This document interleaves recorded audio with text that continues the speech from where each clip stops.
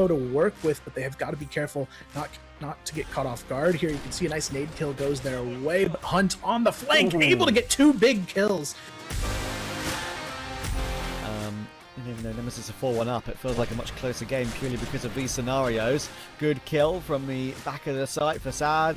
Ducking and diving. Now Dipsy in an awkward position. Does find one. Trade isn't quick enough though. Gives Dipsy a chance. He's going to run him down. More than enough time for that defuse. Kiko's in the corner. Lion Claw and Zen have rotated in. Flex and Spoxy are going to be here too. All 10 players are pretty much going to be on the side of the server. Finally, the first kill comes through and the bloodbath will begin. Oh my goodness, it's an absolute cluster.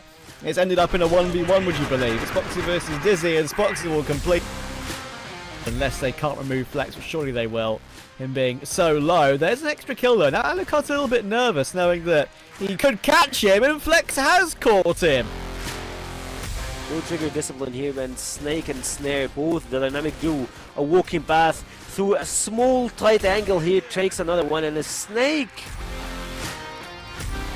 pushing here, pretty aggressive, holding the pistol, not 1 but 2, 3, 4 players in front of him, taking a pretty massive swing here with a triple kill. Come on, Todzin! His teammate just thought that he's jealous. Like, yeah, he is also playing with the sniper, and Snox topping it down, taking 1, 2, make it 3. Yeah, maybe only a flash in the pan for Nemesis.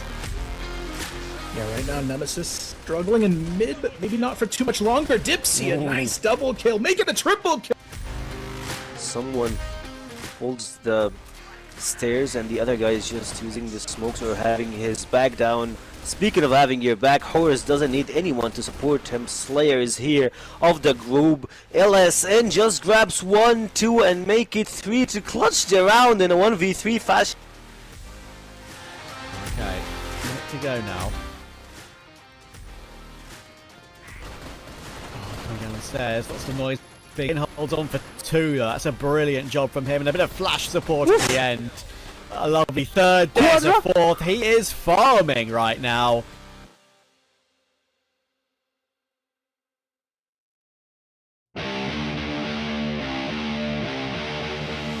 Play a lot of stuff for them. Alucard going through the stairs, dropping Todzin and Snake down. It's left to 1v1. He's pretty low in HP, trying to defuse here, but he goes for the fake.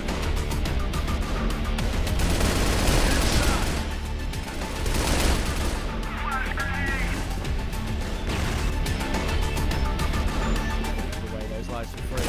What they've done to get that early 5v3. Oh my goodness, Kaiser's so blind. Double kill.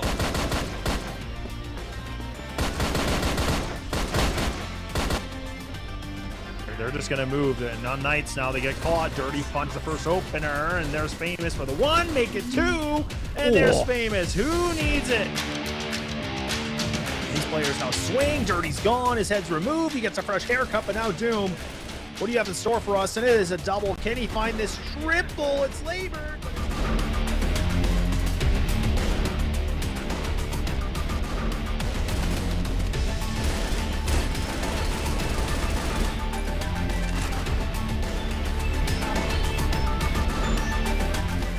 And now for LCK. They want to go with this. The C4 is kind of on catwalk. They need to be careful. And oh man, that's a nice kill from Dirty. There it is. That's what we're talking about. A quad kill to serve it up on a cold platter.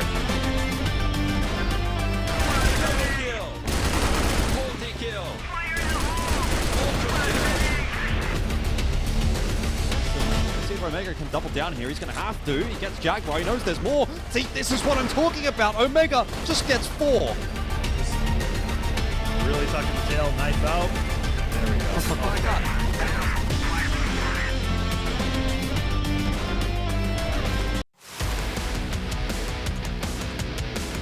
Aggression in the round seems to be one of the key points of resistance here. Jin, that's a good shot. Needs a little bit more. He gets 2 or 3 even.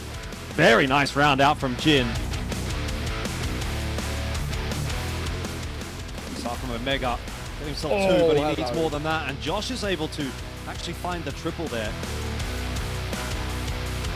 unwinnable round here for Swamp, particularly with that entry from Awesome, but they're going to need more. Kai's will have a pivotal role to play, but he falls to Alucard, and with that, it might just be the dream dead. Jin is on his own.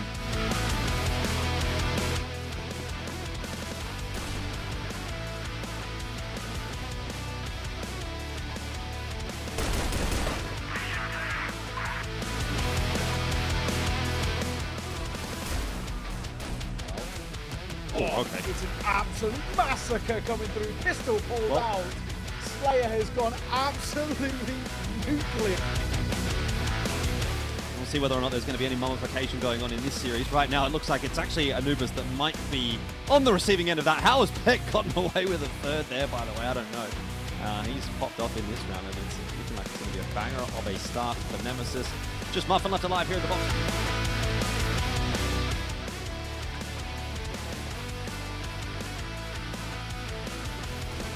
Feels a little dicey. They're diving in. It's pretty low. Put that C4 down, which is huge. He's going to try and make a move here as he goes on the corner. Nice find from him, and a second. The pistol pulled out. That is two really quick kills and making another. He's on for an absolute clip here. Exactly what he is doing, but he's done it so late in the round that he might actually get the timing right. Anubis, oh, I have no idea. Doom's going to go down as well. Somehow Omega has threaded the needle and given 3BL a chance in this round. And all in the meanwhile, Gano is on the other side of the map. This is ridiculous. Saved by Spoxy already. That might make them not check him in the corner, but he's been seen now, that's for sure. And Famous will somehow survive behind the boxes. Warbang frags will come through from Lionclaw. Gets a second on Famous after all that damage he's done, and it's a great round from Lionclaw to start us off here. Alright. Can it actually happen? Maybe not. Maybe not. Maybe unKnights will actually try and not complete embarrassment. Oh, maybe it will be complete embarrassment. They will pick Foxy 1 by 1. What a way to finish it.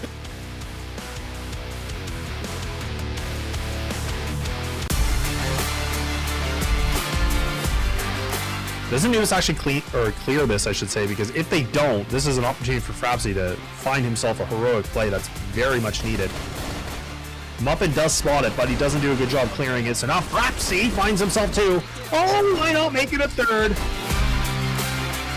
They threw double nades on there. I mean, he'd be a dead man. He actually swings this. Wow, he swings this so wide. I thought he would have saw them. Oh, how does he get away with that? How does that even work? What? I don't know how he finds that kill and makes it a triple two. Hang on a second, this post plant, it is falling apart. JK.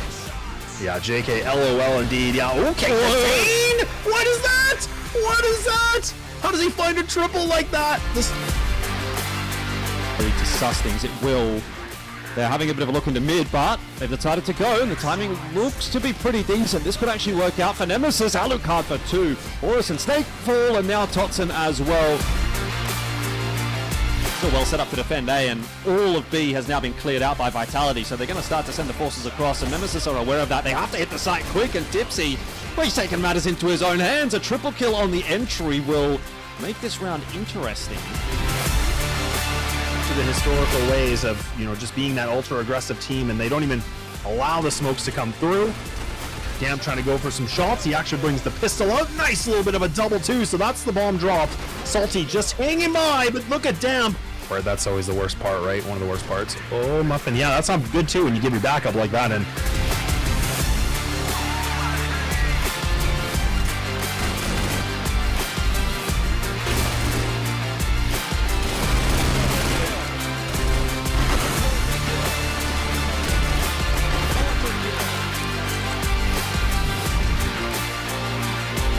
much see everything. That kill onto Dirty will alert some attentions. Damp and Frapsy, finally some kills here for them.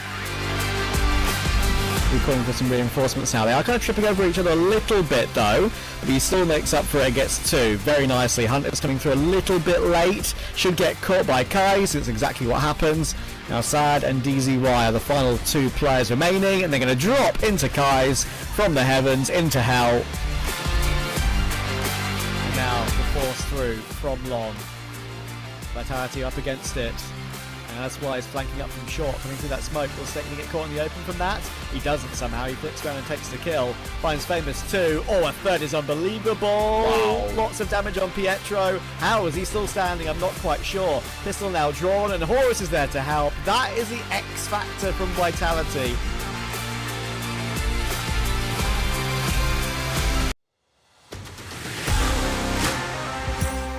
Have a lot of info to work with, but they have got to be careful not to get caught off guard. Here you can see a nice nade kill goes their way, but Hunt on the flank, able to get 2 big kills. Even though Nemesis are 4-1 up, it feels like a much closer game purely because of these scenarios. Good kill from the back of the site for Sad. Ducking and diving, now Dipsy in an awkward position. Does find one. Trade isn't quick enough though. Gives Dipsy a chance. He's going to run him down. More than enough time for that defuse. Kiko's in the corner, Lion Claw and Zen have rotated in, Flex and Spoxy are going to be here too. All 10 players are pretty much going to be on this side of the server. Finally the first kill comes through and the bloodbath will begin. Oh my goodness, it's an absolute cluster. It's ended up in a 1v1, would you believe? It's Spoxy versus Dizzy, and Spoxy will complete. Unless they can't remove Flex, which surely they will, him being so low. There's an extra kill though. Now Alucard's a little bit nervous knowing that he could catch him, and Flex has caught him. No trigger discipline here, man. Snake and Snare, both the dynamic duo. A walking path through a small tight angle here, takes another one, and a Snake pushing here. Pretty aggressive, holding the pistol, not 1, but 2, 3, 4 players in front of him, taking a pretty massive swing here with a triple kill. Come on, Todson! His teammate just felt that he's jealous. Like, yeah, he is also playing with the sniper, and Snox topping it down, taking 1, 2, make it 3. Yeah, maybe only a flash in the pan for Nemesis. Yeah, right now Nemesis struggling in mid, but maybe not for too much longer. Dipsy, a nice double kill, make it a triple kill. Someone holds the stairs, and the other guy is just using the smokes or having his back down. Speaking of having your back, Horus doesn't need anyone to support him. Slayer is here of the group. LSN just grabs 1, 2 and make it 3 to clutch the round in a 1v3 fashion. Okay, minute to go now. Coming down the stairs, lots of noise.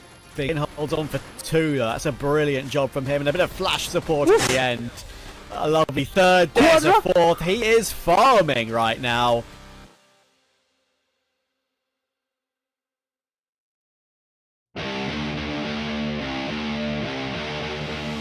Play a lot of stuff for them. Alucard going through the stairs, dropping Todson and a Snake down. It's left to 1v1. He's pretty low in HP, trying to defuse here, but he goes for the fake.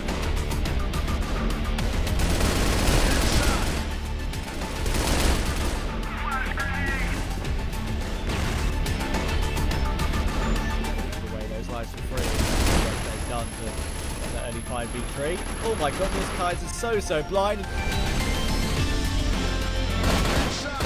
Double kill.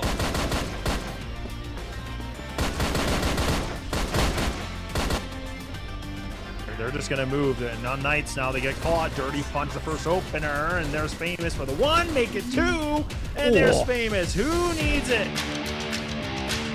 These players now swing. Dirty's gone. His head's removed. He gets a fresh haircut, but now Doom.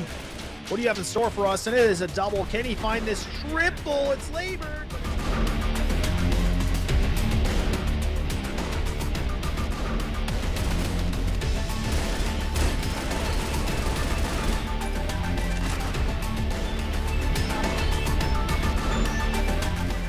And now for LCK. Where they want to go with this. The C4 is kind of on catwalk. They need to be careful. And oh man, that's a nice kill from Dirty. There it is. That's what we're talking about. A quad kill to serve it up on a cold platter.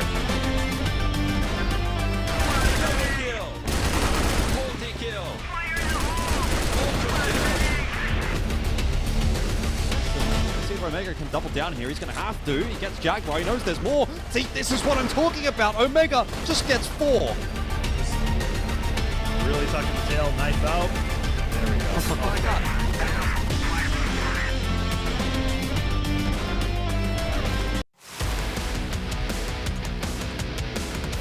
aggression in the round seems to be one of the key points of resistance here. Jin, that's a good shot, needs a little bit more. He gets 2 or 3 even.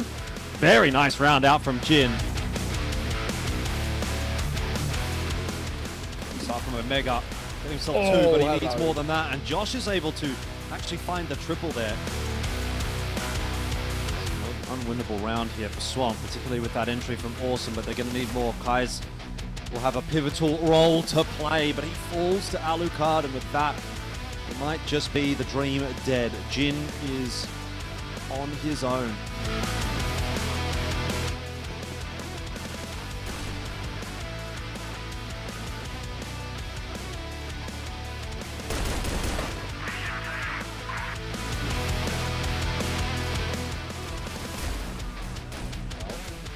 Oh, okay. It's an absolute massacre coming through. Pistol pulled out.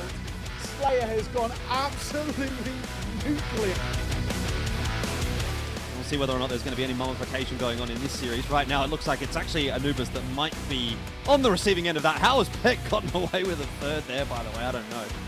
He's popped off in this round, and it's looking like it's going to be a banger of a start for Nemesis. Just Muffin left alive here in the box.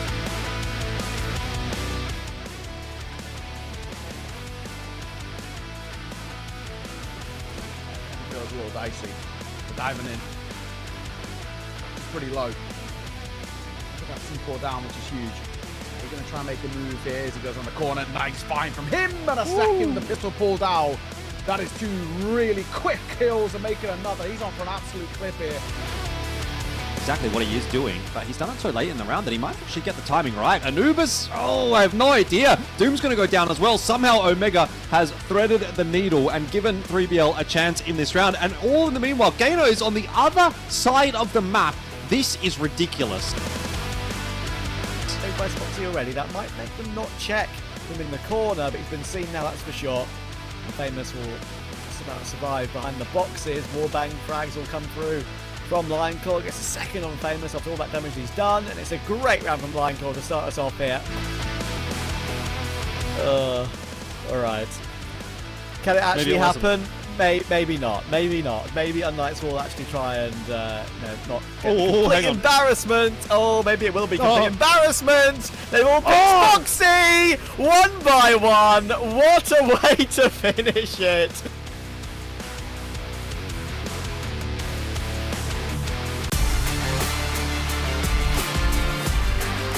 Doesn't Anubis actually clear this, I should say, because if they don't, this is an opportunity for Frapsy to find himself a heroic play that's very much needed. Muffin does spot it, but he doesn't do a good job clearing it, so now Frapsy finds himself 2. Oh, why not make it a 3rd? They threw double nades on there. I mean, he'd be a dead man. He actually swings this. Wow, he swings this so wide. I thought he would have saw them. Oh, how does he get away with that? How does that even work?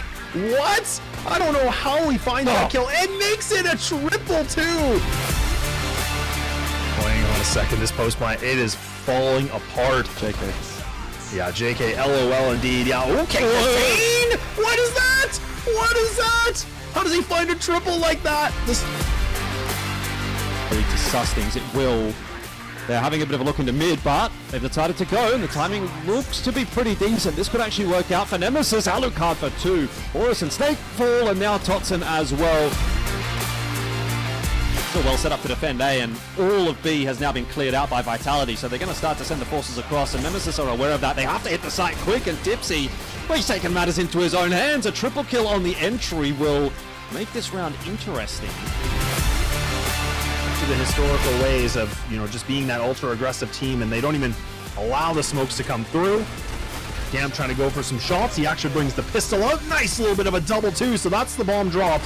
Salty just hanging by, but look at Damp. That's always the worst part, right? One of the worst parts. Oh, Muffin. Yeah, that sounds good too when you give your backup like that. And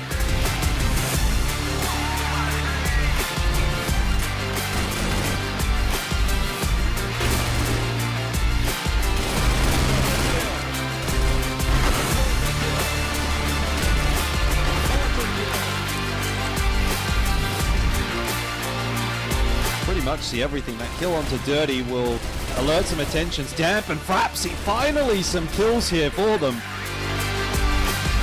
be calling for some reinforcements now. They are kind of tripping over each other a little bit though, but he still makes up for it and gets two very nicely. Hunter's coming through a little bit late, should get caught by Kai, so it's exactly what happens.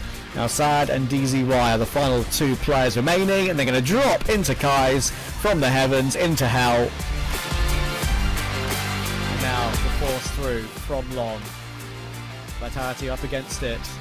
And that's why he's flanking up from short, coming through that smoke. Will Snake get caught in the open from that? He doesn't somehow. He flips around and takes the kill. Finds Famous 2. Oh, a third is unbelievable. Wow. Lots of damage on Pietro. How is he still standing? I'm not quite sure. Pistol now drawn, and Horus is there to help. That is the X factor from Vitality.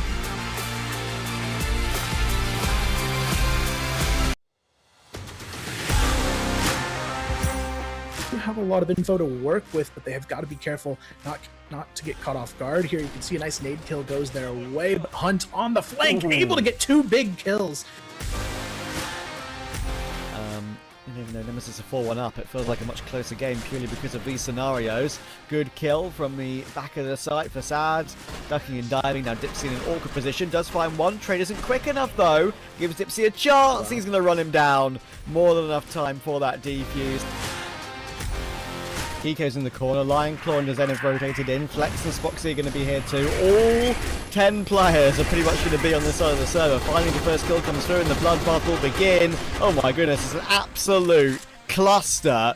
It's ended up in a 1v1, would you believe? It's Spoxy versus Dizzy, and Spoxy will complete. Unless they can't remove Flex, which surely they will. Him being so low. There's an extra kill though. Now Alucard's a little bit nervous knowing that he could catch him, and Flex has caught him. No trigger discipline here, and Snake and Snare, both the dynamic duo, a walking path through a small tight angle here, takes another one, and a Snake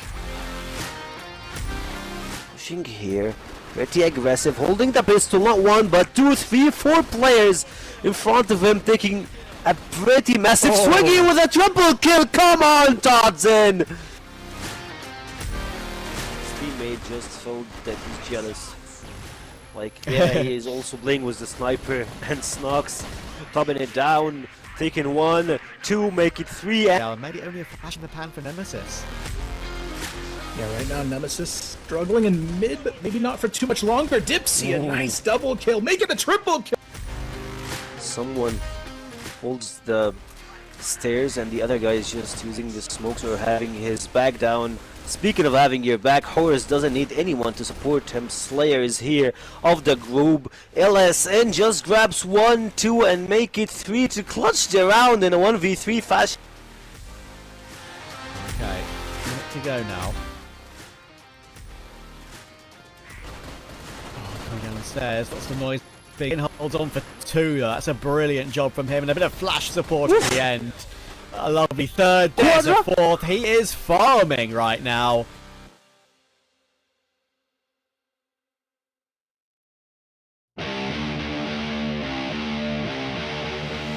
Play a lot of stuff for them. Alucard going through the stairs, dropping Todzin and a Snake down. It's left to 1v1. He's pretty low in HP, trying to defuse here, but he goes for the fake.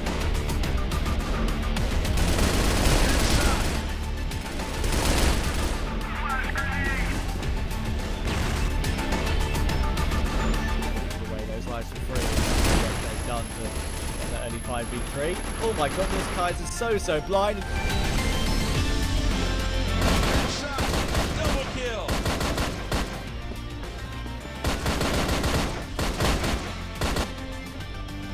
They're just gonna move. The unKnights now, they get caught. Dirty punch the first opener, and there's Famous for the 1, make it 2, and there's Famous. Who needs it? These players now swing. Dirty's gone. His head's removed. He gets a fresh haircut, but now Doom. What do you have in store for us? And it is a double. Can he find this triple? It's labored.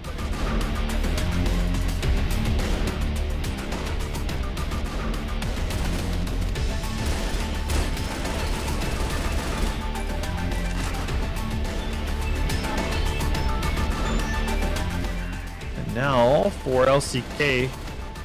Where they want to go with this. The C4 is kind of on catwalk. They need to be careful. And oh man, that's a nice kill from Dirty. There it is. That's what we're talking about. A quad kill to serve it up on a cold platter.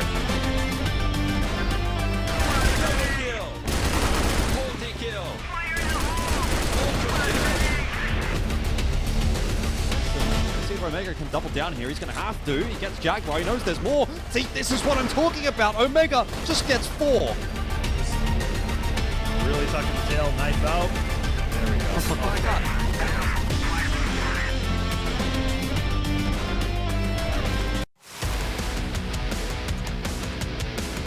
Aggression in the round seems to be one of the key points of resistance here. Jin, that's a good shot. Needs a little bit more. He gets 2 or 3 even. Very nice round out from Jin. Start from Omega. Get himself 2, but he needs more than that. And Josh is able to actually find the triple there. Unwinnable round here for Swamp, particularly with that entry from Awesome, but they're going to need more. Kai's will have a pivotal role to play, but he falls to Alucard, and with that, it might just be the dream dead. Jin is on his own.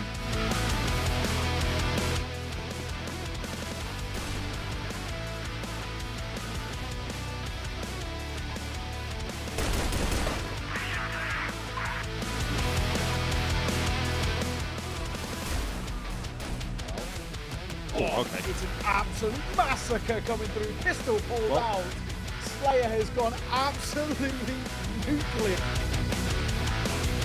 We'll see whether or not there's going to be any mummification going on in this series. Right now, it looks like it's actually Anubis that might be on the receiving end of that. How has Peck gotten away with a third there, by the way? I don't know. He's popped off in this round, and it's looking like it's going to be a banger of a start for Nemesis. Just Muffin left alive here in the box.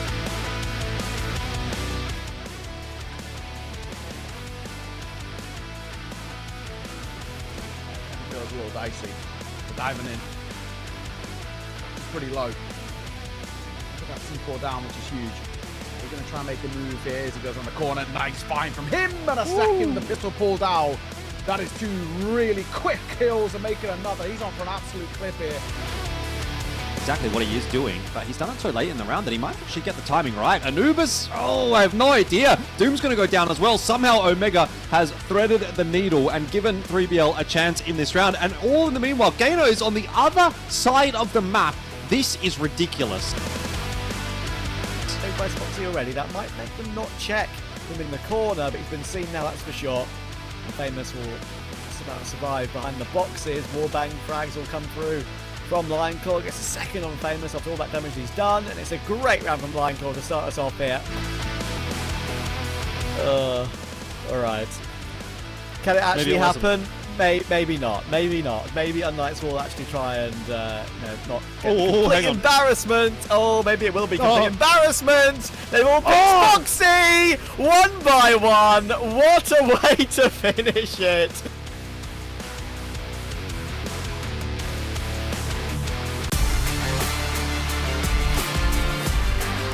Doesn't Anubis actually clear this, I should say, because if they don't, this is an opportunity for Frapsy to find himself a heroic play that's very much needed. Muffin does spot it, but he doesn't do a good job clearing it, so now Frapsy finds himself 2. Oh, why not make it a 3rd?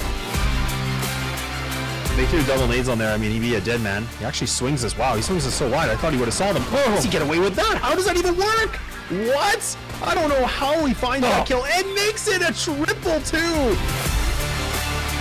Hang on a second, this post plant, it is falling apart. JK. Yeah, JK, LOL indeed. Yeah, okay, Kane! What is that? What is that? How does he find a triple like that? This... To suss things, it will. They're having a bit of a look into mid, but they've decided to go, and the timing looks to be pretty decent. This could actually work out for Nemesis. Alucard for 2. Horus and Snake fall, and now Totson as well.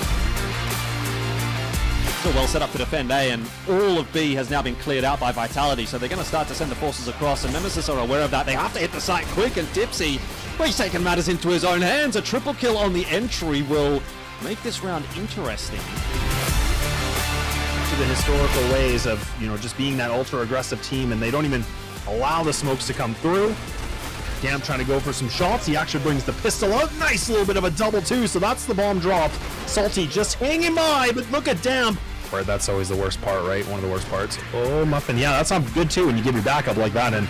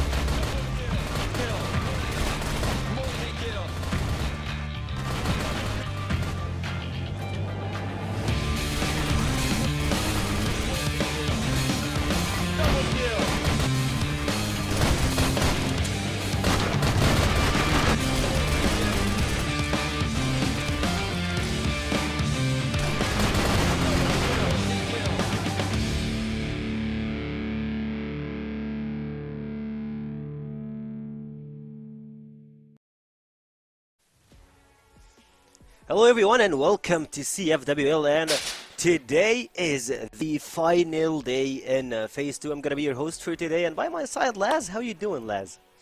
Doing good, man. Yeah, it's been a little while since I've been here on the desk, but it's nice to be back here with you. And like you said, getting near the nitty gritty here, so this is actually pretty exciting for us. It definitely is. We had a lot of good stuff, like a lot of storylines, a lot of teams that stepped up. Speaking of them, we had 3BL and of course IMPERIUM, the team that got no wins, and of course in Season 1 back in the days.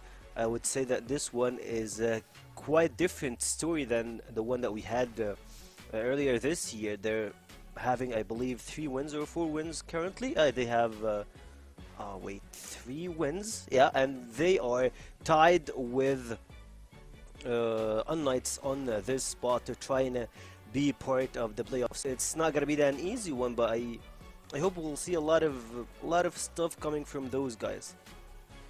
Yeah, definitely. Like, I feel like, to be honest, it kind of felt like IMPERIUM were kind of in this, really hot off the gate, looking really good for a while, and then it kind of felt like all of a sudden they just kind of slowed down. They weren't really themselves anymore. They weren't really able to get the win categories in there, right? They caused, some map upsets, things like that, but it's good to see them, slowly and surely picking up some wins now, like you said, kind of getting themselves a little bit more in contention here. We're talking about getting that, final 6 spot potentially, but yeah, it's been kind of an interesting tale where we see a team that were so hot off the gate and, pushing Vitality to the distance and, pushing TPC to the distance, but really just got kind of lackluster. But we'll have to see if they can maybe get some redemption here and now.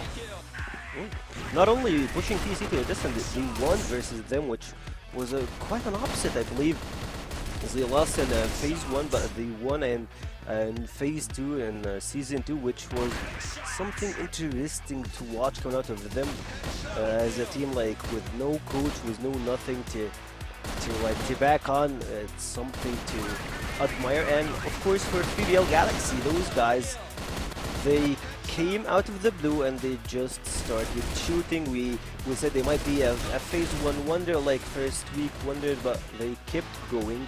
They had no losses, but in Phase 2 there have been a little bit of a rough time. They just lost versus Nemesis, and I think they still got a lot to show, but of course not in this particular part. They are already in the 2nd spot for the playoffs. They secured their place, and we're going to see a lot of fighting for the 6th spot in this relegation, or at least for the 5th and 6th one. And the contenders group, we have 3 teams are fighting, and to break out the story, we have 2 best of 3s today. To say that, first we have IMPERIUM versus unKnights, and then we have Swamp Gaming versus TEC. I'm not sure, but Swamp Gaming sometimes, I would say especially on Season 1, they always come in late, they win 1 game, and they make a huge upset. I'm not sure if that's gonna be the story for tonight, but we'll see how it goes. Those guys are just crazy. Yeah, I mean, it definitely, like you said, creates a lot of conversation, right? I mean, we're talking about this matchup, right, with IMPERIUM and unKnights, where again, IMPERIUM, again, we're at the very beginning of the season, looked really good. unKnights were kind of the underdog story, where I kind of felt like a really exciting team, kind of that ragtag group where we were like, hey, what are we going to get from this group? And they were even able to push a lot of the top teams to the full distance. They've been able to create some upsets. So very similar kind of storylines, but kind of the difference I would say from unKnights perspective is just that these guys are, huge veterans and they've all been around for a long time, different teams and things like that, and roster shuffles. But I've actually been enjoying this team. Despite them being in the ranking they're in right now, I still think they're a pretty entertaining team. And again, when we get to see someone Famous playing really well and kind of getting himself, popping off with the headshots, I mean, it definitely creates even more of an excitement for that team. And that was kind of the boost they needed, right? I mean, and then you have someone like Snox and LSY that they can definitely be able to bring in a lot of heat as well. And HDZ, to be honest, to me, has really impressed me so far. I think he's really turned it around this past 26 year. And I feel like we're starting to see him getting back into more of an elevated state and kind of evolved form of himself.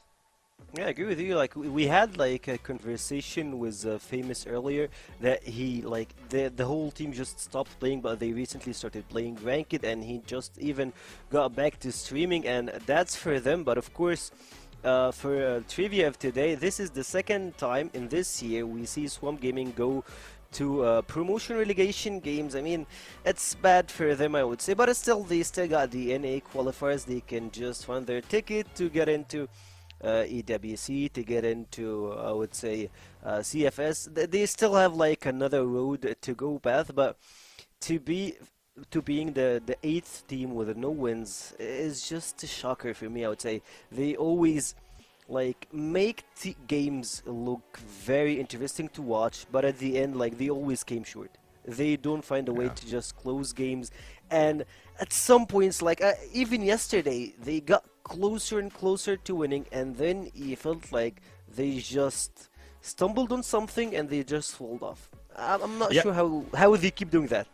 Yeah, I'm with you, man. Like, I definitely agree. Like, I feel like, you know, Swamp, unfortunately, like you said, part of that trivia is just like, unfortunately for them going to relegation again, it's just, they can be such an exciting team to watch, right? We're talking about NA region, which is not like a ton of teams that are getting produced from that area. So that for them, practices are different.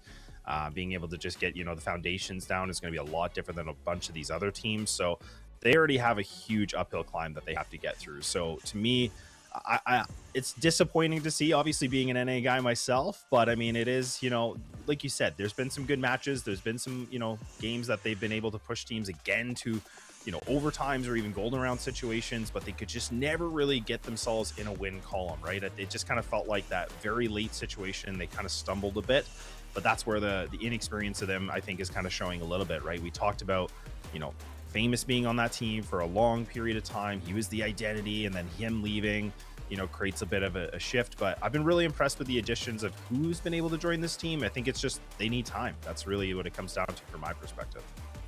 Yeah, for sure. And they're taking their steps, like I would say baby steps, to try to improve. They have some really talented sniper players, especially Kai's that guy been making a lot of trouble yesterday. Oh, yeah. And you're seeing like the old guard stepping in. You saw we saw Imagine actually popping off so hard, and for me, this team just needs a little bit of time, and we will see a lot of stuff coming from them. And of course, that's the elite group and contenders group standings right now. We're seeing a lot of things like on the point here. IMPERIUM, unKnights, Titan Esports, they all have almost identical points. Yeah, that's crazy. It's the fact that just like for the points and things like that, it's definitely pretty wild. But I mean, it's like you said, it's the fact about Swamp being, you know, 0-9, as you can see here for the contender group, definitely makes things really, really tough.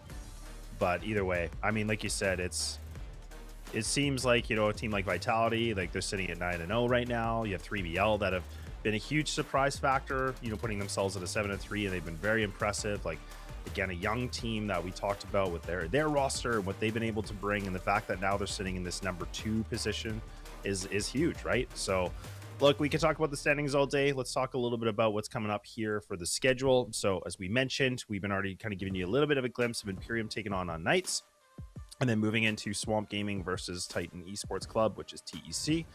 And then lastly, we will have Vitality going against Anubis. So we definitely have ourselves some 3 interesting matchups, I would say. But I mean, it again kind of puts me a little bit wondering about this first one. Definitely kind of has my eyebrow raised, just in the sense that I could see this going a full distance, just considering of like how close these teams are, like equal level play right now. And then I feel like TEC should be able to get the job done here against Swamp, with all respect to the NA comrades here. But moving over to Vitality and Anubis, Seki, I'm curious on your perspective, like for the elite matchup, like do you think this is a 2-0 easy dub for Vitality, or do you think Anubis have something in them to make this a little bit more interesting? I believe it's a 2-0, but at the same time, I believe that Anubis will make it like a longer series. It's not going to be a 2-0, a 10-2, or a 10-3 matchups. It will take a little bit of time for them to actually win versus Anubis, since like those guys been stepping up. They have some really good formation of the team, especially with like the addition that they had in this season. Like, I wouldn't say new players, they still have like some players that you would consider rookies. They didn't play a lot in CFWL, but at the same time, they have years of experience of playing. But of course, let's leave that for a later conversation. We have IMPERIUM versus unKnights now, and I believe that this is not gonna be an easy one for unKnights, I would say. And for IMPERIUM, I'm pretty sure this is a huge challenge if they can double down on their win versus unKnights. If they can do it again, this is gonna be pretty huge. Yeah, I agree. Like, I definitely think this matchup for sure definitely has a pretty equal or relatively close to equal matchup in terms of, like, you know, the players and everything like that, right? Like, there's a lot at stake here. I think that advantage, if it was me, like, I think, you know, that's where I kind of give that favoritism to unKnights just because of the experience. They've been here a long time. They've been relatively a solid group for quite a period of years, but it's not to take anything away from IMPERIUM. Like, now the fact that they got themselves a little bit of a slow win here from the previous days, right? Like, now it makes me wonder, is that enough for them to get over the finish line? I don't know, but this is definitely one of those matchups where everything's at stake here. This is kind of getting that number 6 spot. So all the pressure's here for both these teams. And IMPERIUM, if they could be able to find themselves getting this spot here and now, that would be a massive feat, right? I mean, these are, you know, again, players that we talked about were, you know, playing the Open back in a while, and then they were the ones that got relegated, and now look at them. It's a conversation that they could make playoffs. Yeah, they remember me with the same conversation that we had earlier on 3BL. Like, remember those guys? They barely made it to playoffs season 1 of 2026. They were not even part of the picture back in 2025 after, like, the Vitality team left them. They had some struggles and they got back into competing, trying to do some really good stuff, but it feels like IMPERIUM are giving me the same vibes. They have some veterans among them. Of course, you have the former Anubis IGL on your team. You have some really good players, and that shows you how those guys are forming a really good team, I would say. And looking at their record, it's not really a bad one. Like, when you see Vitality 2-0 to Vitality, you wouldn't know the backstory. Like, it went to 2 golden rounds. Vitality were struggling. They came back from 12 to 9. That's for Vitality, not for IMPERIUM. So they have a lot of stuff under their skin, I would say. Yeah, like, I think I agree with you. Like, I definitely think when you kind of look at this on paper and you see like 2-0 loss and things like that, it's not the same scoreline, right? Like, we're talking about these maps were really, really close. Like, those Vitality games, I think, if I'm not mistaken, were, I think, even down to the golden round, but they were definitely pushed into overtime. So that's where, again, like, if you have to kind of dissect these things and look at them a little bit closer to go like, okay, hang on, like, actually this team has been able to, like I said before, you know, kind of pushing teams to the full boundaries here. So this is where I made the biggest claim in the beginning of the season where I said, like, what's going on with these top teams? Like, TEC looks shaky, Vitality looks shaky, Nemesis had a really bad start, and all these other teams are kind of creating a lot of havoc, which I was actually for. But now things are kind of settling down a little bit. Things are kind of getting back into their place, I guess, if you want to say it like that. But it is still cool to see what IMPERIUM were able to do, but that's where I'm kind of wondering, like, hey, can they be able to have that little bit more oomph to get themselves kind of done in here now to getting themselves in playoffs, which is something they desperately want. They definitely need to get to playoffs. It's not an easy one, I would say, but they're having a very tough one here. And man, like, if they lost today, we still need to hold our calculators to see who's actually winning and who's taking those points and who's going to the playoffs. I would say it's not gonna be an easy one to calculate. Like, you need to count the round differential between both of them, and I believe it's not gonna be an easy task to do, since we have IMPERIUM. They got only -2 rounds. If I'm speaking if they lost, it's gonna be between them and Titan Esports, and that also got a lot to say about how will they finish their game today and how Titan will close their game. That's if they lost. If they win, they just secured their place. unKnights will be having, I would say, a tougher face-to-face if they can reach the playoffs or not, since they have -3 games, which will make them have a very tough one to reach. Yeah, no doubt about it. And again, like I think it's, we kind of look at the overall, games that have been played here from unKnights too. And again, like you see a lot of like 2-0 losses, but again, those losses are not the same kind of thing, right? We talk about the score lines get really tight, and that's where unKnights, I feel like, again, this was a team that a lot of us were, well, I feel like a lot of us were kind of, scratching our head a little bit, just considering the mixture of the roster and then Famous joining and like, what can this team bring?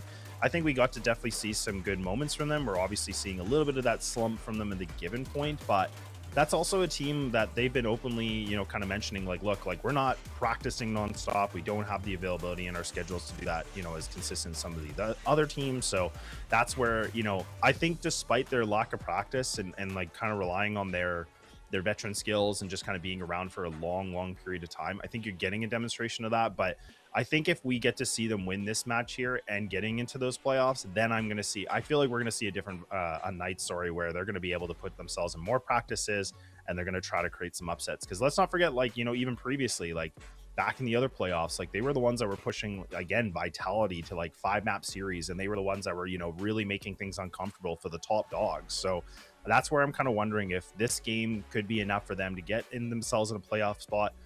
Then we can maybe see a whole different kind of beast here from unKnights.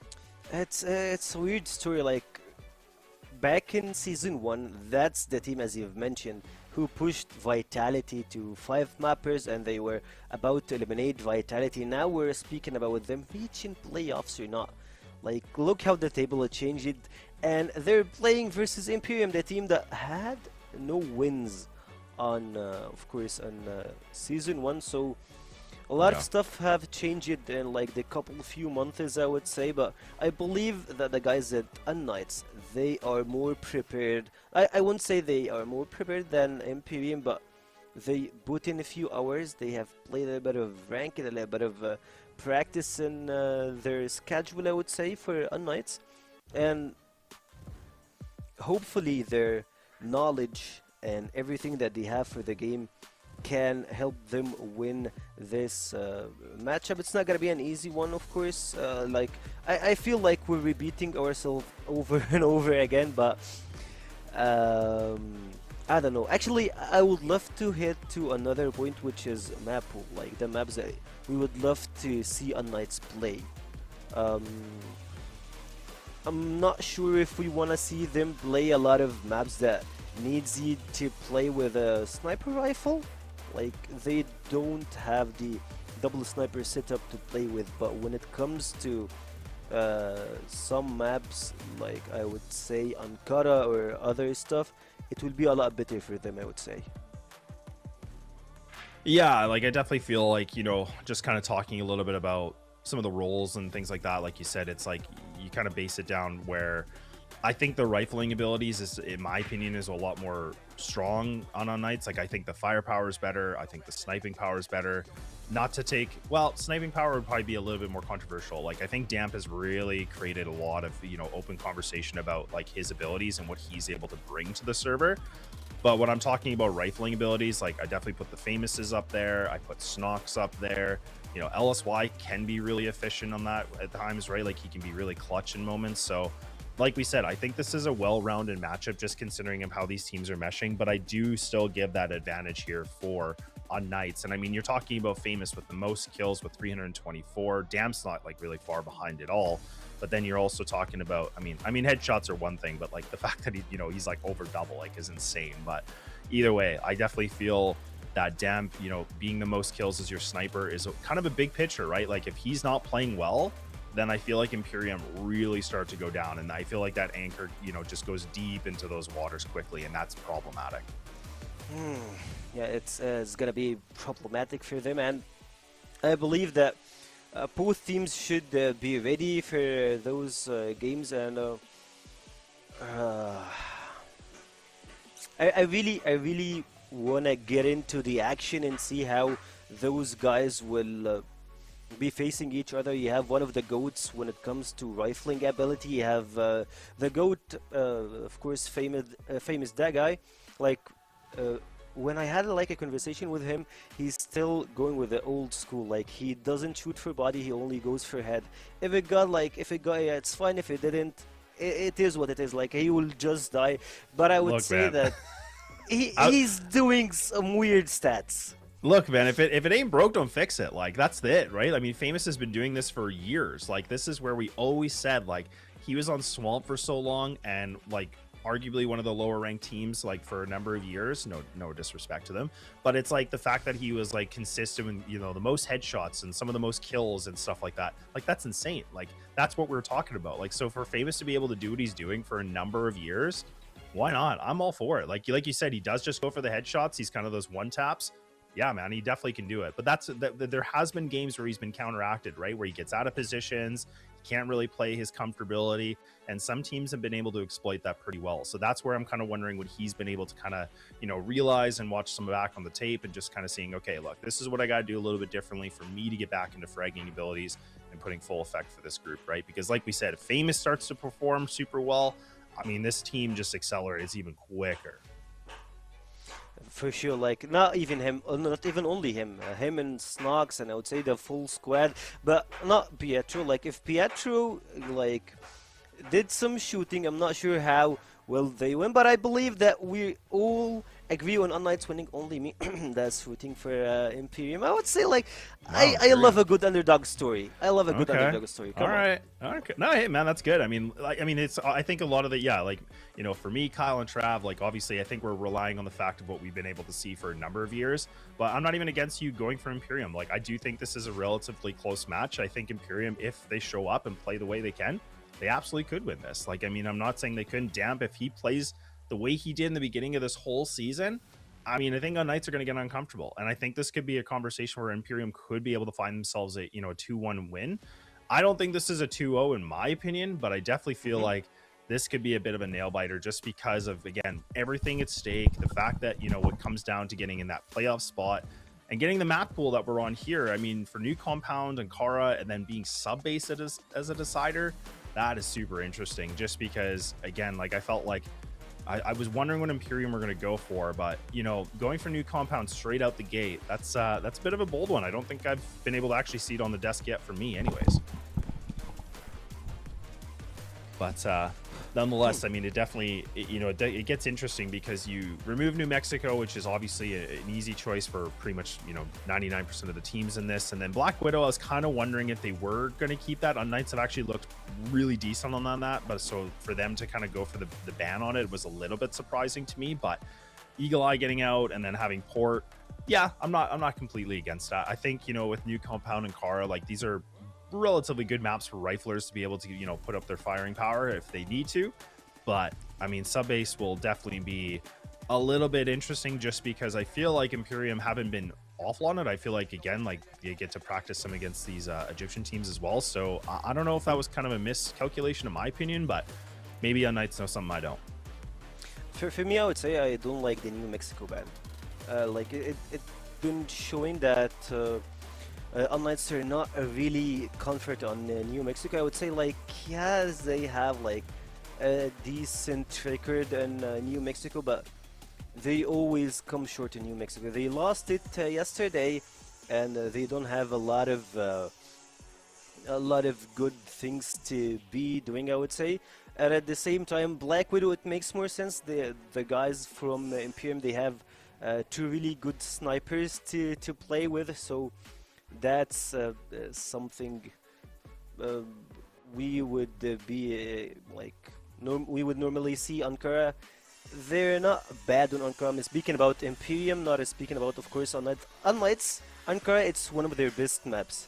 Well, like, let's just like cut the chase and get into the game. I believe that we have Trav, we have Kyle ready, and now let's get into those guys and see how it goes for the first game.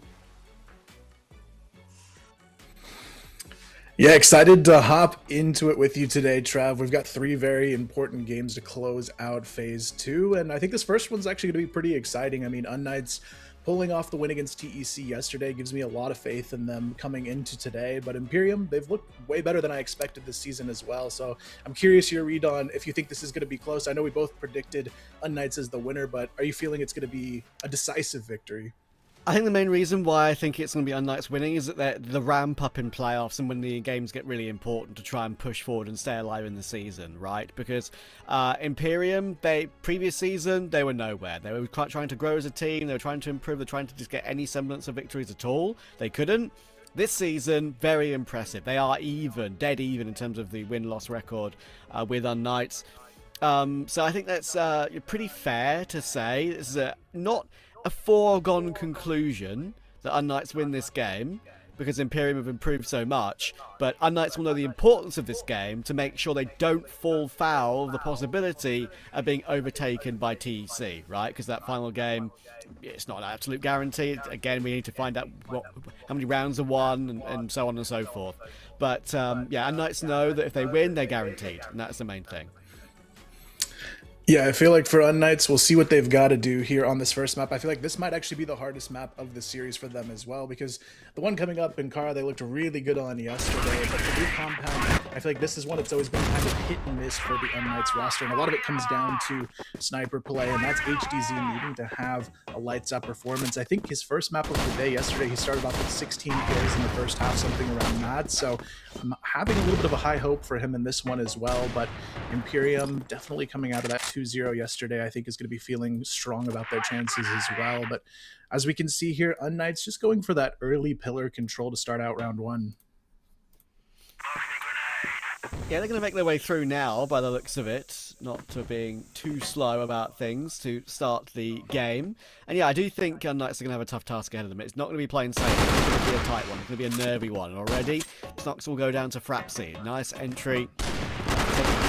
A split through his work nicely. They do catch Damp on that lurk, and he kept himself around that position to hold for rotations, but they got the bomb planted, and it's a 4v4. Yeah, Pietro really needs to find something here. Unfortunately, Jaguar just going to shut him down pretty instantly. Frapsy as well, able to find famous HDZ. Nothing he can do on the back line. LSY just left him alone and really caught in the corner here. He's going to be taken down. Frapsy, though, big first round. 4 kills on the board, and a pretty bold statement to kick it off from Imperium. Yeah, very nice. I like the choice they made to go for the play they did in round 1. It is very assertive, isn't it? And they're going to try and keep that pace up in middle. No fight there by unKnights early. How many times over the years have we seen some of these individuals, even if it's not famous, as he does get taken by Frapsy again, unexpectedly so close there is Frapsy. Just deliver with the individual level bit by bit. HDZ did a wonderful ramp up in playoffs as well. He's been playing brilliantly. See how that continues to go here, but the beginning of the game is definitely going the way of Imperium. Another bomb plant will come through, another opening kill from Frapsy, who is very willing to take point quickly. And I mean, unKnights aren't really anywhere near that bomb yet. Yeah, this is going to be a really tough retake. Jaguar already has the position advantage as well over LSY. LSY just has to hit an incredible reaction shot, but gets caught with a nade out. Not what you want to see there. Amp as well makes it even more difficult. It's all on the Pietro. He's able to find one, but that is going to be all he can find in the round. 2-0 now for Imperium, but I'm liking what we're seeing. But the big gap we're seeing in these opening 2 rounds, Trav, is I feel like the mid control very weak right now from the side of unKnights. Yeah, absolutely. I mean, that's twice now that they've taken advantage of that at the beginning of the game, which is unusual for it not to be immediately reinforced. And in general, unusual for a setup not to include any sort of defense in that position early. It feels like it's almost a read that Imperium have had before the game, but they've looked back at an unKnights new compound and said, okay, winning the game, we don't really quite mid that much. They decided to see if that's the case again, take the gamble on the reads they've looked at, and run straight through, and guess what? They found success, so fair play. Yeah, at this point, we are going to see a slight adjustment at the very least. You can see Snox playing a bit of an off angle here on the backside of mid, kind of changing things up and moving Famous into a more safe position on the backside of the B bomb side. So it could end up being a little bit stronger of a positioning play from them. HDZ as well, watching that mid cross from the A bomb side. But right now, Imperium taking this one pretty slow, just working their way into B pillars, trying to clear everything out as they go through. But you can see Famous is already rotated out towards mid, so it really puts a lot of pressure onto LSY to hold it down here as the push starts to come to life. Famous loves going for these picks in middle. Always incredibly accurate, as we know. Laz could be about to eat that, and there we go. First Famous kill of the game. Snux also holds on for 2. That should be enough. Chiming in as well for a second of his 2. unKnights will be on the board on the first map here. That was a much more assertive hold. They had players in better positions. They weren't looking for information when they should have. And IMPERIUM get caught this time. Yeah, really good change up there from unKnights. IMPERIUM as well, though. Surprising to see them just go for the full site push after their mid-control plays had been working out so well. I'm curious to see if they'll maybe go for a more aggressive stance on mid this time around, considering that did get them those first 2 rounds on the board. And you can already see them going for B pillars early on again. This time, though, unKnights playing a bit more forward on that side of the map. They have LSY kind of leading with that door angle, trying to catch maybe a player too early if he can, but right now, it is going to be the rest of the team for IMPERIUM just slowly taking control over towards A long here, where Pietro is playing the jump spot on the corner box. He might run into some trouble. Oh, there you go. Absolutely right. I was going to say, as well, as you pointed it out, that's very much a Pietro position. That's his role on this map. You see him play aggressive. You see him play defensive. Invariably, he tries to push a bit further forward. That time, it was the jump spot only, but the issue is that it's incredibly wallbangable. Yeah, no way out for him, I'm afraid. With Famous picking back into middle, looking to see if he can find a recovery kill. Damper still waiting for that. So, again, good reads from IMPERIUM and good positioning. That gives them a lot more space to work with now, and they're going to take mid once again.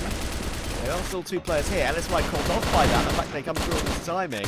He's actually lucky to be alive there. But it's still a 3v5 and he's still fighting. And he hears them rotate all the way over, and Jaguar does overpeak, so they've got 1 kill back, but they need more. Big shots! Ooh, HDZ, unfortunate timing there. He's going to go down already on the retake. Snox and LSY looking for anything they can find at this point. You can see the wrap starting to come through with Snox leading the charge here on that retake. LSY not too far behind, but unfortunately they're going to let a lot of time slip here trying to clear out that tower position. It's a smart one to clear out, but now it only leaves them 20 seconds to get the full retake 2v4 to go their way, and they've kind of got a little bit of utility to work with here. They're going to try and strong arm their way through the door, but they line up, and Laz going to punish that all day long. IMPERIUM getting a 3rd. Nice job from Laz. I'm sure Laz on the desk, huge fan, I can imagine. Yeah. Have a play like that. That's why. Oh, nice flick on the secondary TRG. Jaguar trying to work his way forward, not allowed to on this occasion. Maybe that is a slight change up for unKnights as LSY push forward on that position. And, well, that is a famous kill if I've ever seen one. Plucks Laz out of thin air. And just like that, blink your eye. The Knights have 5v2. I was going to say 5v3, but Famous is going searching for more. And he's ramping up here very clearly. Every single one on unKnights, but Pietro is on 3 kills right now. Yeah, really just pretty even across the board here. unKnights getting the job done, and more importantly, getting themselves right back into this map before it's too late. And you'll love to see the quick bounce back here, especially considering this is a fairly GR-sided map in most cases. So they really need to have a good first half on this one if they want to close it out. Damp, though, he's been known to cause trouble before. This time, he's going to be just looking for that pick pretty passively in mid to try and catch somebody off early if he can. But I do like the play calling here from unKnights, not trying to go ahead and find these last 2 kills, just setting up patiently and waiting for IMPERIUM to make the first move, just knowing they've got a massive disadvantage here.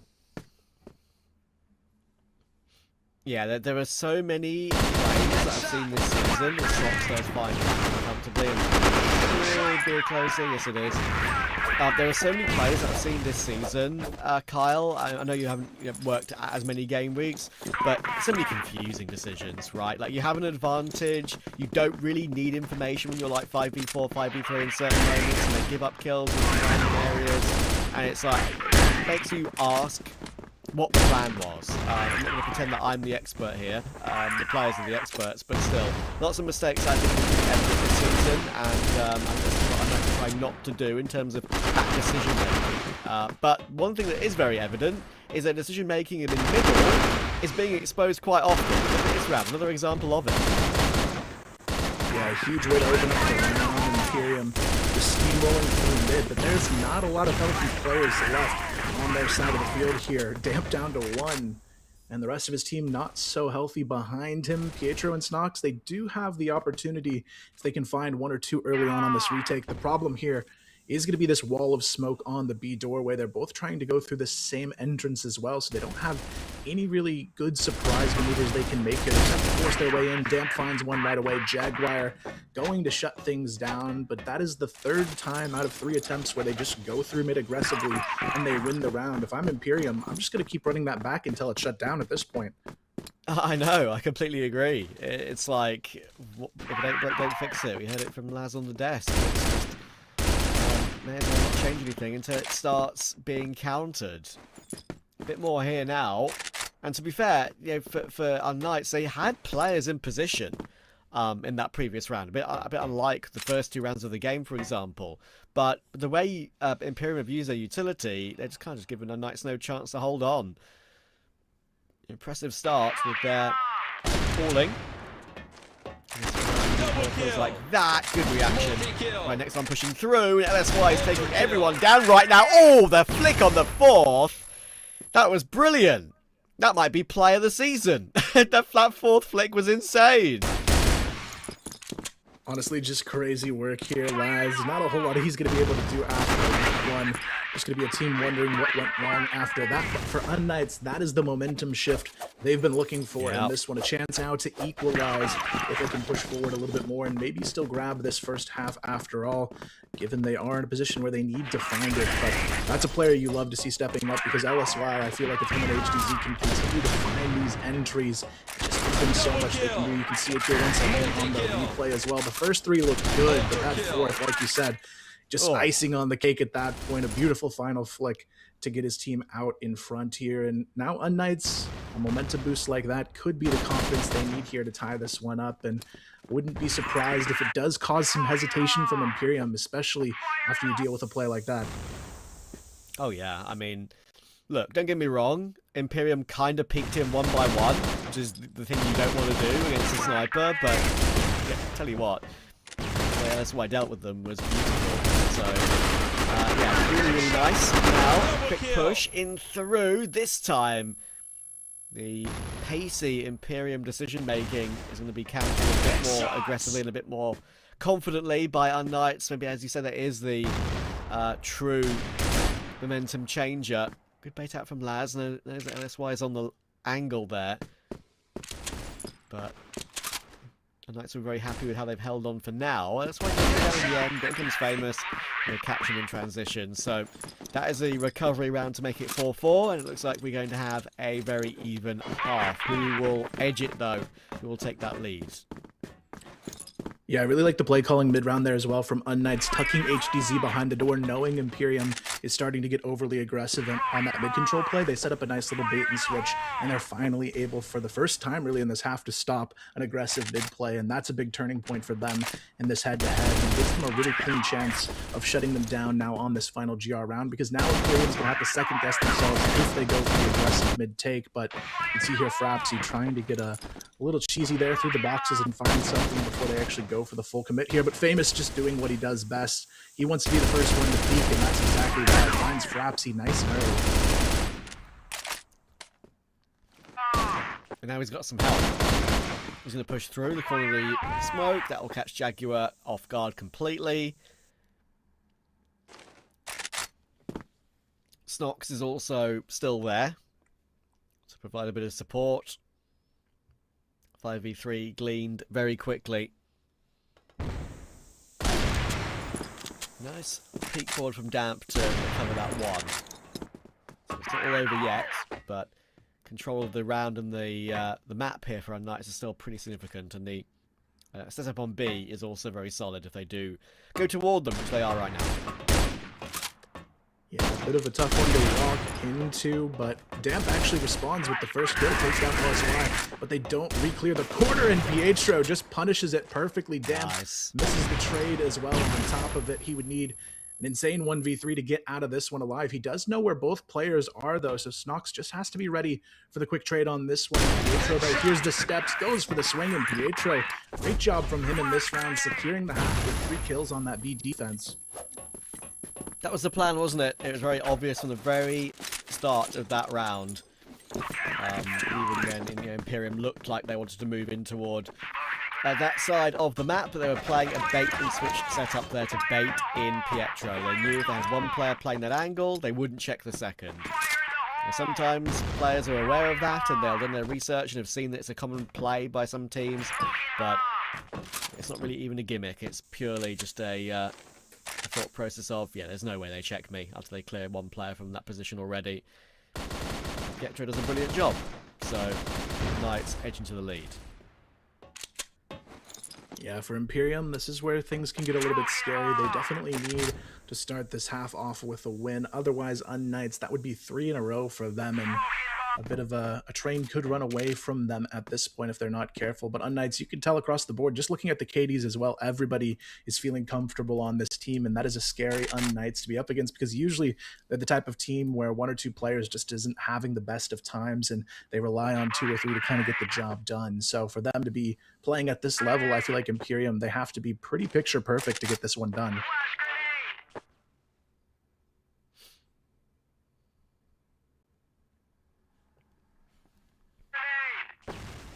They have made some progress again, trying to maybe use a bit of the Imperium school of thought.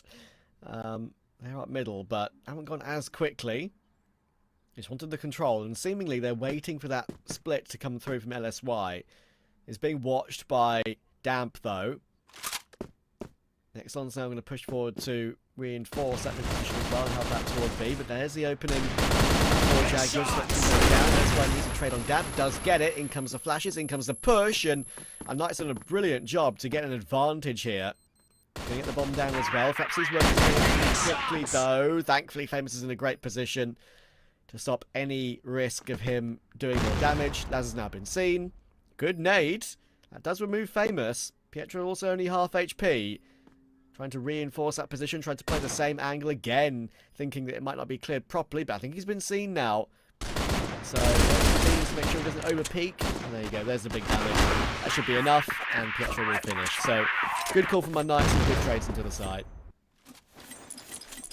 Yeah, unKnights, the big thing I've noticed with them, especially towards the later part of this season, is their post plants are just very, very strong. They actually won yesterday. I think it was like 5 converted rounds in a single map, not even having the player advantage on the post plants. And it's really just due to their ability, I think, to position off of each other very, very quickly. A lot of other teams, they're a little bit slow, a little bit more individual on the post plants, but unKnights, they've really been able to play off of each other quickly throughout these last couple of days. I've seen them very well, and it's a noticeable improvement they've made here. But Laz, he's already going to be put to the test here in this round. Misses that first shot onto Snox. That is going to be an unfortunate error, because now he's got 3 players really just ready to capitalize on his positioning here. He is stuck out completely, and they seem to know it, but they're going to be toying with him a little bit longer.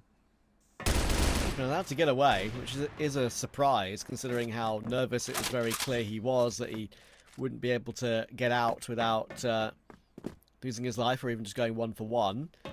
But the fact he has got out does give unKnights a lot of presence and control further forward on B.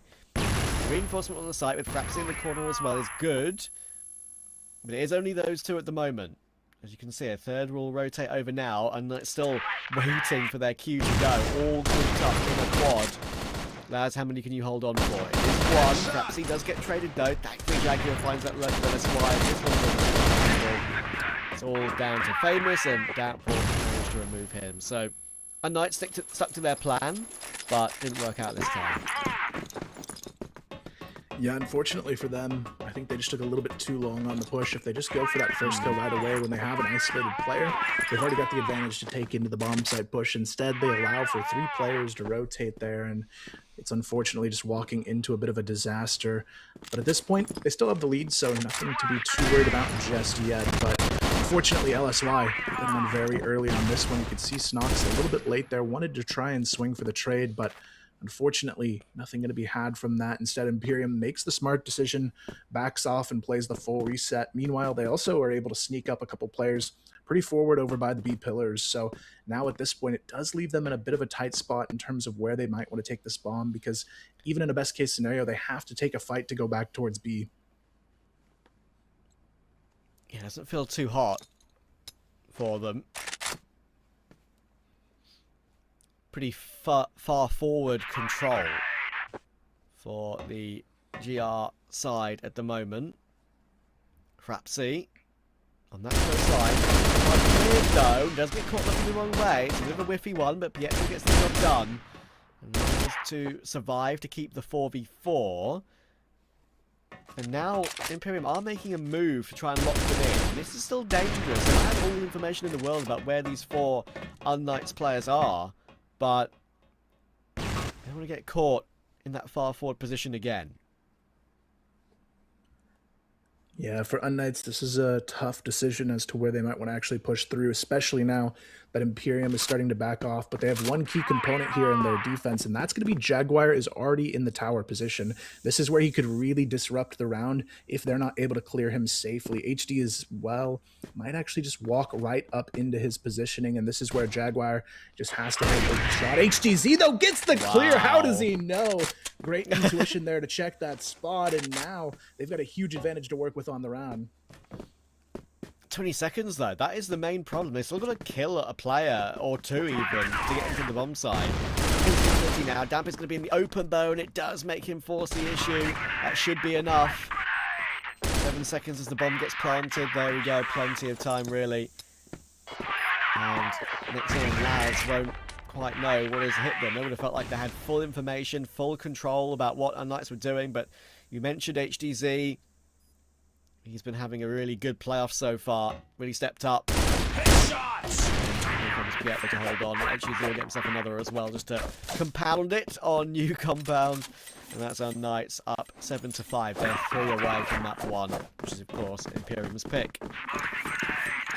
Yeah, really big round to steal away for unKnights. If Jaguar even finds one there, it's definitely a much different story in how that plays out. But thankfully for unKnights, everybody doing their job and making sure nothing goes uncleared here. And you can see them now just trying to get a little bit of aggression in mid early on, but doubling back towards that B side of the map. And they seem like they really like to take these fights towards B pillars, but it actually hasn't been the most successful for them. So I'm curious why they keep leaning in this direction. But this time, they really only have Laz on that forward position to deal with, and I'm hoping this time they'll realize from the previous error that it's going to be better for them to just take the fight on him right away. If they go that way, they are looking to bide their time for now, checking the mid flank just in case, even though it's being glanced at by LSY from range. He's going to join up with them now. Here comes the util. Laz is going to try and fall back and hope that Frapsy is not hard cleared in the close position, but it's one that can be hard cleared, and they are just going to leave. They're going to leave one player there too, so they leave, but leave Pietro in position and back into middle. A minute to go. They're just feeling out the map right now, unKnights. Nothing overly, complicated. Just looking for some control here and there. Looking to see if a IMPERIUM player's over peaking in any position. Haven't been given much until right now, and Jaguar have been completely destroyed by util. The nades will just end him there on the spot. Headshots! Ooh, Famous as well, able to pick up another. And now it should be their round for the taking. Not a whole lot on this defense aside from Laz. It's going to be one and done. Damp just not ready for 3 players to be around that corner. And now Frapsy left alone. Not much you can do in this situation if you're him, except for think about what you want to do differently in the next round here. He's going to have to run down the clock, and they almost might use this as a bit of an earlier tack pause for themselves to maybe rethink their approach here, because now you can see the momentum is very clearly on unKnights' side. It seemed very close in the first half, but IMPERIUM only 1 round on the board so far in the second. Yeah, Knights are making some good moves, aren't they? I mean, even an example there at the end of that round, having LSY on the lurk, just making sure he gets an easy kill in the side onto Damp. So there's no risk in the duel. There's no, uncertainty or 50-50 in the fight. Guarantee for him. Very nice nicely. Knights in great position. And of course, with the bomb exploding, doesn't matter when 2 players die. As you rightly said, it'll be used as a tack for Imperium and a bit more of a momentum breaker. Already seen them get an extra 30 odd seconds there. And now got another 1 minute 30 to try and figure things out. Perhaps he hates us. Tried to come up with the camera. But no, we're back now. And yeah, I think that they started the game so well, Kyle. Like, they really seem to have done some of their research on how unKnights like to play early GR side and expose them on middle significantly. But yeah, ever since then, especially now they've gone onto their GR side, unKnights have shown their quality.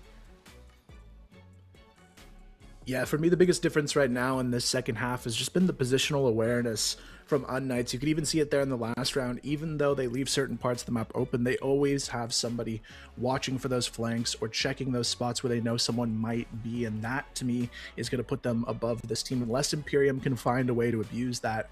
And for me, I think it just comes down to not being afraid to be a little bit more aggressive on their GR side. Instead of waiting to be found, they have to do a little bit more aggressively, I think, proactively in the start of these rounds to catch them off guard. If you give a team like unKnights too much respect, they have the experience and the awareness to really abuse what positions they know you're going to be playing.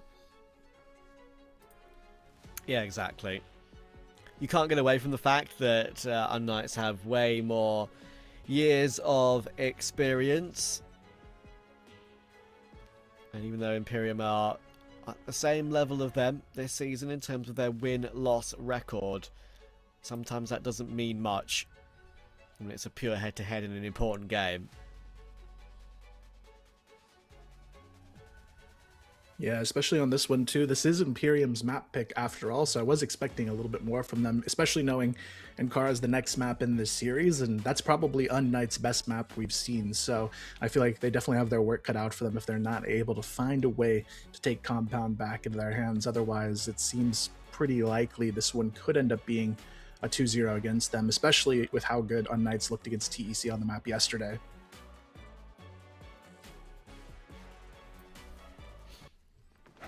Back into game. unKnights have really streaked clear on this BL side. Needing 2 now to close out Imperium's map pick. They'd go on to their pick of Ankara, where they do a lot of their good work over the years. And we were thinking that it should be an unKnights victory today, even though they both have a similar record so far. The superiority has been evident, and the recovery from the beginning of the first half as well has been extra impressive. Don't forget, Imperium had a pretty good start to the game, and unKnights have not really looked back ever since then.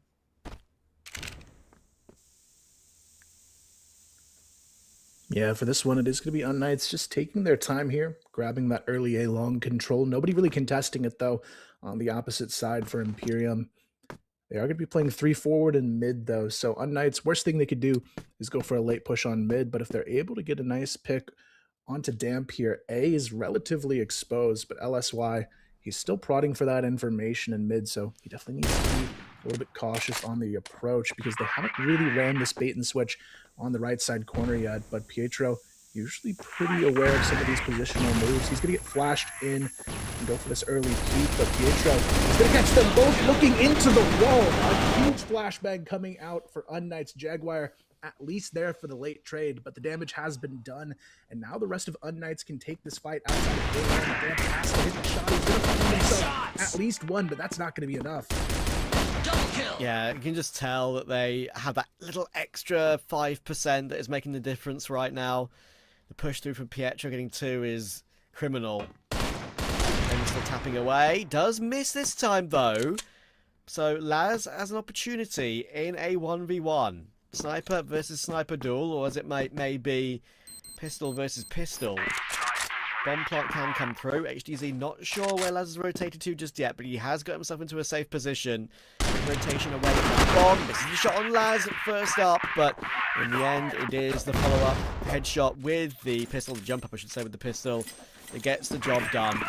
Close one for Imperium after their attack pause, but no cigar, apart from Frapsy. 9-5 to unKnights. Yeah, a bit of an unfortunate one for Imperium. They had a couple chances at the round, but a lot of it just comes down to that good utility play in mid from Pietro to find that opening double kill. And now Imperium got no room for mistakes on this first map. The unKnights trying to use that to their advantage, play a little bit more aggressive over here towards B. Laz looking for that opener, but he's kind of alone here, so has to be careful not to find that kill against him too early if he's going to be poking around. But if you're unKnights here, especially with a 3-player hold still finding their way through mid, I wouldn't be surprised to see them run it again. Yeah, wouldn't surprise me either. Going to take control of it once again. Of course, smoked off, but they can still pop through with flashes, and next they could be in trouble. Oh, easy entry for Snox there. Before off the rip, Jaguar cleared by HDZ, getting in the right position to deal with Laz. It has been a masterclass on this BL side for unKnights. Now it feels like it's almost an uncertainty. So let's see if that's going to be truth or not. What we do know is that it's a dead cert 1-0. They will take Imperium's map pick at a canter. Yeah, huge opening map of the day here for unKnights, especially with it being on their opponent's picks. I'm sure they're going to be feeling good about this one and feeling good about their chances to close this. A very important one for them still, though, to close out, because winning this would mean they're the top of the contenders group and get a fairly decent seed and a security in that playoff position. And we did see a pretty massive performance from them last time around. It feels like when you get to the playoff picture, this team is ready to go. It really does, doesn't it? I mean, I mentioned it beforehand that they tend to ramp up, not just like with a bit of extra prac, but extra individual ability, and we saw that. I mean, as soon as Famous got going, he didn't have the best game he's ever played, but he made the difference in a couple of those rounds, obviously, as he usually does. So, good stuff from unKnights. I'll be delighted with that, and we'll see what Laz and Sekio have to say about it. I mean, I agree with you, Trav. Famous had like some really incredible rounds to his name, and I wouldn't say like he's picking the quad kills, the stuff that we normally see from him, but like he's doing some really good damage to Imperium. And other thing is, I would love to give a highlight. We have a lot of good snipers to be watching, and especially the one that got quad kill in the first half. It was brilliant. Yeah, and that's kind of what we were talking about with the abilities of like unKnights, right? Where they are able to have like really good rifling ability, but they also can kind of have that hybrid, you know, like TRG players as well, where HDZ obviously is typically their main sniper, and then you kind of have LSY where you get to see a nice quad kill from him where he puts up a masterclass, right? And I think like I agree with you, probably one of the best performances we've seen, probably a good highlight for quite some time from this group. But I do agree with Trav and Kyle. I think they kind of nailed it on the head. Like they just said that extra like 5 or 10% really did go a long way. And then the fact that, you know, we're talking about playoffs. I mean, this is the whole thing, right? Now they're getting themselves in a conversation that they can get in that placement, so they're going to play way better. Yeah, also there's another thing that I like about unKnights. We had like this conversation for a long time that they don't have a lot of good players to count on when it comes to maps that needs you to play with a sniper, and here they are. They're just stepping up and making some really big noise in that game. Like you have a really good flex snipers from LSY and HDZ, both are making some wonderful plays. So we should be expecting a lot from them on the playoffs. I'm not trying to jump steps, but after winning the second half like that versus Imperium, it's like it's clear like water. It feels like it's 2-0 for unKnights.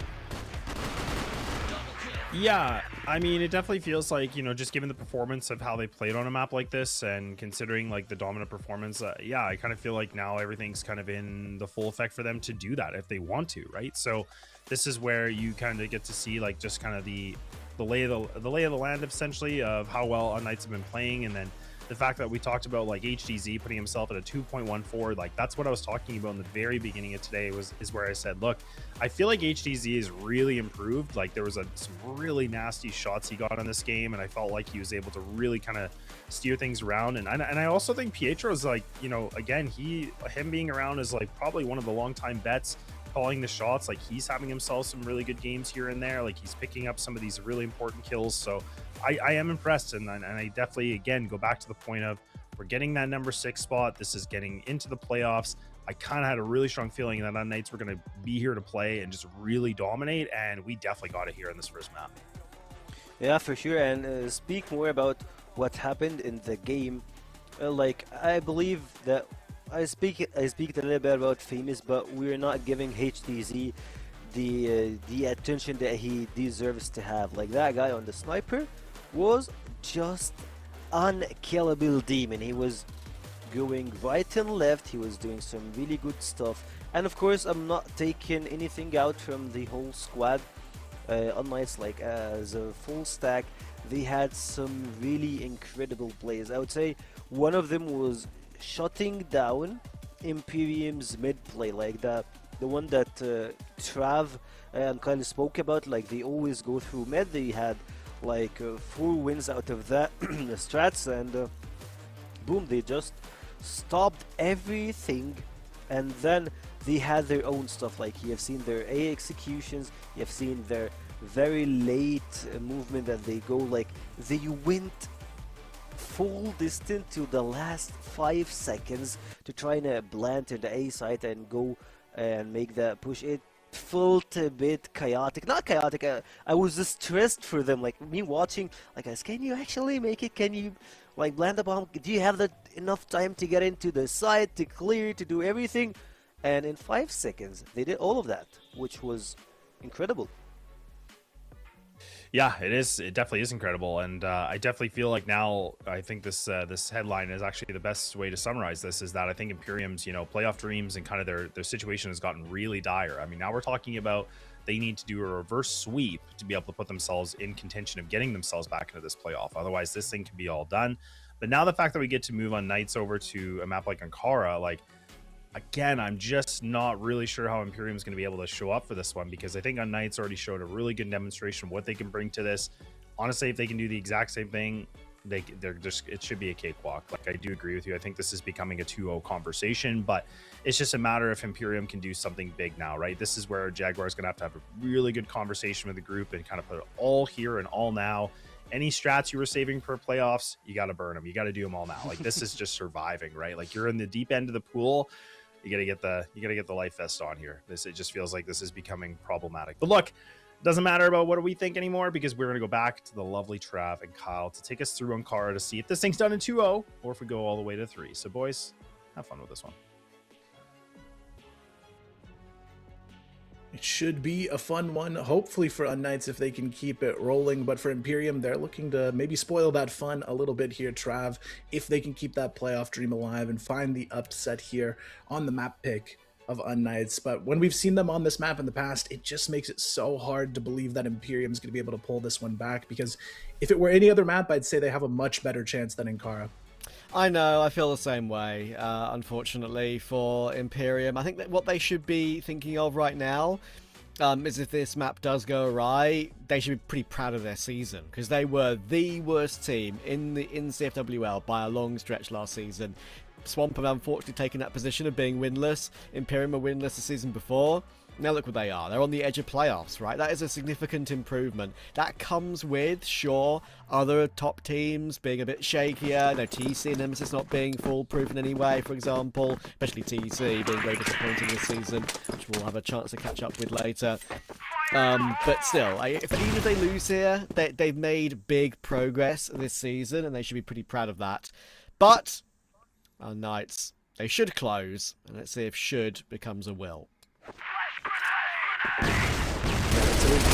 Here, unKnights trouble earlier in the season closing out some games, but this round so far going to be a pretty even 2-for-2 trade. Snock's able to get a couple before getting taken down there, but it is still going to be a full retake situation here for the remaining 3 players. You can see the wrap from Famous already starting to come through there. They've got a good grasp on what they need to do for this retake. They've got a lot of utility to burn alongside it, so they should have a decent flash to work with to get themselves through the front door at the very least. But it's going to be Damp, who's in a very difficult position to clear out here, just playing that off angle with the sniper in hand. Flash comes down over the top. LSY taking down Damp, good for 2, and that will be the finish from IMPERIUM, getting themselves the first. Good start. That one was always up in the air until the very end. It was being so low HP, of course, meant that you kind of had to take a bit more of a gamble. All good. IMPERIUM again start well. One thing they'll need is they'll need a similar start to New Compound, because if they don't get it, then that'll make things even more difficult. And of course, they had a great start to New Compound, they lost 10-5. So that really does say a lot. Famous gets a bit of a lineup, but only gets 1.5. Pietro, in fact, similar rotation is good, and HBZ now knows what's coming. Doesn't know about Jaguar though. That could be an awkward timing for him. Now it's fine because he's been taken out. Well, that's why you had that line from the ledge. No problem. And that makes it 4v2. Nice to shield it back. Yeah, Laz just kind of stuck there in the corner as Damp goes down. unKnights doing a good job of closing this one out, and this is where IMPERIUM can't afford to take their foot off the gas too early. This is generally a blacklist side of map, so for them, they really have to win this, have to have the confidence to take it home, especially with how long the rotations are on this map for the GR side. It just makes the BL a little bit more comfortable overall if you're strong on the execution, which we know unKnights has been on the day, so this is going to be a pretty important one for IMPERIUM, but right now we do see already a lot of movement towards this A bomb site. You can see they want to take this fight on the vent position, but unKnights, they're just trying to bait them into the 3-player stack.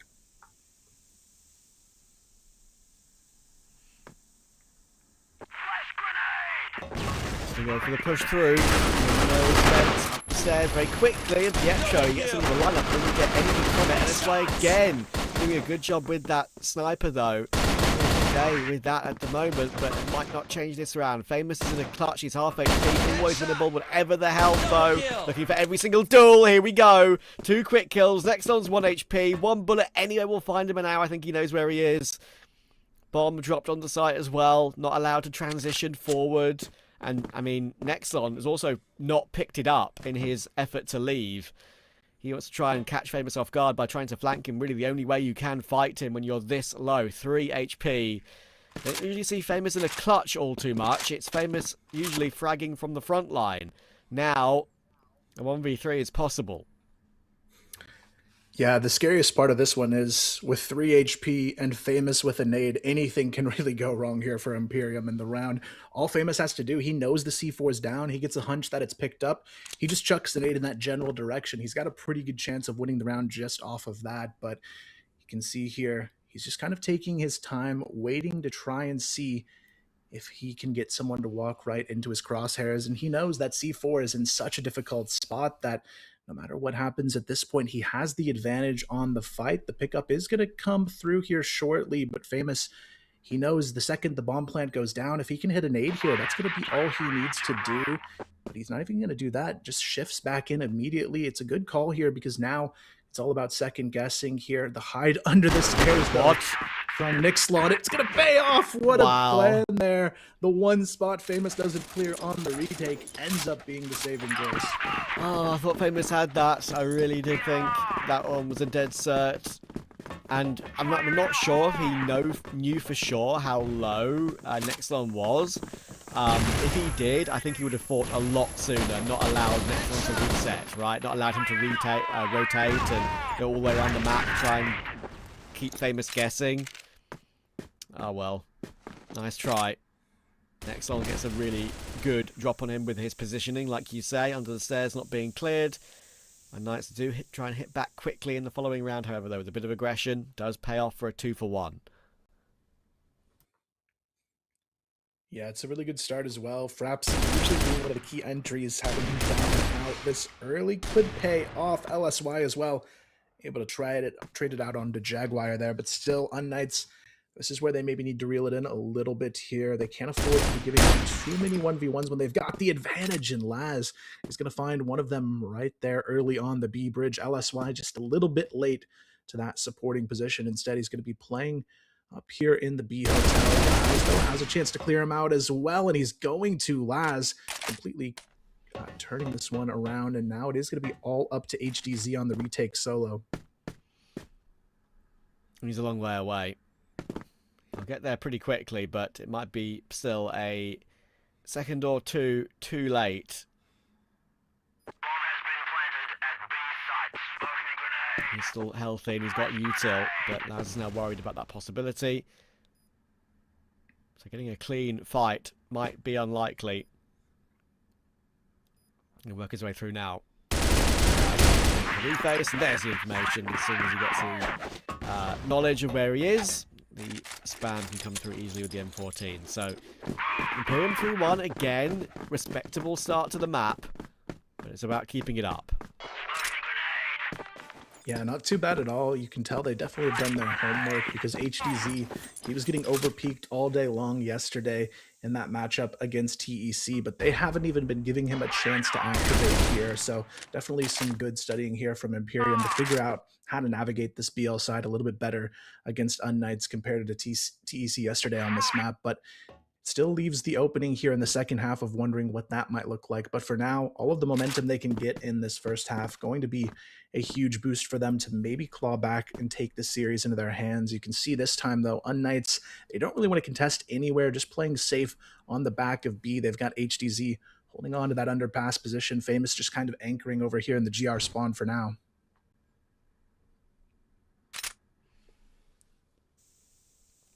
Yeah, no one really giving up anything.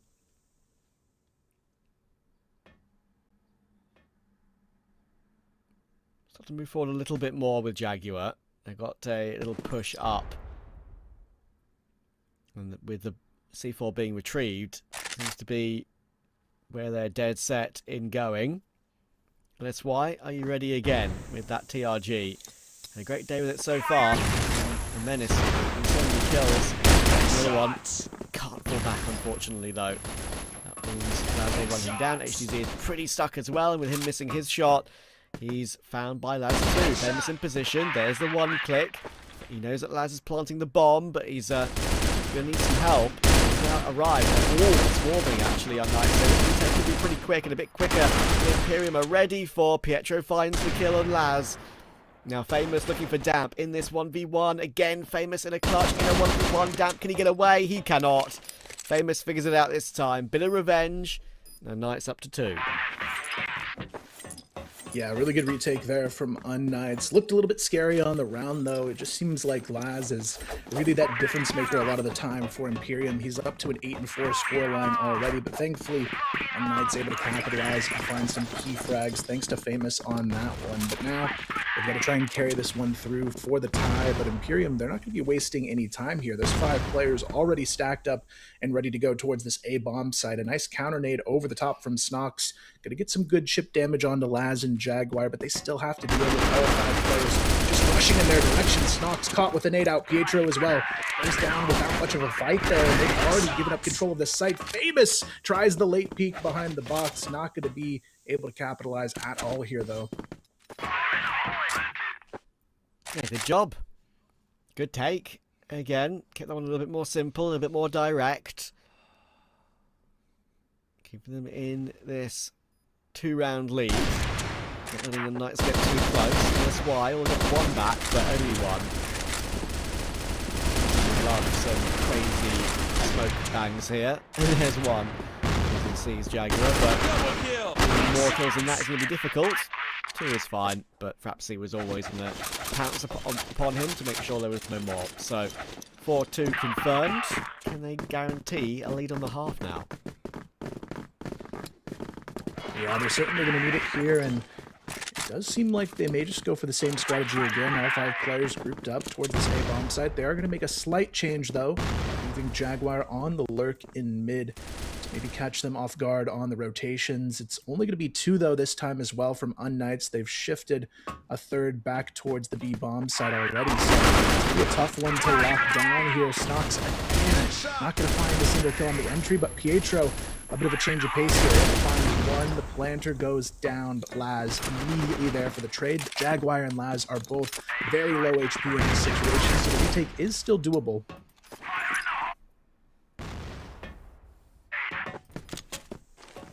And the HP really could be a factor. They've retaken once before, unKnights. But of course, HTZ isn't exactly healthy either, so to beat NSY and famously a bit of the heavy lifting.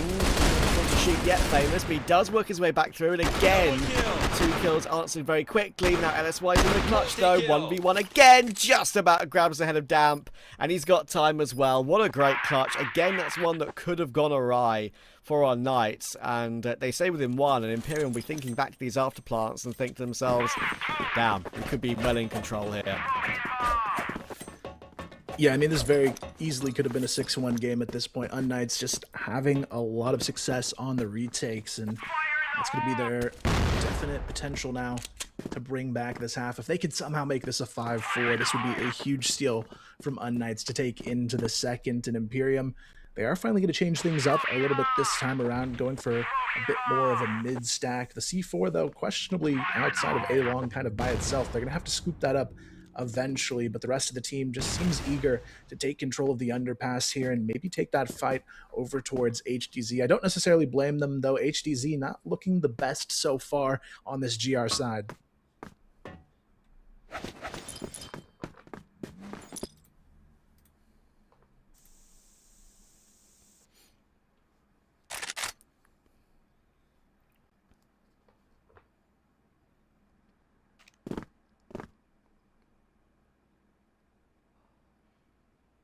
That's why. Waiting for a bit of contact again. Could be about to get it. And Jaguar move forward. Flex onto Jaguar, actually. Looked like he was going to kill the second player working his way through. Again, Famous needs to connect. Does get himself 1, but only 1. It could have been more. Thankfully, LSY is on the scene again. How good has LSY been playing on the secondary sniper? The conversation around him was that he was having a pretty poor season before these playoffs. It's been imperative. In comes Snox for his kill on Nexon again. It's a clutch. And it's a close round, but Damp's going to get flanked upon. And Knights are back even. Yeah, a lot of it just boils down to good positional choices here from unKnights. They never go for the retake without the other players in action and ready to go.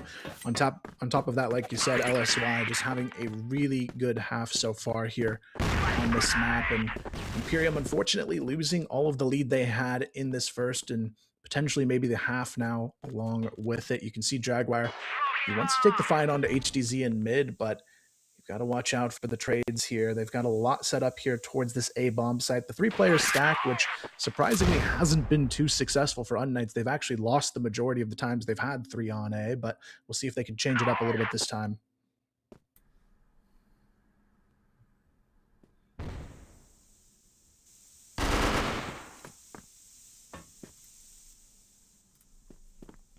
Get a bit of pressure. Got a bit of space to walk their way up in this final round of the half. Sees what's coming. It's not a great half on that sniper. It's all been LSY, hasn't it, funnily enough? The secondary TRG player, up to 12 kills. HDZ only on 3. The space they've been allowed here, Imperium, is quite a lot. Little do they know, they can go straight up toward B and you have to really face LSY. Let's see if they take it. Yeah, LSY, though, he's been hitting the shots all day, has the key position. He's going to find one right away. Has to play for the retake now. Able to find a second somehow before going down, and that might be good enough. HDZ from the GR spawn, able to find one. Nobody able to cross successfully just yet for Imperium. HDZ just holding the line for now. Gets a second, and now Jaguar is left alone, and maybe the half goes down with him here. It's going to be Pietro swinging in as Jaguar picked up the TRG to be able to find one, but that is going to be it. And unKnights, it's 3 in a row to steal back the opening half.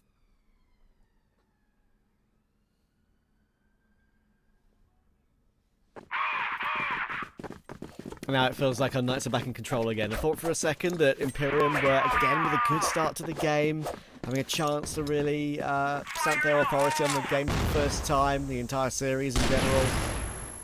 But a couple of these after plants going awry. Could have been Ben in the lead in this half with a bit more assertiveness. And damage that unFamous and Snox have taken at the early stages of this round. All the way to come flying in. Snox eventually goes down to damp. So Imperium start a half well again to get a bit more confidence back. Yeah, for unKnights, a bit of a tough decision there on how they wanted to actually fight out in mid, but now we can see Famous kind of just lurking by himself. The rest of these players, though, just kind of looking for that initial entry all alone here, but at the very least, LSY has a chance to maybe sneak behind enemy lines here. He has the support now of Famous grouping up in mid, just kind of damp, holding the off angle from the GR spawn to make sure nobody can push up that mid staircase for free. But the way Imperium is set up does allow a chance here for a good opening. Not a whole lot of trade potential towards this B side of the map just yet. You can see a group up starting to happen towards this B bridge, but it's not going to matter. Pietro by himself, able to find two, almost a chance at the third. Damp just has to full reset after that one. Yeah, and reset into the 3v3. Take a deep breath. Again, unKnights finding a way to make these rounds close and difficult for Imperium. Famous and LSY are now up onto the site. The pathing is pretty good as well to get into position to maybe plant that bomb. It's on the back of Famous. LSY holding a very tight angle. That plant can come through though. So it's going to be Damp, Frapsy and Nexlon on this retake. Time above their head. Got to try and activate. There's no utility left but for this one smoke on Frapsy. Is that going to be enough to burst their way in? It's a quick one for one. LSY does connect his shot though, and he's still alive. It's LSY and Famous, probably the two players who would want in this position, but no trade from LSY. Now he's completely stuck. No way he gets out of that one. So first miss really there of the game, it felt like, from LSY, will allow Imperium to retake.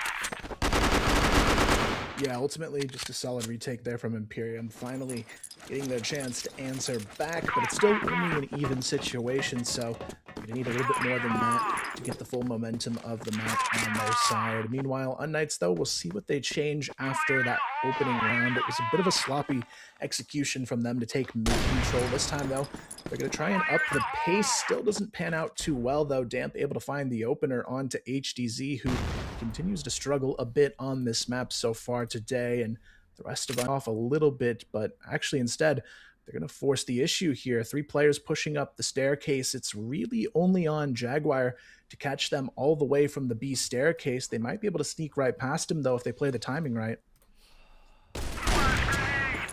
Oh, what a reaction. Damp was pretty much looking the wrong way, but flicked back in time. Snox will go down. That's why trying to cross, not being allowed to cross. Down to that powerful angle. Jaguar will drop, but damage that Pietro has taken surely means that 2v4 is way beyond them. You mentioned the retakes have been looking good for unKnights recently, but or the afterplant, sorry, have been looking good for them lately, but that one is way too much when you're at that much of a disadvantage. So Imperium battling, continuing to cause unKnights issues. They're back into the lead again. Yeah, I mean, right now it's really been the step up from Damp in the second half. 15 and 7 on him, really leading the charge, especially finding these early picks in mid. That's the key to winning this map from the GR side. If you can find a player mid or be long right away at the start, it just makes everything else so much easier for the rest of these rounds. So we'll see if they can continue to find it, but I am glad to see unKnights finally not contesting mid early. They weren't getting anything really out of those early mid fights, and now this change of pace could be enough to maybe flip the script. You can see Pietro already able to find one onto Jaguar, and now they've got a chance to hold on to the advantage. Damp, though, still playing aggressive in mid, has to be careful, going to be able to find one, but the trade right there from Famous. A quick tap back in return.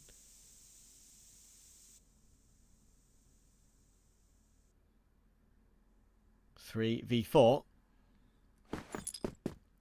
Now, I like this from unKnights. They've got time to use. Don't need to rush into a site thinking it's going to be all fine and dandy. Could easily get caught out if you do that. Just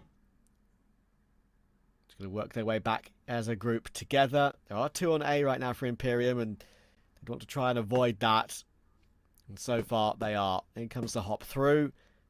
They know that there's only riflers left in this round, with Damp having dropped, unless they've recovered it from somewhere.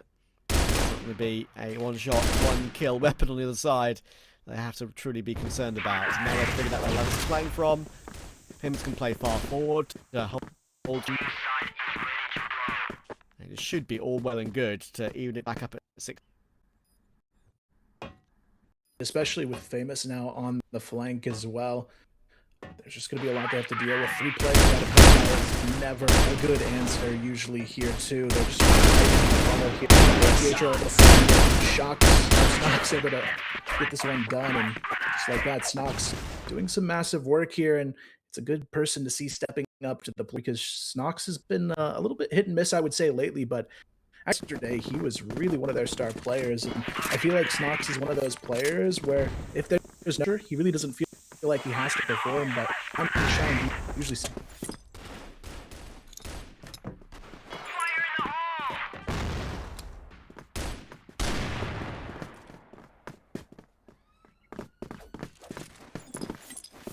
Early pick onto Damp again. Could be a case of unKnights doing their thing we saw on map 1, where just ramping up in time and the game gets close. So does their map pick after all? You'd expect them to be very well versed on this BL side, enough to cause Imperium many problems. Don't worry, we're saved. We're all good. Shots! And he's going to get cleared by, well, another important goal from him. In scene 2, he gets more than one. It's a bit of a miracle. It's really impressive that they haven't taken him down yet. A little bit of lag to face, all on our side, not on the player side. But unKnights will manage to clear him with Famous. And perhaps in that song probably won't work their way back into this one. Yeah, I mean, Famous surely able to get a full tower player. He's got everything he needs for the backstab at this point. He spots them both out, and it's really just going to be a bit of a reset on the mentality at this point. To do next, but you know what, Frapsy, maybe there's a chance after all. He doesn't have the advantage to maybe find someone off that flash and tie it up, but unfortunately not able to clear HDZ on that back position. And unKnights thankfully able to take the lead in this one for themselves. They can see the momentum swing slowly back in their favor. A lot of that is due to the ability to kind of just respond to what was happening in mid. It felt like the first 2 rounds we saw, they just couldn't get a good handle on it, but now they're not allowing Damp these early kills, and that is a huge momentum boost for them to work with. 100%. Yeah, they're responding to this really, really well. And then they're going to change it up a bit to see if Imperium are ready for the change-up. And I don't think they are. Look where Imperium are. They've conditioned them. They used to be so worried about middle that they now go into A fast, and only Nexlon was there. Sure, big scalp to take. Finds Famous, and it should help Jaguar for more. Oh, he's done amazing work to find a second. Doesn't like they're forced back into sight here. Imperium is going to work out. Snox will go down. Now, Knights had the drop on them. They made the right call, but not able to finish it off. Yeah, they definitely had the right idea. Fortunately, just not ready in the best positions for that retake to be shut down, and that will allow the tie here. Still anybody's for the taking, but Imperium, the team with slightly more pressure here, because they can't afford to give up a map in this series, whereas unKnights, worst case scenario, they'll still be able to have a chance to take it back in a map 3 situation. So for Imperium, we'll see what they do here to maybe change the pace. They've been caught out of position in that previous round with their mid control play, so now they're already playing a little bit more spread out. They've got 2 forward towards the B hotel. Of course, Jaguar just kind of anchoring on that backside of mid with 2 still sitting towards A. But unKnights, I feel like the A play might be the move again here for them. It looks like they're just going to be slowing down the pace to maybe identify where the defenders are at first this time. Yeah, they know that Imperium are not going away. They're playing quite well. And Imperium, as I said earlier, I mean, at this point, they might even already be thinking about how close they were at the beginning of the map to get a couple more afterplants go their way. unKnights had a couple of really close retakes. The LSY clutch comes to mind as the most critical one, the closest one. Sure, one went their way as well with their next long clutch against Famous on very low HP, hiding into the stairs on A. But, yeah, there's 2 others that got away from them. Down up to 16 kills. And that's why equal with him. Jaguar's KD has been reset because he disconnected, by the way, so don't take that as gospel. But in comes unKnights again, working as a pack, walking their way forward, looking to split this time once they get into this position. Laz is ready for it though. Look at the position he's playing with a player on site. That is Jaguar to peek off of his contact, and in they go. They're going to be having 2 players on 2 angles. If Pietro finds 1, it would be a good achievement because favoured angle for Imperium, and yes, Laz charges through and finds it. He didn't feel that way with the setup, and again, working his way forward. HTZ only finds 1. This is really good from Imperium. That's not what you can do there. Imperium taking themselves to an 8th round on board. But unfortunately, it just comes down to that first engagement. Laz catching them off guard, grabbing the quick 2-piece. Doesn't allow the split to be effective from there. So we are going to see unKnights moving to a quick tack pause here to maybe try and rethink their approach, because this side of the map has definitely been a bigger challenge for them, but a lot of it seems to be just how they're executing towards the mid and B side of the map. We saw a couple clean A executions where they just couldn't hold it as well on the post plan side of things, but getting out of mid itself seems to be the biggest point of difficulty right now. Yeah, exactly, and it's the first tack that unKnights have had to use today because of they've been kind of having an easy run of things up until now. Imperium are doing a good job. They deserve a lot of credit. Again, just being plucky this season. Mentioned it earlier, just talking about maybe the fall-offs of some other teams in this CFWL. Swamp going winless this season, going 0-9. We'll see them later to see if they can change that, but it feels unlikely with TEC knowing how important that game is. Anubis still good, but hit and miss. Nemesis hit and miss. In particular, TEC having an awful season by their high standards. They think they should be in the top 4 for sure, but they haven't played well enough to deserve it. And the ramp up of 3BL taking advantage of all of that, going into those upper bracket semi-finals with Vitality. We'll see Vitality versus Anubis later to see if Vitality can go the 10-0 in the groups this season. But yeah, this is where it matters now for Imperium. They want to try and stay in the fight. You mentioned unKnights, if they win this map, they'll not be able to be overtaken by TC. Works both ways. If Imperium win this series, manage to grind it back, they'll be in the position unKnights want to be in.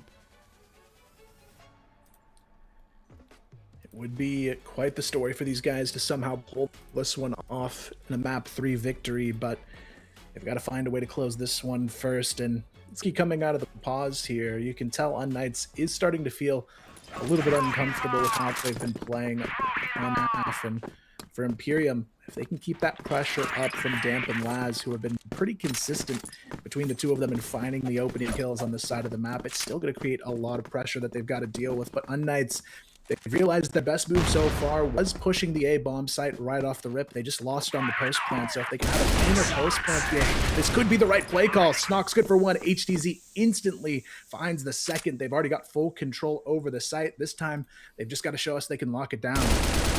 Now my question is, if they can lock it down, do Imperium call their attack immediately after at 8-all?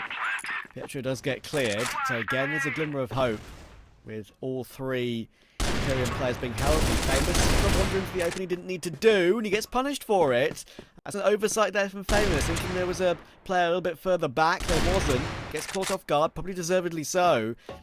And HTZ only finds 1. There's still 20 seconds on this bomb. This is dangerous for unKnights. They're trolling this after plant right now. And now Snox needs to clutch. He knows what's up. Laz is on the top, and he makes it happen. Immediate peek, no hesitation. That got way too close considering how in control unKnights were. They do make it 8-8.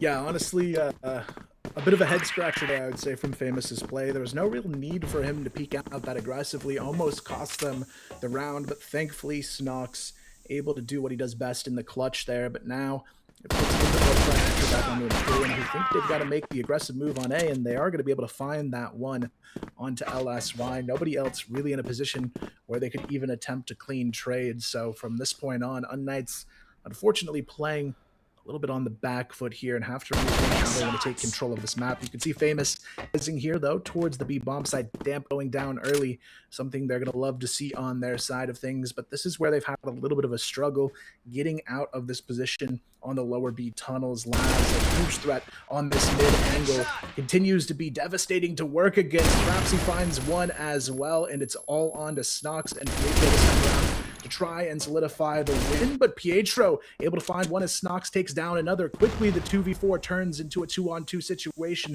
C4 gets a chance to be planted, but Snox goes down right away. Pietro has to try and find both remaining kills, but it's just not going to happen. A nice quick split in the 1v2 gets Imperium the round. Yeah, they didn't deserve really to win that round on Knights, so when they went to a 2v2, I still felt that way. And now they have one opportunity for Imperium. Can Knights wrestle this back to overtime, or will they manage to take it to sub-base? And if they do take it to sub-base, and I'll tell you what, that is the main map that Imperium have always been decent on. Even when they were really struggling with this roster last season. So, and Knights will be under pressure. This is huge pressure. They've used their tack. They have to go straight in. That means they'll take their time at the beginning of the round. They want OT. Yeah, for unKnights, this seems like 2-0, by far the best option for them. That sub base is a scary place for them. I think they have to close on probably their worst, I would say, of the 3 maps in this pool. So for them, it is going to be a tough road ahead if it goes to that. But they do have a chance here to maybe put a stop to it. Looks like their eyes are set on the A bomb site, which has been a little bit stronger for them on the executes. So no surprises here. The big difference, though, is going to be Imperium doesn't really have much presence on this side of the map to really put a stop to it with. They are going to send Pietro early just to prod for information in the underpass towards that B bomb site, or maybe even hold it late for a nice lurk position. I do like this call here. Pietro going to keep them on the B bomb site as the rest of the execution starts to come to life on A, and they've already spotted one of the players. This is a huge chance to get this one uncontested here. Quick kill from LSY, grabs the site right away. Yeah, it's a big one. And Pietro's luck does work out. In comes unKnights. When the pressure is high, the experience starts to pay off. And 5v3 feels impossible for Imperium. Jaguar can't work his way through there. Pietro always has control of the smoke. HDZ finds Damp. Dead set guaranteed that we're going OT, and unKnights have made it happen. Sox even spamming out lads to finish like that. Very good recovery there. It's not the case, I can guarantee you. There we go. All good. Script leak, chat! unKnights says no script today. We're taking this one to OT, and we'll see what happens here. I mean, to be fair, unKnights, I feel like they have looked a little bit sloppy on the second map. I mean, we talked about it earlier. Their post plants were the thing that saved them yesterday against TEC, but it's actually been the thing hurting them a lot today against Imperium, not looking as strong, especially in this second half here. So hopefully they have a chance to talk about things before we go into the OT and maybe find a way to change things up a little bit more so that they can find that little bit of difference that it might take to scrape this one by an OT, because we have seen them be really strong under pressure. But you can tell Imperium, this is their last stand and they're fighting for it in every way possible.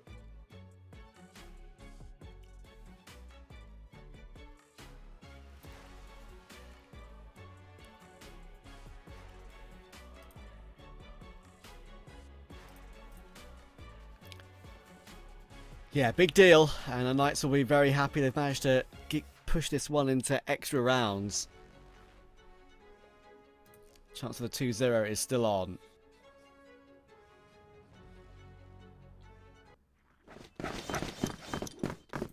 And back we go for overtime. Fair play to Imperium, they played very well in this map. The map we thought would maybe be even a carbon copy of map 1. That's one on their map pick 10-5. And Kara is the unKnights playground, but yeah, it's been excellent, and again, they're happy to play very aggressive and catch unKnights out quickly at the beginning of this round. Great timing, he gets himself one, but look at the rotation from unKnights. They have 3 players here. It's about to be 4. Can they find a way to wrestle back these kills again? Fashion. Famous is still here. Another headshot. 2v2 retrieved. Jaguar and Laz don't need to commit. They've got the bomb still. Yeah, they are going to go ahead and back off here and go for a quick flank from the bridge. I do like this call. It could be a good way to catch the defense off guard. Famous, though, able to reposition to a little bit safer of an angle if this mid push comes through. But now they can just slide the bomb over towards this A bomb site. Laz potentially to stay and try and spoil the rotation here. But at the very least, they do now have the positioning advantage here to maybe close out this round after all. Famous, though, his way through very quickly with Snox. They're going to spot Laz right away, who is able to get out with his life for now. But they already have the counter flash ready to go. But Jaguar, this could be the boldest move of all, going for the very, very quick flank around. And I don't think they're going to have a chance to get here and clear out Laz. So now both players should be on this side, able to support each other. They have to be careful. There's only 15 seconds on the clock. unKnights gonna just try and stick it here. Unfortunately, that is not going to work out. Laz ready to react and get themselves the first of OT. Yeah, good job. Again, it's a round that unKnights were pretty disconnected in, but they managed to claw back and make it contestable. But no contest anymore. It is 10 for Imperium. You see, can't really get out from there. And Damp has a favourable angle. Famous tries to peek to help out, but a little bit disconnected. And they're being rightly punished. That's why he needs to recover. He'd love all three, but he can't get it. Another example of unKnights being a little bit disconnected in how they peek together there. Look at all the X's on the minimap, all of them outside that A side of the map. Now a clutch needed by Pietro. Jaguar and Laz trying to be ahead of the game. These are the two that won the previous round. Pick up this one as well. Pietro charges forward. Caught by Laz nicely. And the unKnights aggression does not pay off. Yeah, a really tough one now for unKnights, especially if they can't find this final round in the first half of overtime. They really need to kind of keep this one close if they want to have a chance to win it going into their BL side, which is usually the more comfortable side to be on in overtime situations here on this map. But so far, the map as a whole hasn't looked extremely comfortable for them. Imperium as well, putting a lot of early pressure towards A, but it's kind of just a fake for now. Nobody really ready to actually commit here. The rest of Imperium kind of poking and prodding towards the mid and B hotel sections of the map to see if they can get an insight as to where unKnights is going to be playing in this final round of their GR.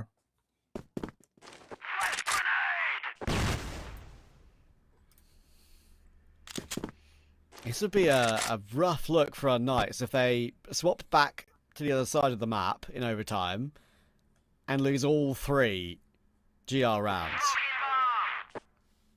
That puts them in a very tough position.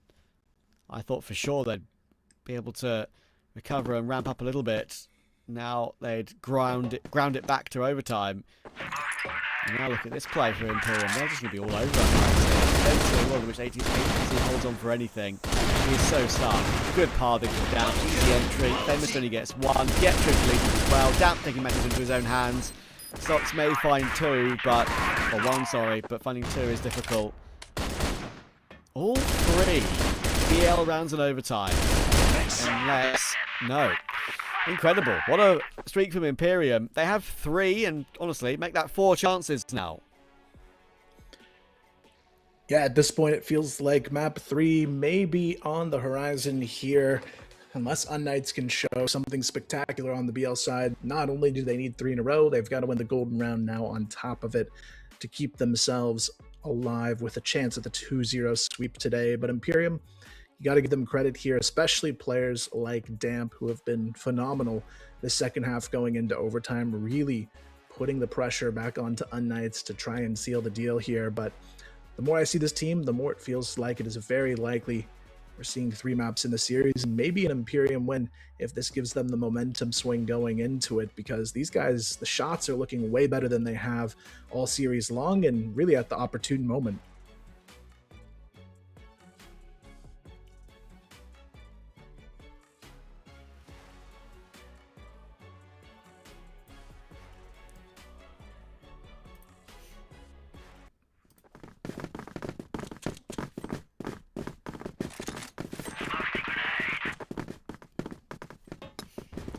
Well, here we go for unKnights. They've got to be flawless from here on in, on the BL side. Brilliant. What a job they've done here. They have rounds they can play with as well. They have rounds where they can change, like, space to use to change up their tactic to be a nuisance. And already they're going to try that here. Gambler's further forward, but that's why we'll catch him at the time. So Becky only going 1-for-1 means unKnights have control of B somewhat. Perhaps he's still here. I think they know it though. Yeah, Famous has seen it now. I don't think. But he did see a pixel of him. Either way. Anyway, Laz is being tracked and traced by SY. So 3v1, Exxon all alone. And there's a headshot from Famous. So IMPERIUM now have another try. Yeah, this is the tough part about the GR side of this map. The more pressure there is, the harder it's going to feel on this side of the map, especially if you're dealing with fast takes. You almost have to just start gamble stacking one side of the map because retakes do not move quickly on this map. It's one of the slowest full retake maps in the game. So for unKnights, the faster they play, the harder it's going to feel for IMPERIUM. They just have to make sure they're not losing too many crucial trades as they take control of the bomb site. This time, though, smart alert. Everybody else again going into the B bomb site. Immediately, Juggler goes down. Laz tries to hold, but he's only going to be good for one. The rotation has to be strong here. Frapsy, though, jumps in by himself. A little bit too risky there. He had the kill either way. Now LSY able to find one on the lurk. The trade there, Damp trying to hold on to secure the map here, but Famous is the player on the other side of it, has to try and force his way through potentially, but he does have the C4, so it's not a necessity to take this fight. But Damp on the other side of that smoke. Famous, he's going to be a bit bold here, goes for the cross play anyways. C4 going to be forced on the plant. Famous, though, not ready for the push through the smoke, and that is indeed going to be the map. IMPERIUM will take this one to map 3. And honestly, you know what? I think they really deserve that because I mentioned earlier that there's a couple of afterplants which they could have held on to, which they didn't. Sure, it was good retake work from unKnights, but I still think overall, especially with how they managed to streak clear in the overtime, that was better. They were plainly better. And unKnights made many small errors with, in general, mostly their just individual ability and their decision making with their spacing outside some of the A pushes. They got caught on that a couple of times. And IMPERIUM just in general had good calls, and it showed when they went on to BL in overtime. So fair play to them. Honestly, fair play. That could have... they have a great chance on subbase now. We know that's an IMPERIUM map, not so much unKnights. So it would be a bit of a turn up for the books. They want to be where unKnights want to be, and it's going to be a one-map shootout. We'll see how it goes. Over to the panel. I totally agree with you, Trav. Since the beginning, it felt like IMPERIUM, they had some really good rounds, and at some point they lost a lot of retake rounds in the first half, and they even lost the first half. It was a bit weird, but they came into the second half, they fought, they did everything that they can do, they brought it to overtime, and man, they didn't miss a chance to secure a round on the first half of overtime, and then they had a lot of time to just like fumble around, do whatever they need, and they got their win. And actually, even if they lose, they still have some really good chance to be part of the playoffs.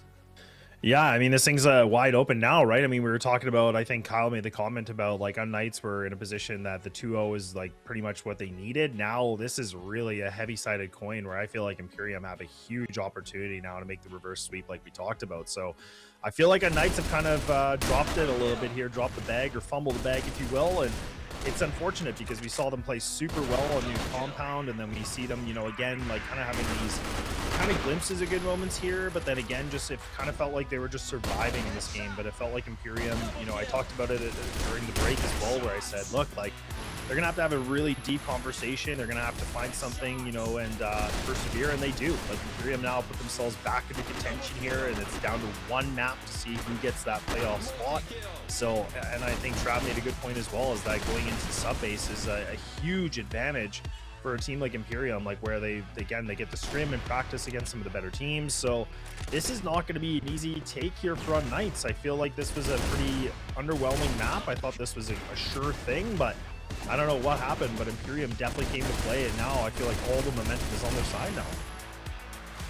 I agree with you, but I don't want to take it from unKnights since they have a lot of really good players on the subbase. So when it comes to subbase, I believe yes, IMPERIUM they have the most games played in this season, I would say. But at the same time, you can take it from unKnights. That's for subbase. But for this game, I loved how Damp actually stepped up with his sniper. He came a bit shy in the first game, but for this one, he delivered some really good bangers. One of them is this one on the screen. He did like a really good triple kill that actually shifted everything around, and yeah, he's the guy who secured the entire game for IMPERIUM. So you love to see that guy actually shooting. He did have a really good game, and also Laz, speaking of him, and I believe you would love to speak about him, about yourself. That guy, he did everything. Come on, man. Yeah, he did. Yeah, no, honestly, and I think it's a good point you bring up, like where in the very beginning of this, we were talking about, you know, the sniping abilities from both these teams, and I said, look, if Dam can play the way he did in the beginning of the season, and he can, you know, get activated and run around with the TRG and just start getting kills, this team is going to be able to soar. And that's what we got to see, right? Like a 1.63, yeah, like he didn't technically top frag, but I mean, we're talking about he had magnificent stats here. Like we're talking about, you know, a very small differential between Laz. So the two of them combined really just put up a lot of heavy lifting. But like I said, you know, the sniping abilities at Damp, he's been a really great conversation of what he's been able to do this whole entire 26 year. I feel like he's definitely one of those guys that I'm putting in like in the top, you know, kind of category in CFWL, because when he's on, he's on. Like he absolutely can hit some shots. He can make the plays, like you said. We got to see some really great highlights there as well. Where on the other side of the coin from unKnights, like the stats are actually relatively not too bad, but it's actually HDZ that kind of bottom frags, right? He's the guy that's underwhelming. He's not the guy that's finding those kills. And a map like Ankara, you need to be able to have somebody that's getting those duels, finding those snipes, being able to create some space. And unfortunately, that's where, again, and going back in the history books, that's where HDZ, like when we need him in the big moments, it kind of seems like sometimes we don't get to see it, unfortunately. And that is really unfortunate for unKnights, because if he would have been able to just put it up like another 10-20%, this could have been a very different outcome of the game. I agree with you. He showed up in the first game like he did really good, I would say.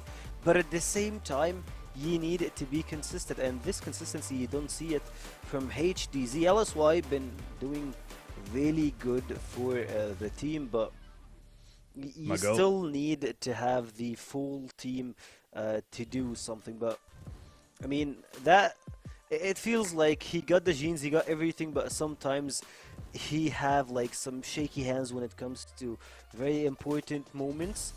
That's also not the case with Famous. Like if we speak about HDZ having that thing, Famous doesn't really care. It feels like he's very nonchalant guy. He's just playing, and like, yeah, he just killed a quad kill. That's an ace. It's fine. Normally in the office, he's just like that guy. So you have both sides of the coin. But I believe we will head to a smoke pick and get back to you with game number 3. We'll see how this one will go. Will it be IMPERIUM to make the upset, or unKnights find their way back into the playoffs?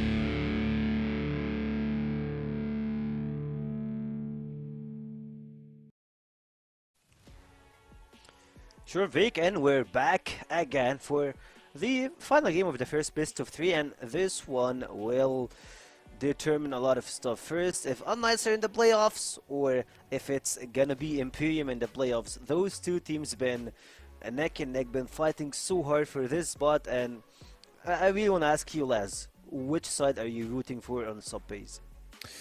Look, man, I'm not going to go away from my prediction. I still think I'm going to have faith in unKnights here. I'm going to have faith in the unks. I do think that Imperium have a lot of things behind them right now. So I'm going to say, you know, unKnights have themselves that slight win. But are you staying with your pick, or are you switching sides here?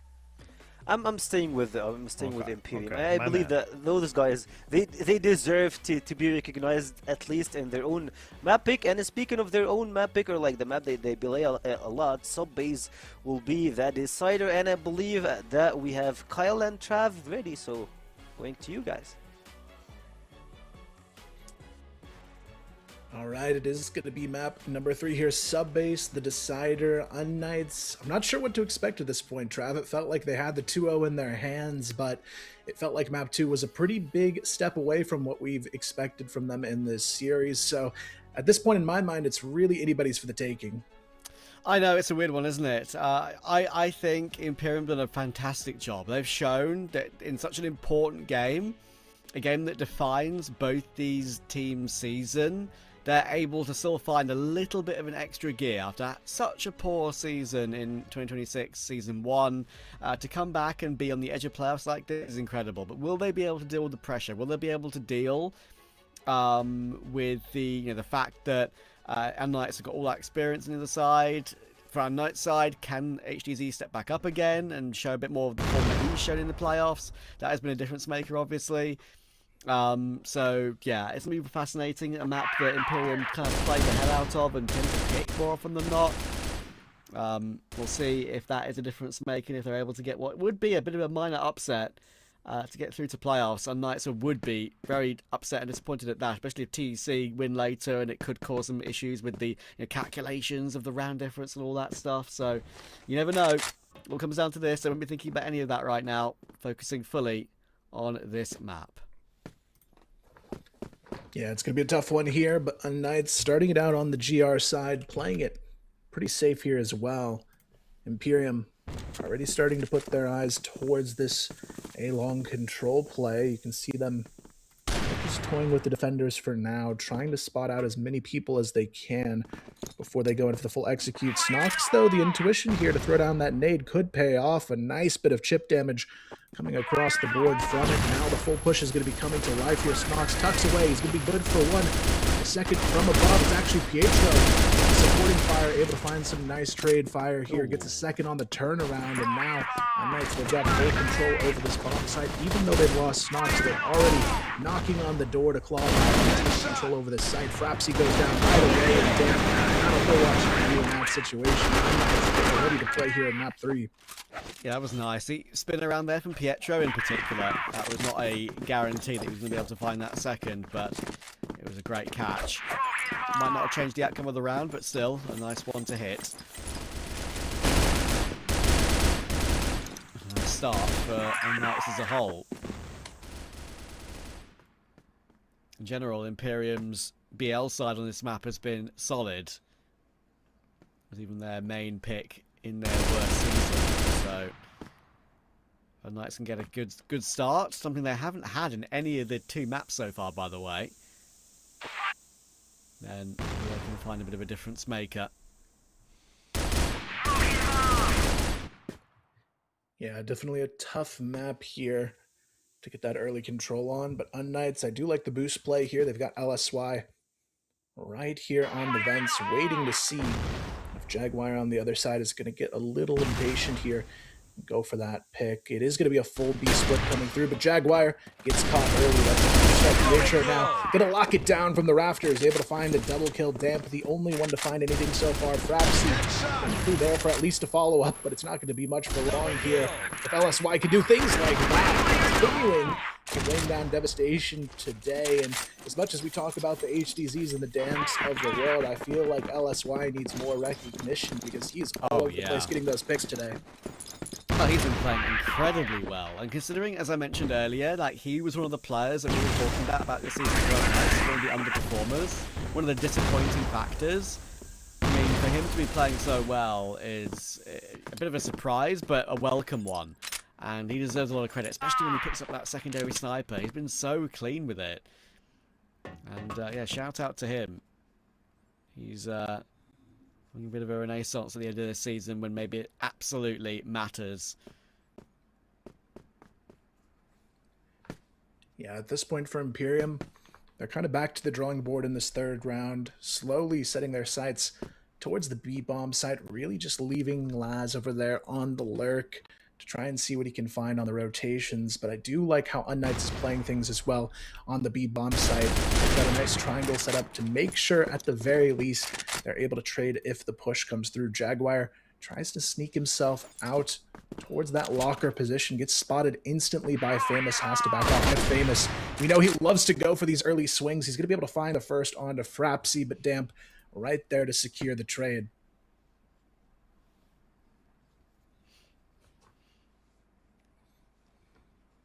Yeah, that's why just jiggling around the site, waiting for information of a player pushing through lockers, and got a bit of support from Snox on the girder.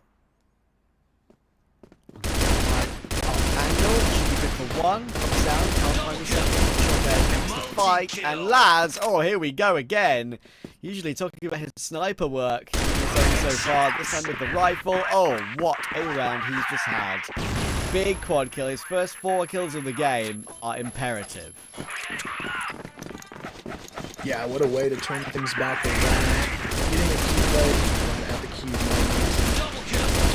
They might have had a chance to hold on, just nobody able to trade out there onto Laz. Unfortunately, they stalled the momentum pretty early in this one, but as we go into round number 4, they still have a chance to hold on to this early lead if they can find a way to answer back here and now. But Imperium seem pretty set still towards this B side of the map. This time LSY and Pietro going to be the first points of contact if that push is going to be coming through. But you can see the hesitation here. That's slightly through the door. Pietro able to find one, almost a chance at the second, but Damp actually decides to back off and not even go for an aggressive trade position here. The big downside, though, is that bomb is now stuck behind the quad box.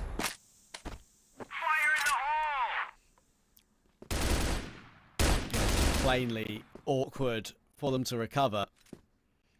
And I just need to not overpeak too much and realise where that bomb is and how awkward it can be for Imperium to make a play to pick it up. Famous is trying to push forward. About how far he is forward, and Snox is doing the same. Thankfully, Jaguar is in a slightly is in a slightly better position to take Jaguar out. So it's all right, no problem. C4 still in that same position. Managed to get one more pick back to keep it in a one-man advantage. Famous going in for another. Very clean, as always. Baz will drop. Him in the previous. That's why I'll close it out too. Good position for unKnights to be in. 3-1 start. Started strong. They've ramped up when they needed to. Can they keep it up?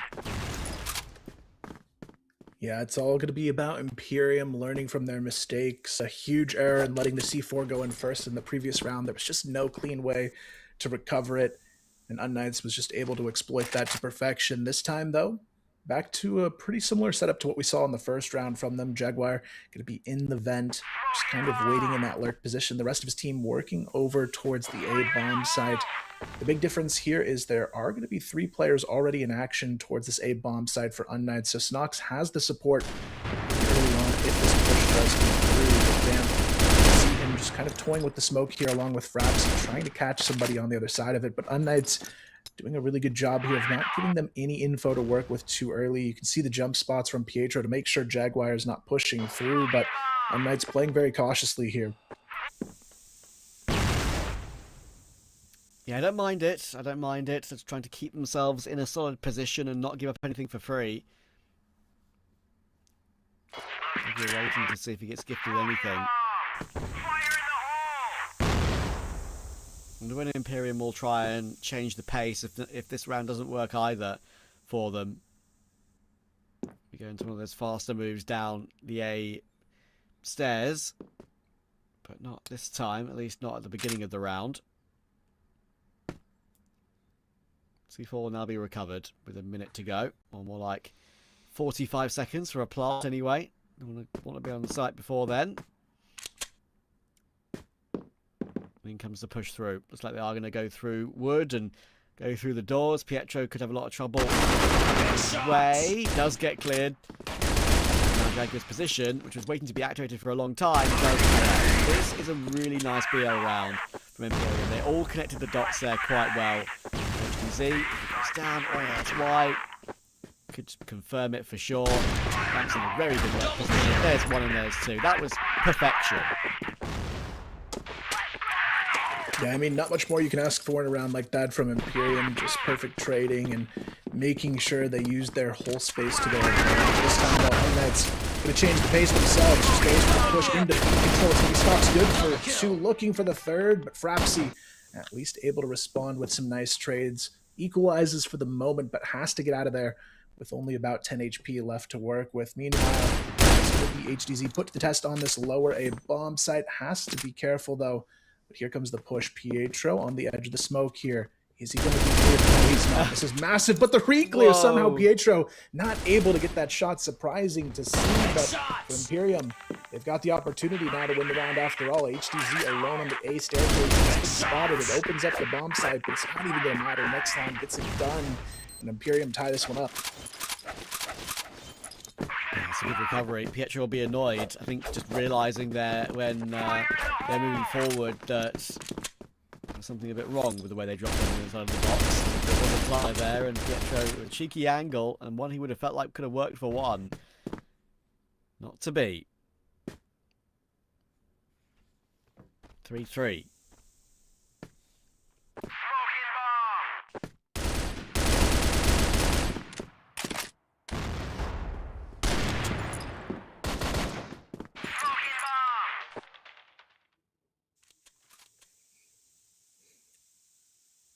Interesting little setup here. You can see Imperium, they're trying to bait out a kill over towards A long, but unKnights, one of the few teams that doesn't really push it too often. Occasionally you'll see Famous push out here a little bit later in the round, but really for them, it's just the smoke screen strategy here, keeping those doors smoked, trying to force them onto the A staircase, but this time it's actually Famous on the bottom of the stairs instead of Snox, and he's not going to really be able to find anything here. Snox on the later rotation, though.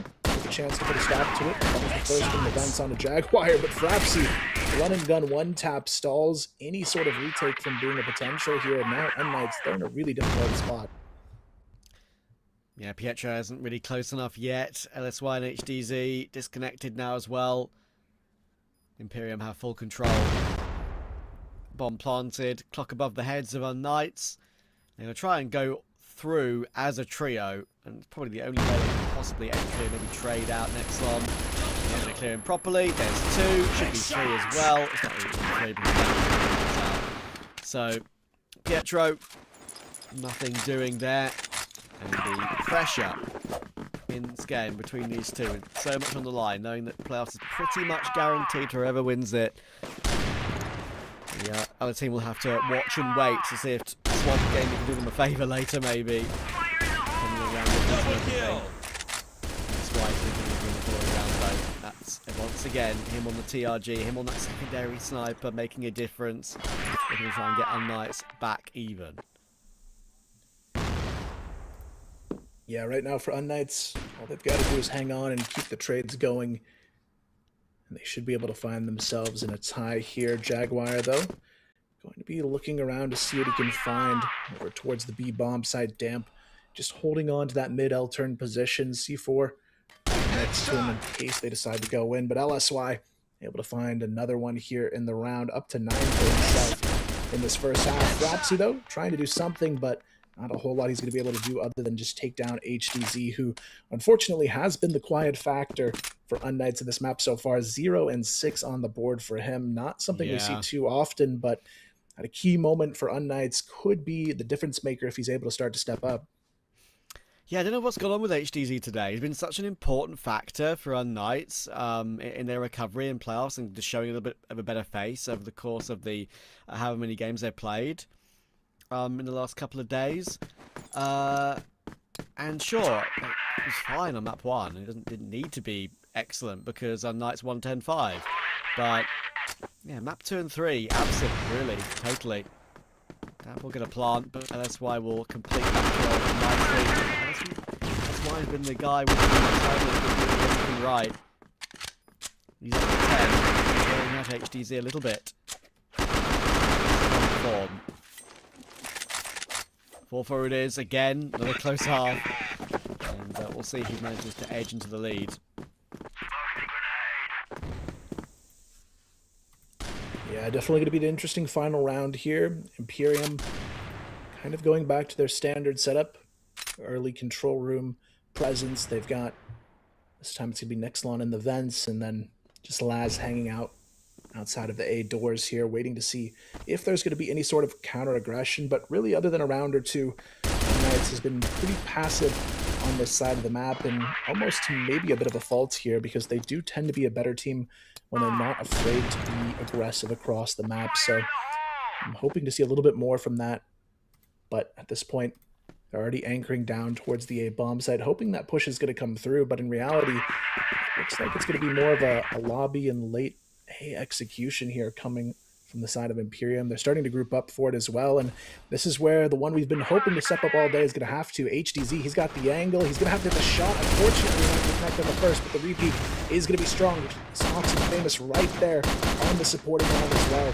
Making a 5-on-2. Now it's down to the final two, but Frapsy and Damp, who else could you want in this situation? Damp going to be the only one alive, or Frapsy the only one alive now. After already finding 2, Damp goes down on the retake, but Frapsy going to be looking to do something special if he can find this first kill. Pietro goes down. Frapsy already 3 to his name on the round, and he's looking for more here. Going to go ahead and take this fight right onto LSY. Jumps the first corner. LSY goes down. Surely not the ace, but Snox thankfully there to save the day from sheer destruction, but a little bit too close for comfort as unKnights take the half.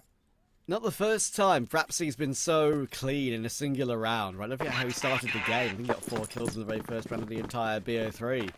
But yeah, it was a great attempt. Really impressive that he did that one and managing to get so much work done. But look how quickly his second half has begun. My word. Jaguar, no hesitation, in there with 3 kills. And poor HDZ, who's gotten 2 kills finally in this game, but basically locked into a BL spawn. Good assertive start from Imperium again, trying to put their foot down on sub base like they have with every other map at the beginning of the halves. They've played aggressive, they've played in a way to keep unKnights guessing and uncertain, and these two teams refuse to streak clear of each other. Yeah, at this point, it's really about the response here from unKnights. They clearly were not ready for that counter-aggression in the opening round, but this time they're going to go ahead and be a little bit more aware of any early pushes, but Imperium not going to give them anything to work with just yet. Damp going to be playing boosted in the vent, but there's only one anchor on the bottom of A. That's going to be Frapsy, looking to try and hold the line here as all 4 players, maybe even 5 soon enough, will be heading in his direction. He's going to have to revert to a new spot here, but Damp thankfully there to find the first. Frapsy with the trade, able to find the second, and just like that, unKnights already down to just 2 players left on the field. Famous and HDZ just kind of stuck here behind the low A staircase. The flank from Nexlon already coming to life, and all they've got to do is collapse what's here. Nexlon's got to get the job done with a nice 2-piece, and more importantly, the lead along with it.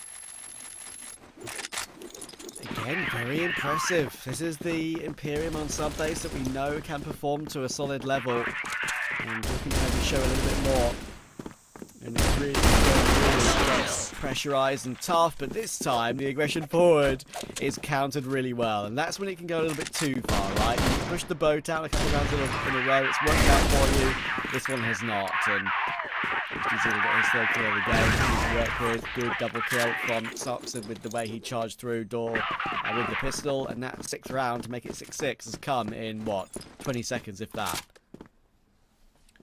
Yeah, really good pacing there to answer back from unKnights, being very prepared for the aggression outside of A. This time Imperium going to be playing this one a lot safer, not trying to take the early fights, and that's going to put the true pressure onto unKnights. They've yet to win a slower starting round here in the second half so far, but they definitely have a chance to do so here in this one. It is going to be a 3-player stack on B coming out from Imperium, so I do like the constant change of pace from them on this GR side, trying to remain unpredictable here in how they're placing themselves, but definitely putting a lot of pressure on B this time around, and seems to be the right call so far. A lot of unKnights leaning in that direction, but slowly now starting to back off a bit.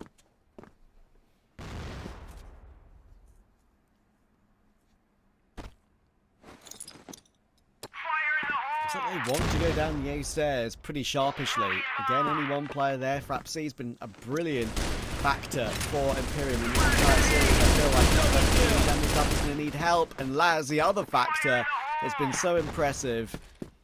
Will get 2. Is 2 enough though? They've allowed the C4 to the site. HTC literally 1 HP. Pietro can't join to help out his teammates.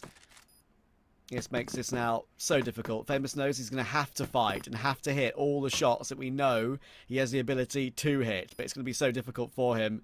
He's healthy, and that's the thing, he's given him the confidence to deliver. 3 bullets in that HK, there's 1, but it's only 1 and he can't hold on.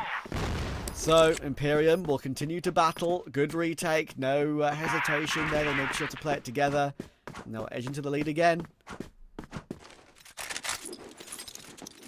Yeah, for unKnights, it seems like a little bit of discomfort on the way they're executing, especially towards this A bomb site. Getting out of that bottom A position at the bottom of the staircase has just been so struggling for them.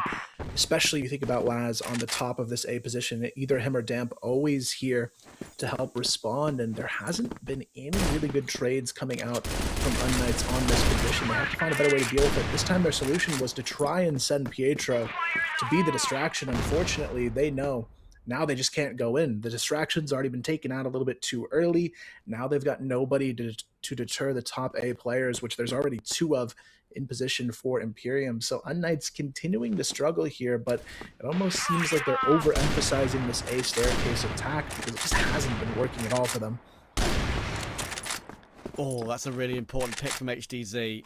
Had such a rough map. But getting a kill like that on Laz, where he may not have been able to see him perfectly, is a unlikely but important pick back. And now they're going to push back in through B. Only with 2 players, though. It feels like I don't want to commit while they don't have the full 4 with them.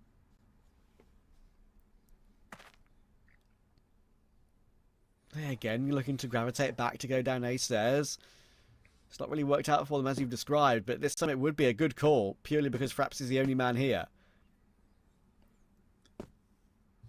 It is an interesting one here. At least this time, though, they're going to change their approach, sending a lot of players to take it from the lobby side, which should give them a chance to clear it out from the top down a little bit more comfortably, and that's going to put Frapsy in a really tight position now. He's got to find as much as he can here. Unfortunately, he's not going to find anything in this round. Now unKnights full advantage as the bomb gets planted, and they can already start to use that utility to stall the retake from upper A as well. You can see Nexalon already down to 10 HP. Damp trying to sneak his way into the vents to see what he can find here, but there is just no clean path back into this bomb site. Impressive double nade will come through to find HTZ at least, and there goes Famous again. There is time for this, very much so. Next on low. Snox knows why you've got to hold on. There's 1 and there is 2. Again, Snox very reliable in this game so far. RSY not peeking. Damp needs a defuse, but RSY catches him in time. Again, Sweaty. It's so tight between these 2 teams. unKnights will grind out a 7th. And again, in the following round, pure aggression into the control room. Nexalon is going to get the drop on Pietro. Very aggressive, very quick. And he'll be allowed to get away too. Imperium not shying away from anything. Yeah, I really like the play calling here, keeping unKnights on their toes and making it very difficult to find that early advantage for them.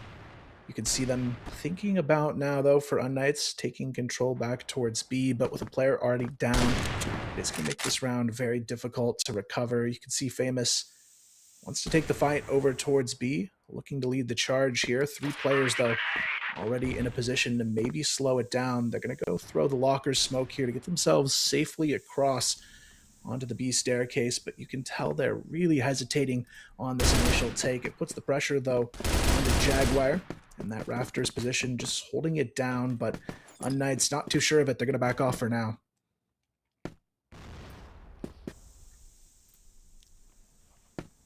Yeah. This is really the business end, isn't it? You can tell how much this matters to both of these two. Not just for this tournament in front of our very eyes, but also future opportunities for unKnights in LAN tournaments upcoming.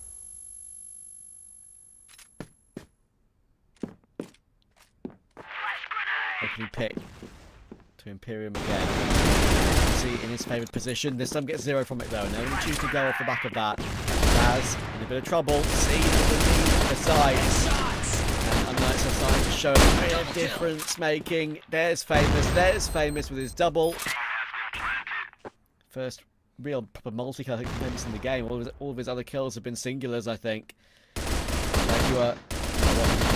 Big damage on LSY. You need to be careful here on unKnights. They've been guilty of giving these fights over in these clutches, but there we go. unKnights will secure 8. Headshot coming through from Famous to make it 3 in the round.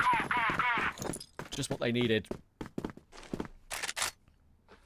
Yeah, really good execution. Finally working out on that A-bomb site. This time, though, LSY ripped from the map right away. Not the player you want to see down and out early for unKnights. He's been so crucial in finding the openings for this team to work with, and now already fighting from behind. Jaguar, though, thinking about taking a peek here over towards B, but has to be careful. Famous right there, holding this off angle with Snox on the other side of it. If he peeks a little bit too much, might give them a nice chance to equalize here within the moment, but instead, he's going to back off. Smart decisions here. Imperium now just going to run down the clock pretty comfortably to see what they can do.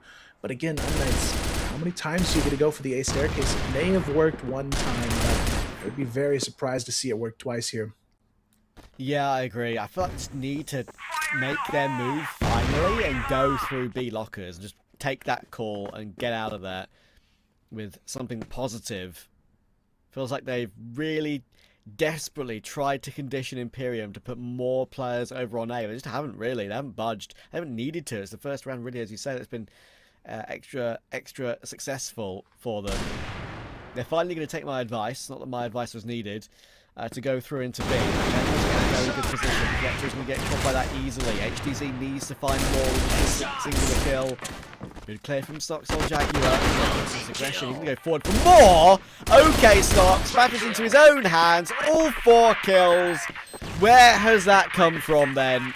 That push forward on that secondary phase of it to find 2 on the spray down was something you just can't legislate for if you're Imperium. Yeah, just an incredible individual play there from Snox. Not more you could ask for from him. I mean, just a beautiful way to get them in a position to now having a chance to close it out here without a risk of overtime. They've got 2 chances to do that. They've only got to grab on to one of them. But for Imperium, it's going to be a bit of an awkward moment for them, trying not to tilt after what should have been their round to equalize. Now having to claw back just for overtime to get themselves back into this map.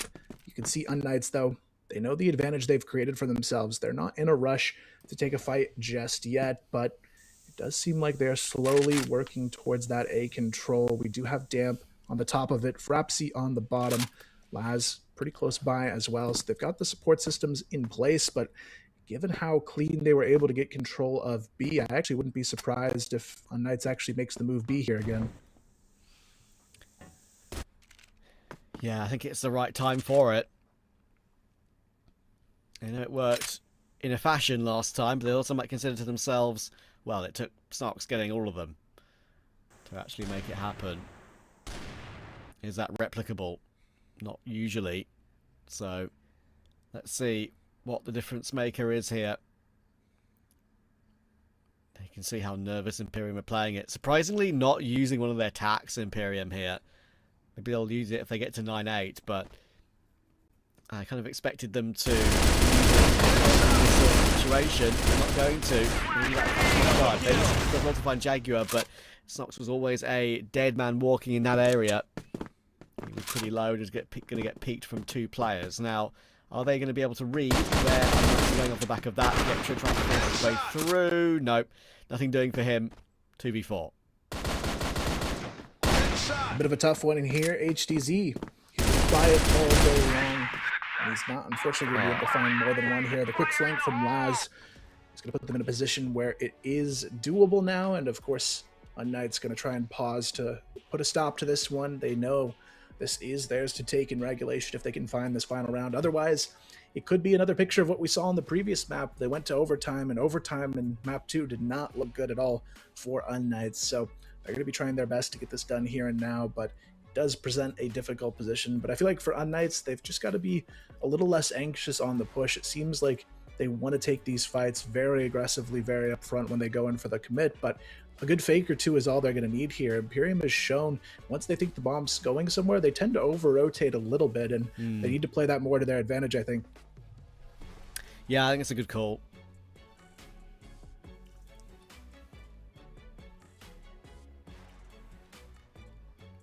Such an important round. It will be unKnights who are the team to use their tack.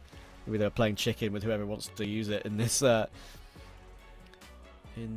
third map decider.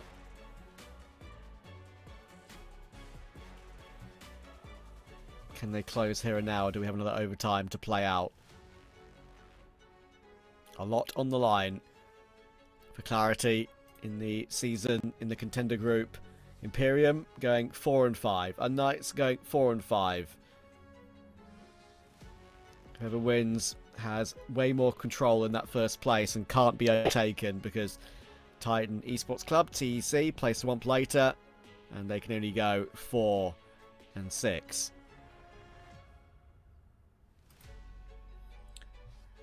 Well, looks like we are just about ready to hop in here and see what the final call will be in this last round of regulation from both teams. We've seen IMPERIUM so far come out of every pause very aggressive. I'm curious to see if they'll do the same thing here, because you got to feel like unKnights is probably ready for it at this point, but at the same time, IMPERIUM, I feel like they just play better as a team when they do allow themselves to be a little bit aggressive. So we're going to see exactly how it shakes out. This time, though, IMPERIUM, instead of playing aggressive, they're going to go for a 2-stack on the bottom of A. It's not something they've ran too often, but with what unKnights is looking to do here, it could be the right call. Boy. unKnights, no hesitation. 4 players on the A staircase. Crapsy, right under the grip, though, misses the shot. Crapsy goes down instantly. Laz has to hang on, but the flank from above is going to cause some havoc. HBC able to find one before having to move into a new position here. 2-on-3. The HP pretty equal across the board, but Jaguar is moving fast on their tail here. HDZ has to be ready to take the fight, but so far they've got the advantage. This is nervy, isn't it? IMPERIUM have shown that they're good on these retakes on this A side of the map. There's not exactly full health players on unKnights. HDZ, Snox tagged up, HDZ in particular. 2 kills for HDZ when it could absolutely matter, but Famous is looking to fight. Doesn't work out. Snox has been a hero, though. He really has been such a stunning hero for unKnights in this game. He's not going to be able to hold on, and look at the reactions of IMPERIUM. They have another overtime to play out. And remember what happened last time. They played brilliantly. So they'll grind it back when right up against the wall. Famous, you could argue he overpeaks there ever so slightly. I know he's playing like he normally plays there. He's playing to fight and playing to just to headshot them out of the server like he always does. But in that scenario, maybe just hide a little bit more and play off your teammates' contact. Yeah, such a difficult one there, but IMPERIUM, they played the cards perfectly to get themselves into yet another overtime situation. But this time around, I've got a feeling it's going to be a bit more challenging to close it in OT. unKnights, even though we're in the same situation as the previous map, they have looked, I would say, better overall on subbase so far compared to the previous one. So for them, it's really going to be thinking through how they want to approach things differently going into it. It seemed like the biggest things that caught unKnights off guard in the beginning were really just these random aggressive rounds that were being thrown at them. But I feel like going into overtime, they're going to be much more aware of what they're up against. Pietro, being a strong IGL in these situations, I feel like is going to have some tricks up his sleeve here.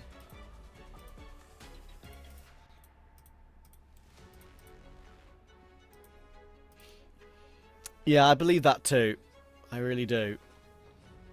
But it's also the mentality of thinking, oh, the game should be done. The game should just be done.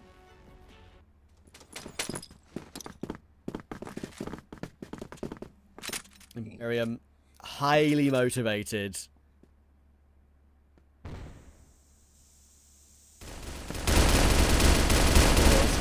Some pain to unKnights.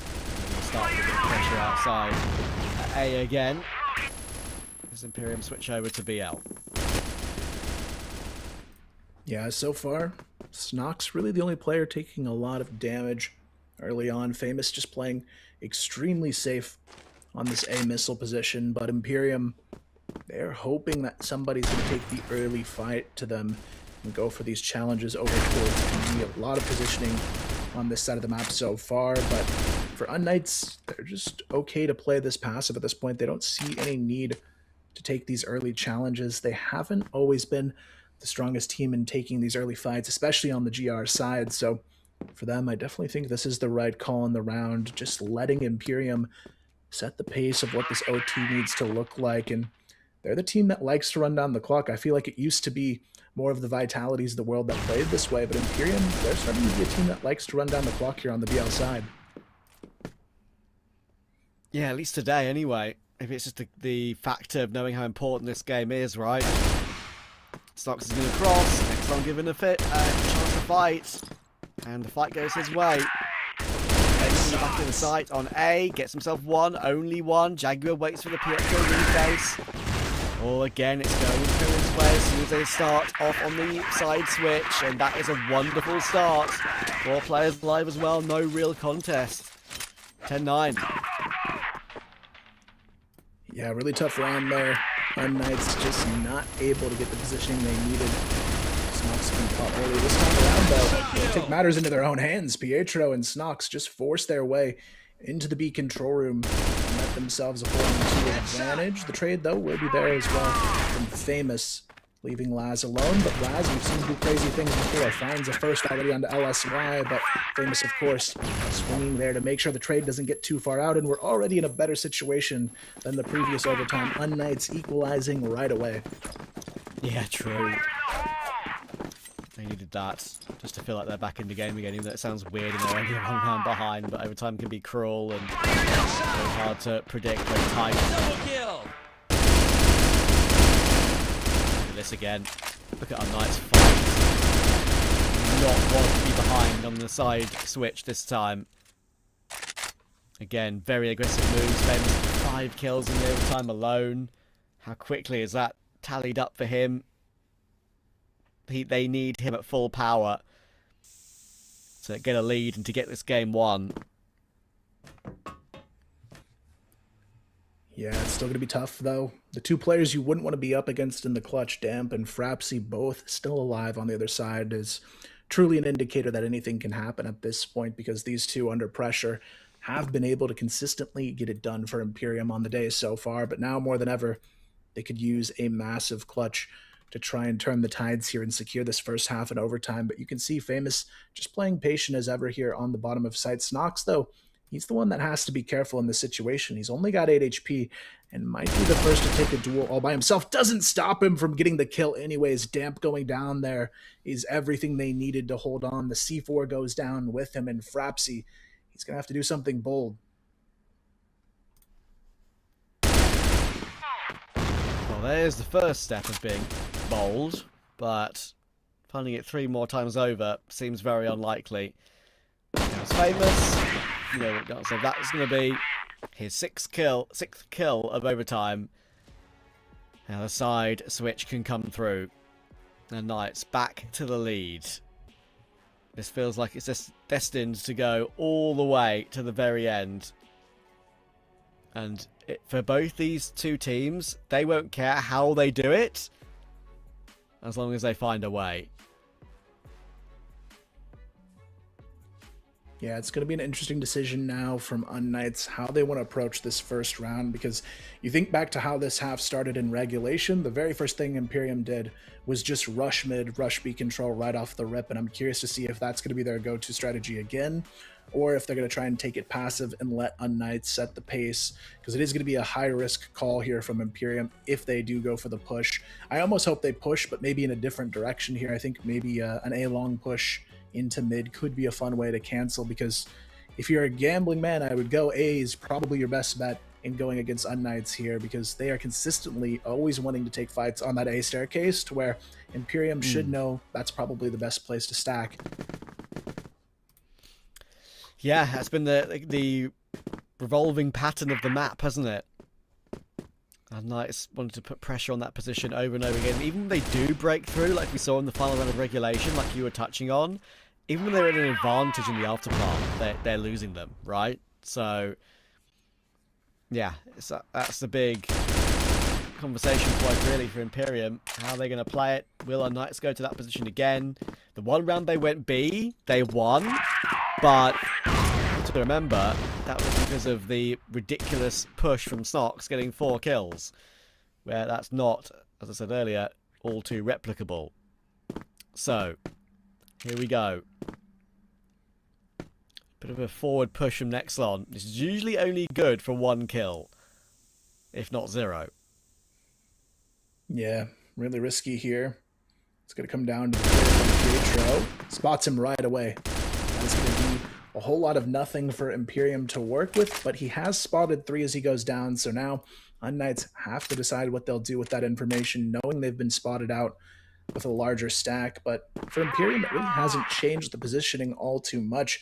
Frapsy still pretty confident to hold this one by himself on the lower bomb site, but unKnights just slowly going to be sending it in his direction. Frapsy, he needs something big, and he needs to have Raz be that first responder on the upper site. And it's going to be Frapsy finding one. Snox, though, getting across with his life is everything here. He's able to help secure the kill onto top, and now Frapsy going to go down as well. Everything in the hands of unKnights, at least for the moment, but the HP is not looking good here. Jaguar with an opportunity if he can sneak in to get LSY, gets the first, but Snox still with no HP, able to find 2 kills himself before going down. Damp needs to be the hero, but he's running out of time to make it happen, has to force the issue right now. Yeah, this is going to be tough. 18 seconds for that defuse. Both players in the same angle. HTC and Famous have to put it together. That's the way to do it, but it's nervy, really nervy. HTC has not had the best of games. I'm sure his heart would have been beating a bit faster once he was left in the 1v1. Without a shadow of a doubt. And he gets it done, and that's all that matters. unKnights up to 12, guaranteed at least a golden round. They'll want to try and get it done before that risk. Imperium give it a good go. Damp gives it a good go.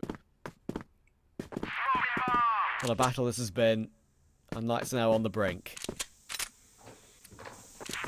Yeah, really tough one here. Potentially the season on the line as well. Whoever goes down in this one may have a chance of falling completely out of the playoff picture. So very big one here up for grabs. But unKnights, they are just one step away from finding themselves in that playoff picture. But for now, Imperium trying to stall as best as they can. Not really being aggressive, though, compared to what we saw in regulation. In this overtime, they have been a much more passive team on both sides of the map from what we've seen so far. And unKnights has done a good job of taking advantage of that. But now, with only 1 round needed, this is where they're going to have to really think about what they want to do here. But for unKnights, their bread and butter is the late A executions, so wouldn't be surprised to see them lean there again, especially considering Frapsy hasn't been quite as impactful in OT as what we saw in regulation.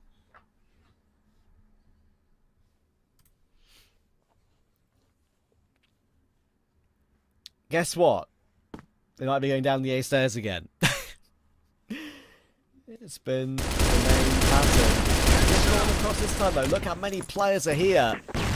Jaguar will stop HTZ on that cross. They'll try and make their way down now, but they've got to find Frapsy. He's always been in this position. There's pretty no surprise by this at all, surely. And no, we can't get anything done. Pietro finds him. Stops and LSY will deliver. They've managed to get this one back into man advantage. Look at the low HP on Snox. Again, it's a 2v2. They threw all these earlier, but there's Famous making the difference once again. And somehow, unKnights pulling this one off. Jaguar's all alone. There's the kill. And it took everything for them to get that one done. But unKnights do go through to playoffs. They're pretty much dead set guaranteed now. No one can overtake them in the contender group. And, well, I gotta say fair play to Imperium because they made that tough. Yeah, really tough up to the finish line, and thankfully for unKnights, they're able to bounce back in the OT. I was a bit nervous when we went into OT in the first place, considering how that second map went, but they've shown themselves to be the stronger team and can hold their heads high now, looking ahead for playoffs. But we'll go ahead and throw it to our panel to break it down and let us know what they've thought. That's how you love to see it. That's it. Like Imperium fighting for their spot, but unKnights with the experience and with everything that they could fight for, they found a way to crack the code and win versus Imperium. And man, HDZ in the first half, he had only 1 kill. That's all I'm gonna say. That guy, like, I mean, that's only on the first half. Like, other than this, like, he's been delivering so good. I'm not taking anything away from him. Just speaking about the first half.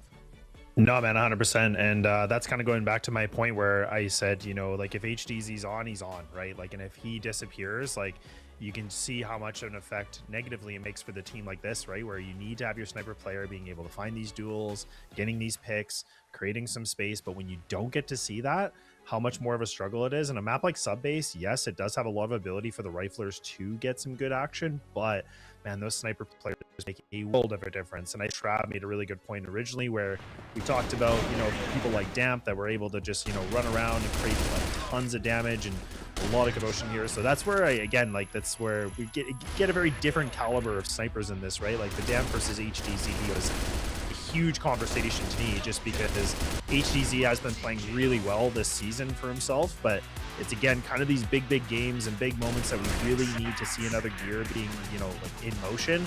It seems like he gets a little bit stalled. So, you know, thankfully for unKnights, they get the job done. It is a team game at the end of the day, but I mean, this was a very labored affair. This took the full distance to get to this point. And that's what I was saying, man. 3-map series, I wouldn't have been surprised, but I was pretty shocked at how close unKnights were, you know, letting that one slip away from them.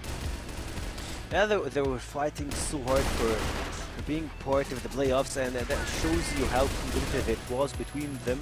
And to be honest, for me, I had a lot of questions for Rabsy through the second half and the last few rounds of the overtime. He was just standing still at the same spot, and they were like unKnights, they're going to the A side, they know where he's at, he's back on that right corner, and they know how to counter him.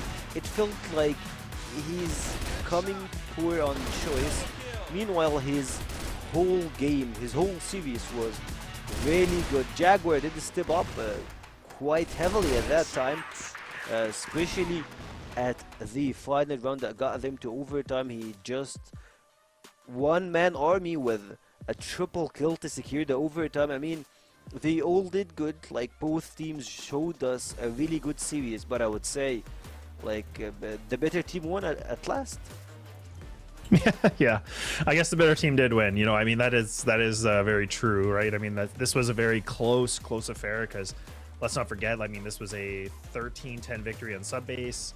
It was a 13-10 scoreline on map 2, which was Ankara, and then, like, obviously unKnights were able to kind of bulldoze pretty fast on New Compound with a 10-5. So, I mean, relatively first map, you take that one away, the rest of these games were very close. And I mean, again, where we get to see you know, the effects of like Famous putting himself at 1.36, we get to see Snox putting himself really close as well with a 1.29, LSY playing really well. So yeah, a little bit more unfortunately for HDZ, like I talked about, where he wasn't able to really give his full performance, but at the end of the day, everybody was able to do what they could. I mean, HDZ actually did get himself that clutch. I think Trav was talking about the heartbeat was going. Yeah, I absolutely probably believe that.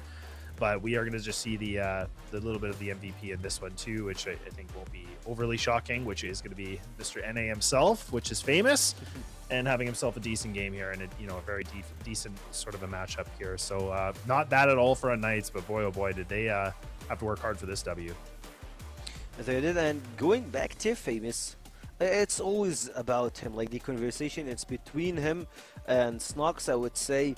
who can help the team to carry on and keep going to the maximum or to the limit. And for me, I would say that Famous has given us some glimpses of Famous back in Season 1, and I would say back in few years back. So he's starting to pull on that energy and get back into that sweet situation that you would always love to see that guy in. And man, I'm so happy that we have unKnights in playoffs. I'm really happy to see those guys have another run and have another shot into being part of EWC. Yeah, no doubt about it. Yeah, absolutely. It's good to see, like you said, and we'll bring up the MVP for the whole set as well, and for the match set and everything. And that's where get to see Famous back into MVP statuses, which is no stranger to that, so that's fine. But yeah, like you said, it's great to see that. I don't like his stats, by the way. I'm sorry, Wow. but like he's low on headshots, like 80ish. That's not Famous now. Someone cracked his PC. Just kidding.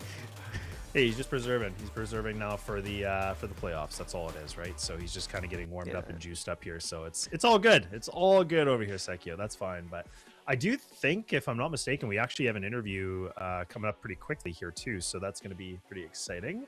But and I think I don't know if I'm allowed to spoil it, but I believe it's going to be Mr. Pietro. Yeah, Hello, I believe Pietro. he'll be Oh, there with he us. is. Oh, Here's that handsome devil. Here's the handsome devil himself. How you doing, my man? All good, like finally, like it's the relief of the pressure and feeling better now.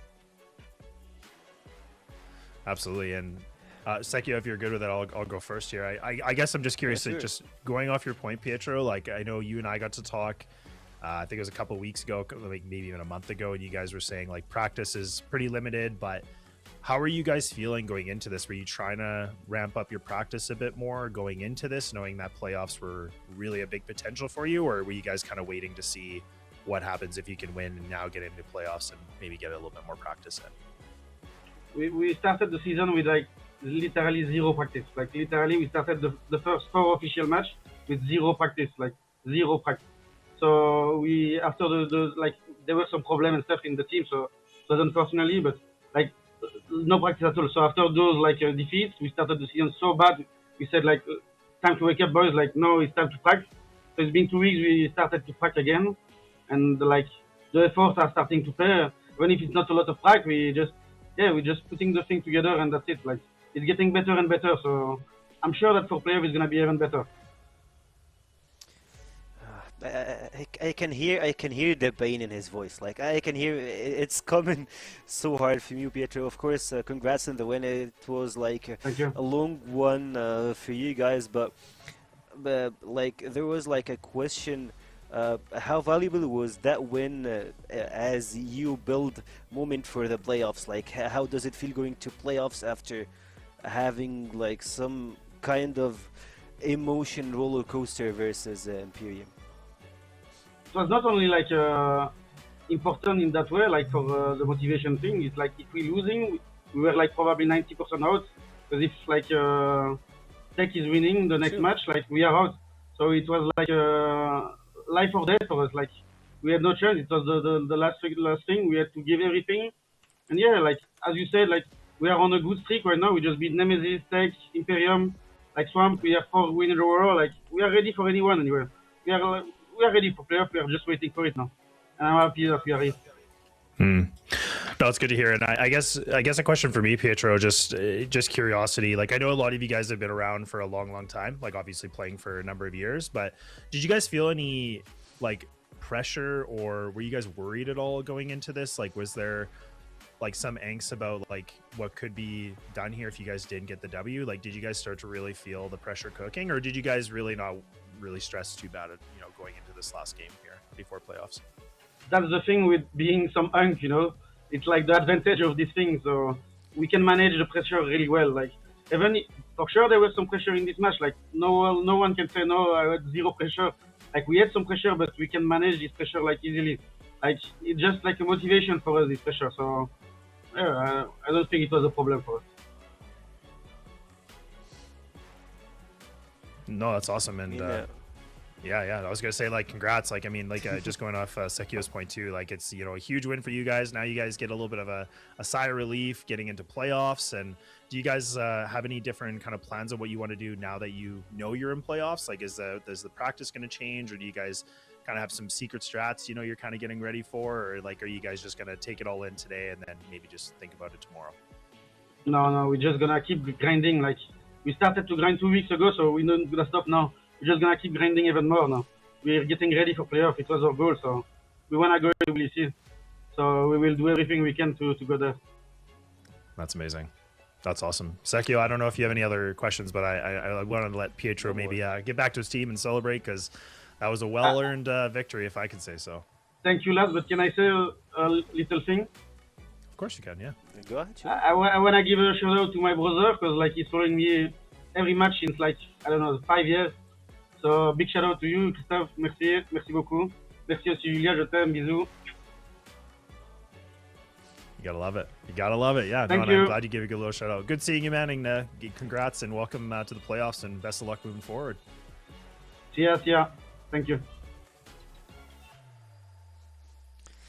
Oh, man, you love to see it. Of course, congrats to unKnights for this win. Of course, it was not an easy one, but they got it all figured out versus IMPERIUM. And now we're moving forward to the second best of three that also can still determine if IMPERIUM are part of the playoffs, or we have TEC back in the picture. So we'll head to a small break and get back to you again. So yeah, stay around.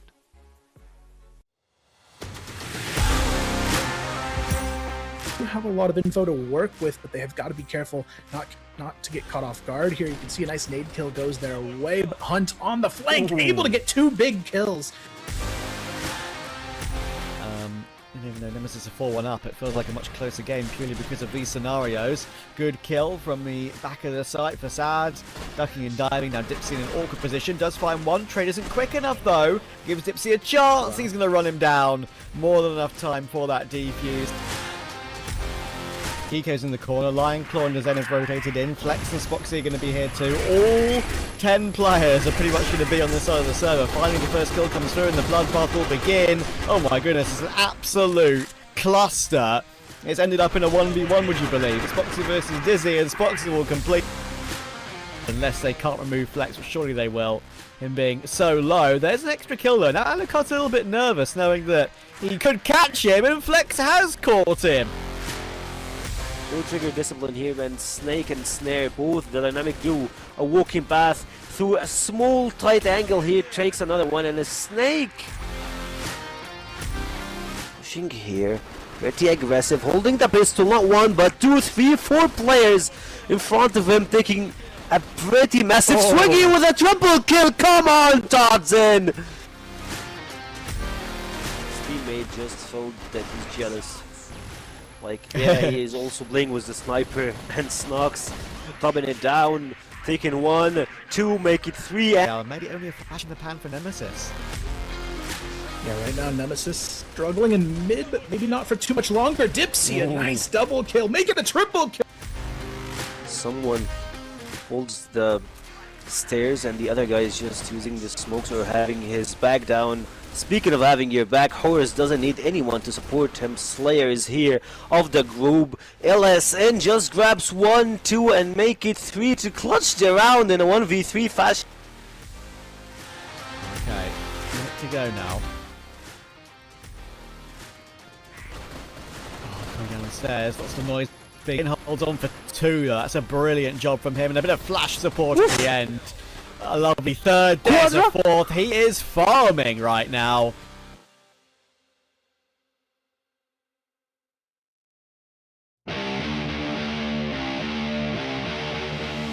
Play a lot of stuff for them. Alucard going through the stairs, dropping Todzin and Snake down. It's left to 1v1. He's pretty low in HP, trying to defuse here, but he goes for the fake.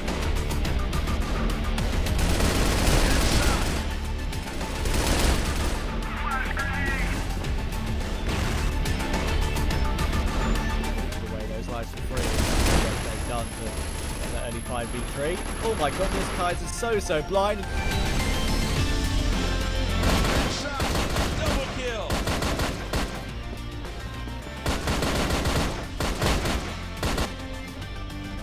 they're just going to move. And unKnights now, they get caught. Dirty finds the first opener, and there's Famous for the one. Make it two, and there's Famous. Who needs it? These players now swing. Dirty's gone. His head's removed. He gets a fresh haircut, but now Doom. What do you have in store for us? And it is a double. Can he find this triple? It's labored.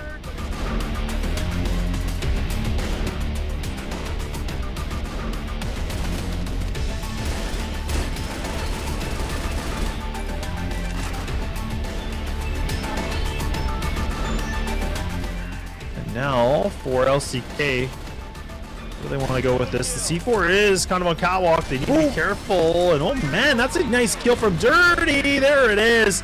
That's what we're talking about. A quad kill to serve it up on a cold platter.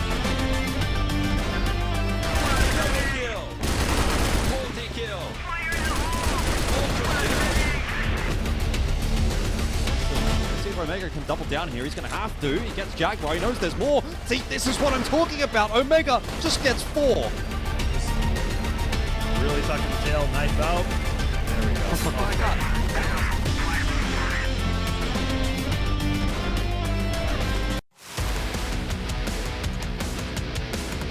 Aggression in the round seems to be one of the key points of resistance here. Jin, that's a good shot. Needs a little bit more. He gets 2 or 3 even. Very nice round out from Jin. Start from Omega.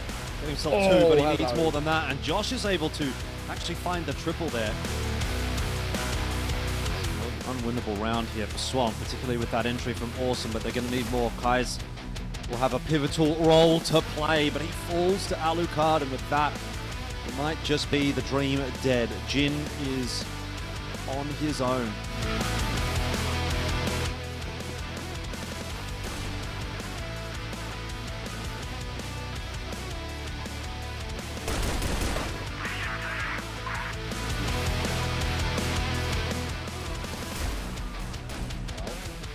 Okay. It's an absolute massacre coming through. Pistol pulled out. Slayer has gone absolutely nuclear. We'll see whether or not there's going to be any mummification going on in this series. Right now, it looks like it's actually Anubis that might be on the receiving end of that. How has Peck gotten away with a third there, by the way? I don't know. He's popped off in this round, and it's looking like it's going to be a banger of a start for Nemesis. Just Muffin left alive here at the box.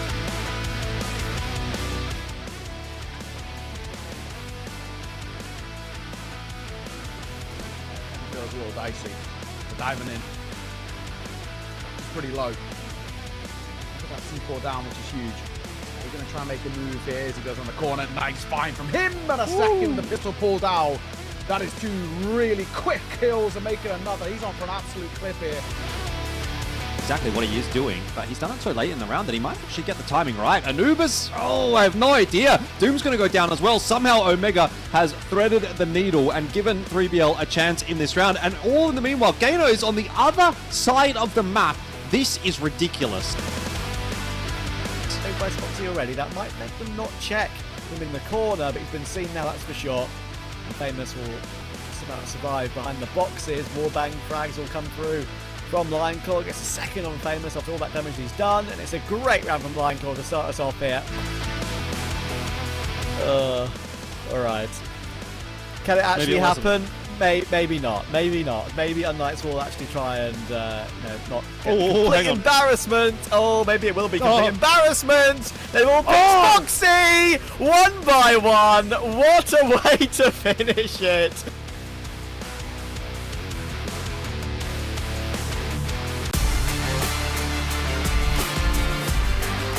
Doesn't Anubis actually clear this, I should say, because if they don't, this is an opportunity for Frapsy to find himself a heroic play that's very much needed.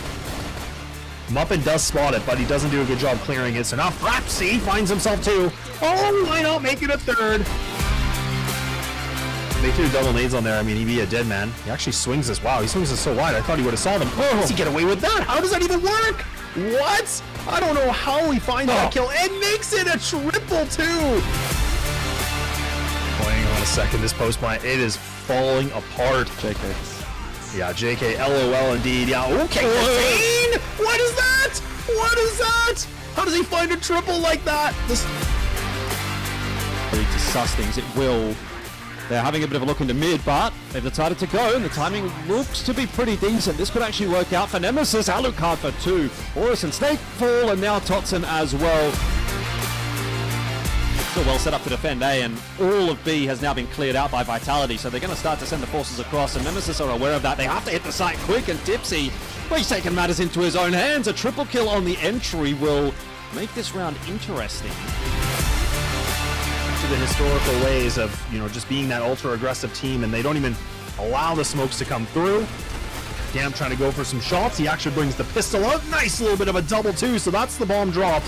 Salty just hanging by, but look at Damp. Or that's always the worst part, right? One of the worst parts. Oh, Muffin, yeah, that sounds good too when you give your backup like that. And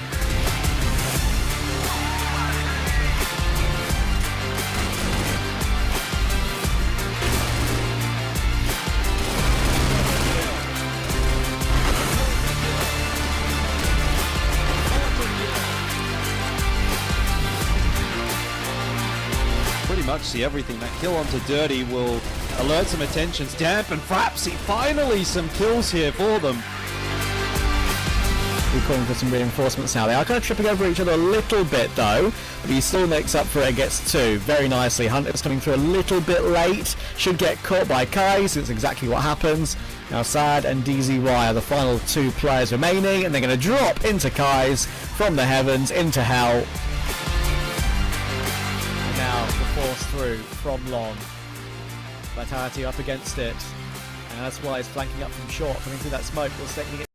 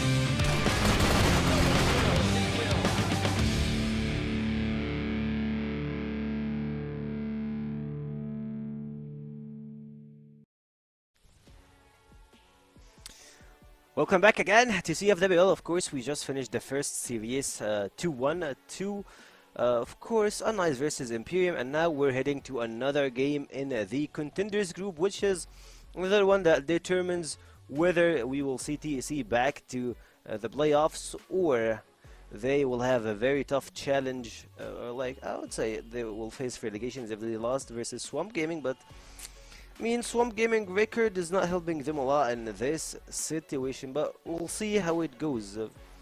I won't ask you for you, Les, do you think will they win, or like, this is super cliche question, but like, it's so obvious that TEC have the better hand on that one. But how do you see this game coming? Like, what's the approach for this game? no, it's a good question in a way too, because like I think everybody, I mean, eventually we'll get to our predictions, but I know for mine it was a no-brainer of picking TEC. But I mean, again, I've kind of said TEC's been really rocky, right? Like, again, a team that's always been number 1, 2 for the whole seasons, right? Like when you go back into the history books. But yeah, I think for Swamp, honestly, we're gonna have to see everybody just playing insanely lights out. Like, we need Kai's to be able to put himself a masterclass performance with the sniper. We're gonna have to see some of these other players being able to just, like, again, showcase like strong rifling abilities. I also think you're gonna need to see TEC having a rough day. Like, I mean, I'm not sure. Again, there's a lot here for TEC to kind of maintain themselves in the position they're in, but so there's a lot of work at stake, and they can't underestimate this team, because we've seen Swamp being able to create, a little bit of a bit of upsets, and again, like, creating some uncomfortable situations for some of these teams. So I do think it's kind of a combination where Swamp are gonna have to play absolutely insane Crossfire today. Like, we need to see like I said, Kai's playing amazing. Awesome's gonna have to clutch like he normally does. Jin's gonna have to be able to be that like anchor player that he can be. Imagine's been doing really well on this team too, but everybody has to be able to pull up the weight here today. If we see those weak points, TEC is gonna exploit them so quickly. I believe they will, but for me, it feels like Swamp Gaming are like of the team that plays with comfort, not going with the meta, even with the weapons. You see Imagine, and I believe that Josh also, where they both were playing with AKs, not even touching the M13 or playing with the HK. They're going for a lot with the muscle memory that they have on that weapon. And I would say, like, yeah, I would always love to see AK in action, but not in the current meta. I don't think that it's in the top 3 weapons to play with, but they rack with it. And as you said, and as we all say, if it ain't broke, don't fix it. Oh, yeah, and I mean, this is, yeah, I was gonna say, like, look, I mean, not to be mean to Swamp here, but like, it ain't working. So I mean, this is where you just see a ton of losses. But like, again, let's put it in perspective of like the 2-1 against Vitality. That was a little bit interesting. You know, they went distance with 3BL. Like they have, like I said, been able to create a little bit of ripples here and there. But when you're a team that hasn't been able to find a win, and you're a team that's going, you know, in the conversation for relegation, you can kind of get to this point where you can just play so loose that it's kind of like the YOLO effect, right? Like everybody's just going to be playing insanely loose. They're just going to go for duels. They're going to make some crazy plays. That could work out for them, right? TEC, like, again, a team where they like to be loose, but lately I think they're losing their identity a little bit. So I think for them, there's way more pressure for them to get this W here and now, just to keeping themselves afloat. Whereas for Swamp, like, they honestly have nothing to lose here. This is really just, you know, creating a bit of a ripple effect if they can create a W, and just getting themselves a victory for the season would just obviously feel nice for themselves too. So all the pressure is against TEC without a question, in my opinion. Yeah, it will, and also that reminds me of something. Back in Season 1, like I mentioned that earlier in the broadcast, that 3BL would have missed the playoffs if Swamp Gaming didn't win their game. And guess what? Like, they won their game, or I believe not, it was not Swamp Gaming, it was IMPERIUM that won versus Swamp Gaming, and that secured 3BL their spot in the playoffs. So it's always about the final game, the last touches that actually can define everything for your entire season. And I believe to TEC, they are a very big organization. Me and Volt were talking about that earlier, like yesterday, that they are looking to have more points in EWC, so they picked a bigger team in CFWL, and oh, what surprise, TEC are struggling to make it to playoffs. So I'm not sure how this will reflect them and their relationship with the team itself, since I believe that we have seen the same squad, like minus Kiko, like going to different organizations through the course of this year. Like we have seen them play with LCK, we have seen them play with I don't know, actually a lot of teams. Yeah, I'm gonna be honest. Like I feel like I'm going against my Canadian roots here and being a little bit more negative, but I feel like for this team, like, again, I've always kind of put them, again, top 2, top 3 easily. Like top 3 without a question. Top 2, you know, I think there's a lot to prove that point too. But I was really excited for this move of Kiko joining this team, but I do feel like it hasn't been really fully connected, right? Like I feel like he's still figuring out how does he get himself situated with the team, how do we maximize his performance. And that's what I was kind of saying about TEC losing their identity a little bit, because this team was pretty much the same roster for a number of years. Like them and Vitality together have been essentially, you know, the same group for a number of years, different organizations, different banners, things like that. But when you make a drastic change of getting rid of Raffin, you had to make some kind of a move. You bring in Kiko. I talked about him, and I was really excited for him to join a team like this. I just don't feel like I'm seeing it yet. So, like, I don't know if it's himself. I don't know if maybe he's not used to the style that, you know, Flex is calling. There's a ton of stuff that I want to break down with this, and I'm kind of curious about, but this is where he needs to put up monstrous performances now. This is where he needs to, like, let himself off the leash, and he has to just frag out like no tomorrow, because this is where he has to prove his worth on this team. and he has to be able to be that, you know, valuable piece that everyone was talking about, because everybody I think was excited for this move, but he's gonna have to make it happen now. Otherwise, I wouldn't be surprised if, you know, we see changes in the future for TEC.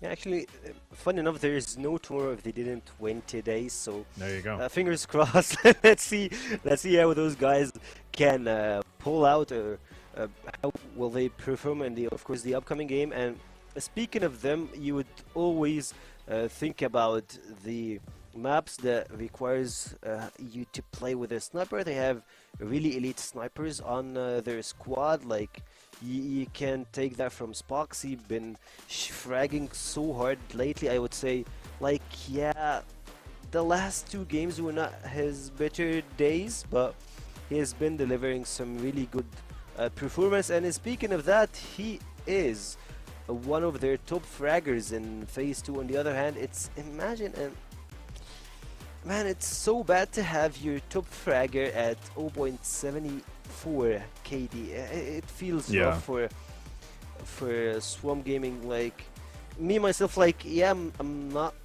like from NA, but like I'm an NA fan.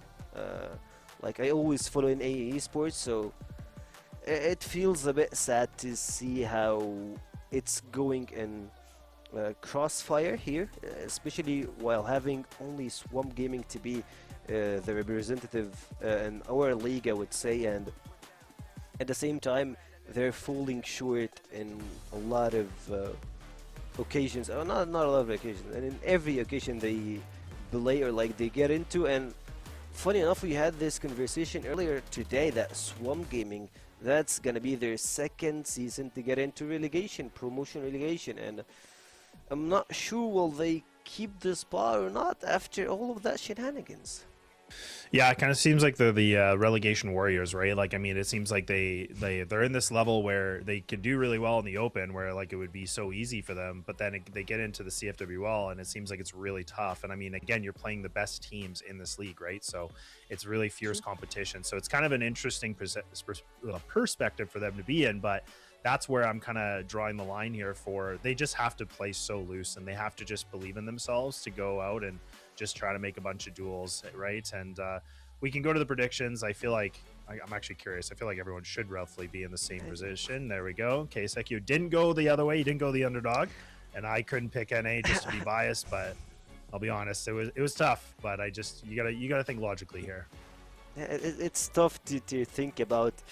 Imperium, not Imperium, man. Like, I'm logged in Imperium. I'm still in the previous best of 3 to see Swamp Gaming winning versus TEC. It feels unlogical. Like, at the previous game, it was 60-40, so there was a room for them to win, or like maybe 55-45. So I thought, like, I will give it to those guys. They need someone to be believing in them. I believe we had some people cheering for them in the chat, but for this game, it feels like a lost hope for Swamp Gaming. But hey, if they won still, that's a really good sign to Imperium. It all falls in the hands of Imperium, but it will be so bad for the Turkish, man. Like, that team, they cannot be in that situation. Like, if they logged in playoffs, it feels like we're having a phase 2, like another run for season 1 playoffs, but while everyone got like a little bit of a mix when it comes to the placement, but at the same time, same 6 teams, but different perspective.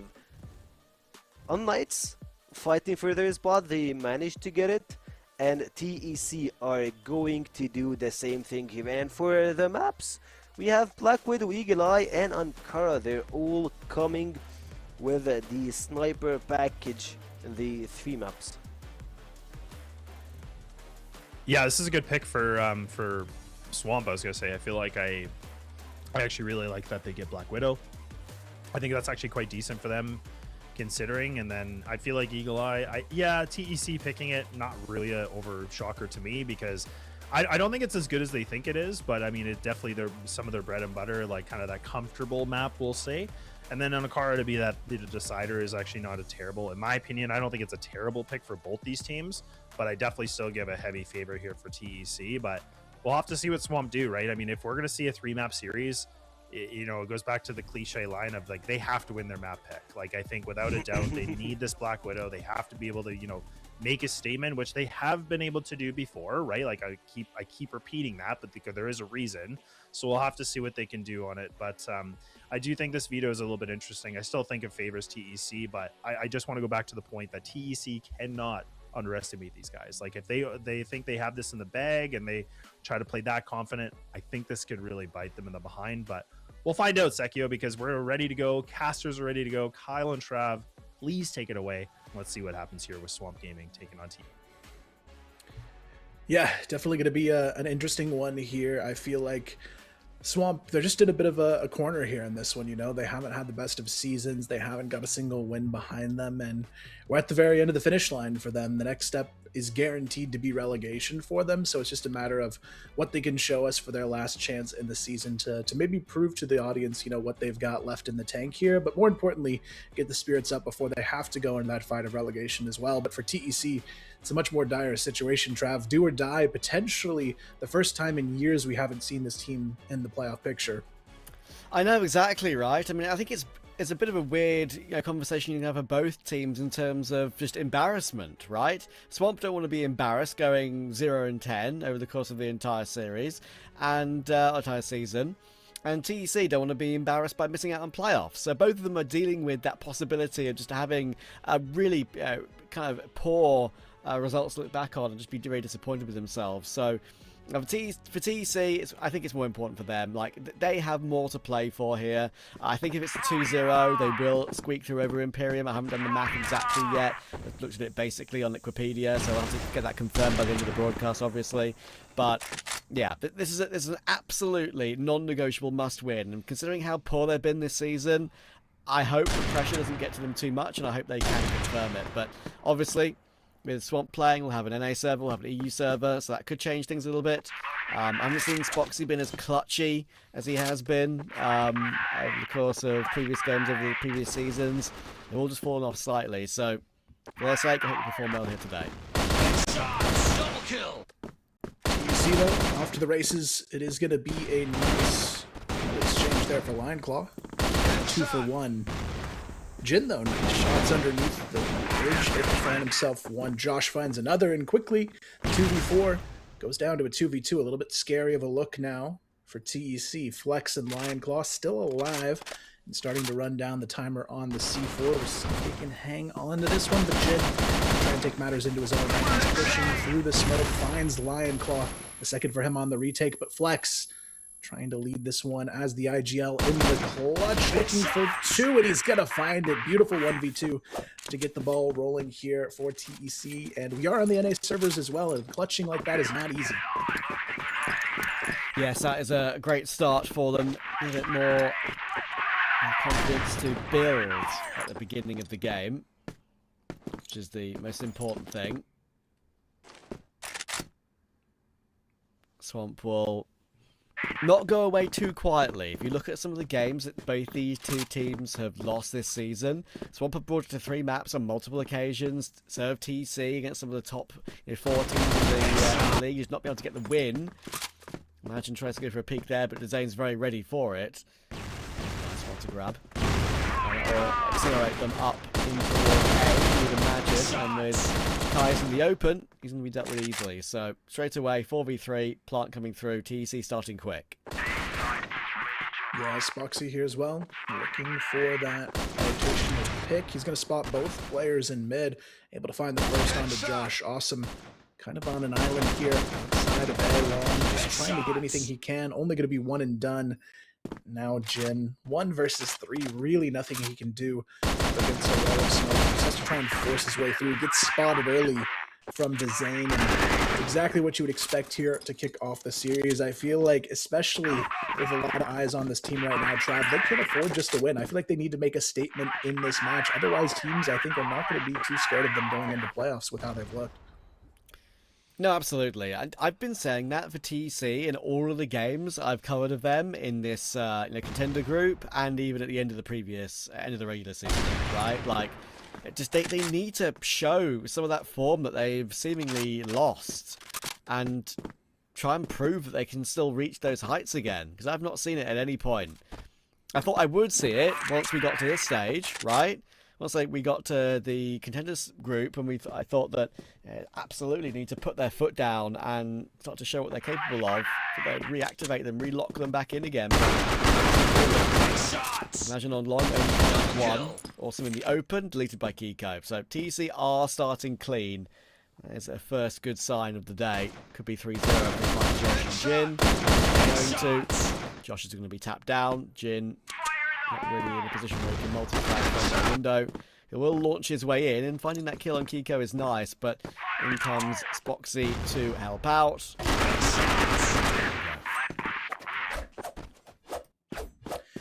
Yeah, I mean, for this one so far, Swamp Gaming, just nothing they've been able to do. It's more just relying on individuals to try and get the job done. There's not been a lot of aggression as a team.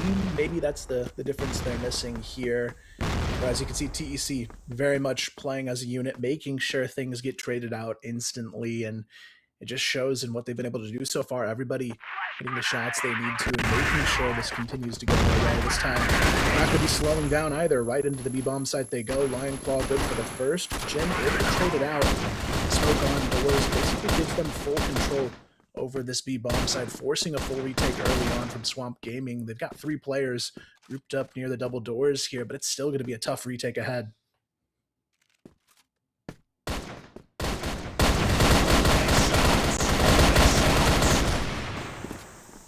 Work out okay for the TEC hold.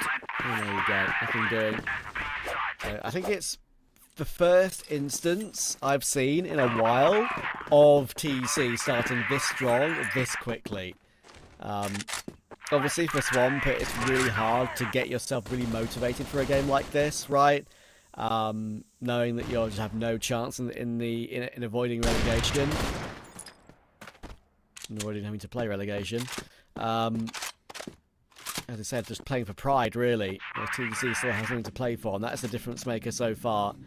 The speed in which TEC have gotten a 4-0 start and an opening pick has been pretty lights out. Definitely pacing well here. Lion Claw able to find one. Kai still trying to hold the line, but with the shots they're hitting, TEC, you can tell they're ready, already thinking about that next step in the playoffs. This for them is a bit of a formality to get there and a hope that just something doesn't go severely wrong. But so far, you can tell these guys are ready to go. 5-0, already halfway there. It feels like it's only been a couple of minutes and it's already halfway to a victory here. And especially considering this is on the NA servers, they're making it look like an EU map all day long. Yeah, this is easy so far this season. Imagine we'll get caught by Lion Claw. Speedrun at the moment. Flex does get caught by Josh this time, but look at the control that TEC already have. In through A, plant is down. Spoxy has these deep lines that he's holding to stop Josh and Awesome from doing anything, and more damage coming through. It's not even the damaged up player that goes down straight away. It's Awesome that will get taken by Dezane. Look at the numbers on the board for TC right now, right? Like 8-1 for Spoxy, 9-1 for Dezane. They just haven't really died. Like, they've been untouchable. Yeah, honestly, just kind of insanity here from them. But what we expected, you know, this is a team that in my mind shouldn't have even been in the contenders side of the groups, but now they're finally fighting like a team that deserves to be in that playoff picture, and that's exactly what they need to do here. Really, this is just a first step of many to try and get themselves back into a team that feels like they're ready to go to EWC, because if they're able to get a top 4, there's a very strong chance they're going to be in the mix for EWC this year. And for me, I'd love to see them get closer and closer to the form we saw in the playoff picture last year, because right now, even if they were able to somehow squeak by and make it to that international stage, they're not playing like a team that would fare well there. And I want to see them continue to hold themselves to this higher standard and not let their foot off the gas.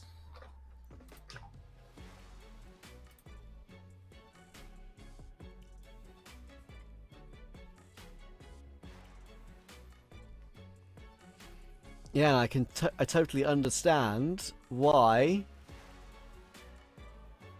Swamp are throwing in their tactical pause this early. I say this early. It's not really that early when you look at the scoreline.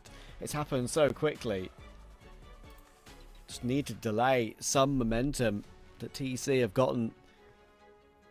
This is the quickest lead I've seen in a long while. Many days of CFWL.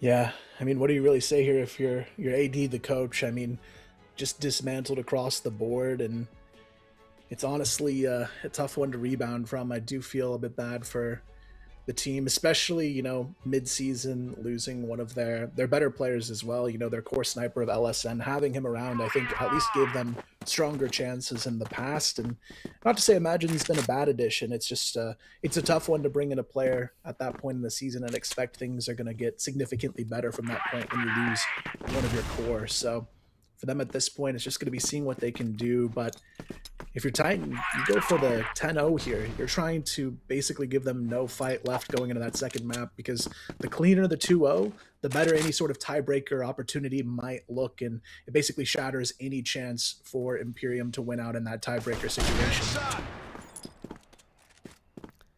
Yeah, exactly. If they get this one clean, that feels like it's theirs. It would be a shock if they don't make playoffs like you've been describing.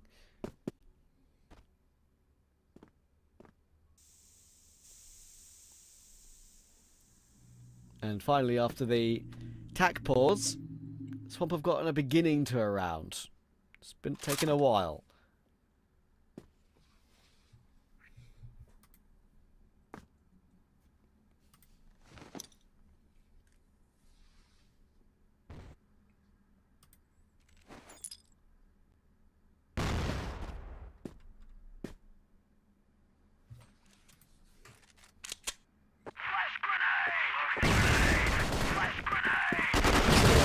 Here, Zane just full flashing through, doesn't seem to stop him at all. Jin, though, I will give him some credit. He's been hitting some nice shots here, trying to keep things at least winnable, which in this round it actually is. It's a 4-on-3 situation, one of the first advantages they've been able to grab in this series so far, and they do have a chance to close out the round. Unfortunately, the big disadvantage here is they have no control towards the actual bomb site just yet. You can see Spoxy kind of toying with the idea of going for the peak. Imagine does have a good angle to take this fight. A nice nade over the top gives them a chance here, and Imagine the door flex only going to be good for one. Dezane, not a whole lot he's going to be able to really do here from this angle.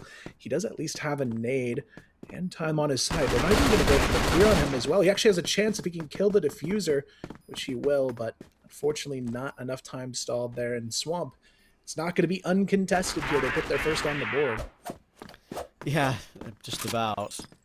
Definitely a chance there, but even the delay on killing the diffuser, possible diffuser, wasn't enough. He was already going to get leapt on there. It's going to be difficult to get anything done. Swamper on the mark. Got that one to work with, but you feel like they kind of need the last three to make guaranteed they're going to have a chance. Any sort of chance. You see, make this 7-2. Feels like it's done. It could even be 8-1, obviously. I'm going to move forward a little bit here. TC outside B again. Only one defender there at the moment. Quick rotation available for Jin to help out, and Kaiser isn't that far away either. Comes the utility to take Mark's room. Ooh, Jin shot there from the window, but unfortunately that could be it. Flex able to find himself a nice path through. The Zane as well, somehow surviving all of the nades here, down to 2 HP. Swamp, though, they've got the disadvantage of having to break through the smoke screen and find a way to fight back into sight. They did have a pretty good retake in the previous round, but this time a little bit more in their way to get it done. You can see all of them also kind of on the same side here. Zane with 2 HP, not going to stop him from getting 2 more before going down. Wow. And that'll be enough to secure this one. TEC now just 1 round away from a very big opening half. One of the things I was mentioning at the beginning of the season when TDC were running their way back through, right, and just started playing new games with their new organisation, Titan Esports Club, is that they're in a position where they'll be very disappointed with, right? Like, as Setke mentioned on the desk, they have gone to different orgs in days gone by. LCK, most commonly, they've been a part of, but they went to Gaming Gladiators briefly as well. And TEC, you know, they would have hoped for a bit more, I think, than this. They're disappointing in the organisation slightly, so that is the worrying factor. But here, looking a lot better, as they so should, against a team like Swamp, who are in the position they are in the league. 7-1 could be about to turn into 8-1. They've got a 4v3. And 8-1 would be an incredible lead to work with. Yeah, I mean, at this point, it's all in their hands to close out here. They've got the advantages they need to make it happen. We got Kai's and Jin, who have been the main disruptors for them, out of the picture as well. So for Swamp Gaming, they're really just going to have to try and take a bit of a risk here to get the response. But playing this one together, as they should. They're going to do his trade at this point. Awesome. Nothing he can really do here. Josh on the quick flanks. Will try and catch them off guard. Able to find one, but Lion Claw very fast to trade that one out and keep the advantage. Now imagine he's basically all alone here, trying to sneak his way under the catwalk. It's not to be, though. An 8-1 half, and it's already 2 rounds from a map 1 victory for Titan at the half. How speedy was that? It's not like those rounds were really long and drawn out either at the beginning. They got to 6-0 in a flash. Swamp not here to play, as I haven't been in the entire season, to be fair, but yeah, it's much more of a dominant scoreline than even I thought, despite all those factors. Yeah, I mean, for Swamp, it's just a bit unfortunate. It just feels like they haven't even found a way to begin, let alone contest a lot of these rounds. So for Titan, honestly, at this point, it's their game to lose. There's nothing going wrong for them, really. They had one hiccup of a round, but honestly, all things considered, pretty close to a perfect match so far for them.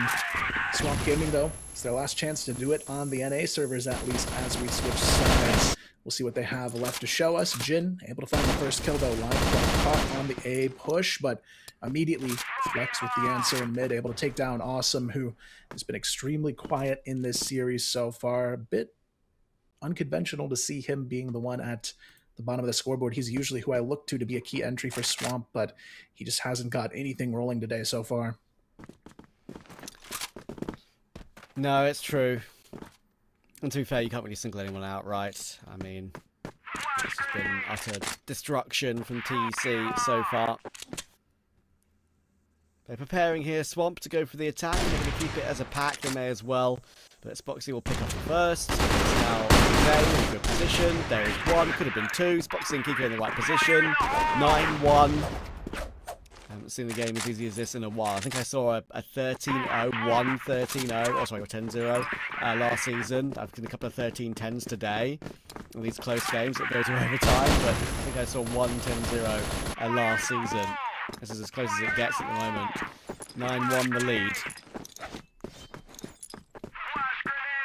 Yeah, I mean, at this point, if you're Swamp, not a whole lot you can do except take it one round at a time and hope for the best, but even then, it still might be too little too late. Flex and Lion Claw take the 4-on-5 back to a 4-on-3 advantage for themselves, and Josh, already on half HP, makes this look like a little bit of a grim fate here for Swamp Gaming on the NA Hopefuls map choice on their server as well. So a bit of a bummer if they're not able to get more than one on the board, all things said and done. But the way Titan Esports Club has been playing, you can tell they've got playoffs in their sights, and they're not letting any mistakes seep through, which I can appreciate because, you know, Trav, some teams get into a position like this and they almost overthink how easy the match is going to be. They start making mistakes, and then you end up in a situation where Swamp is actually making this maybe a lot closer than it should have been. I completely agree. It's something I mentioned to you earlier even, right? Like, so many teams, when you think they should be comfortable and have the advantage, they overpeak. That's proven the same there as an example of it. It doesn't matter because look where Lion Claw was. And how comfortable was that? that is exactly what you expect from a previous season TEC that was, a top 2 team in the league on current form, on old form, sorry, against the last team in the group. And that is a little glimpse into what they can still do, at least, right?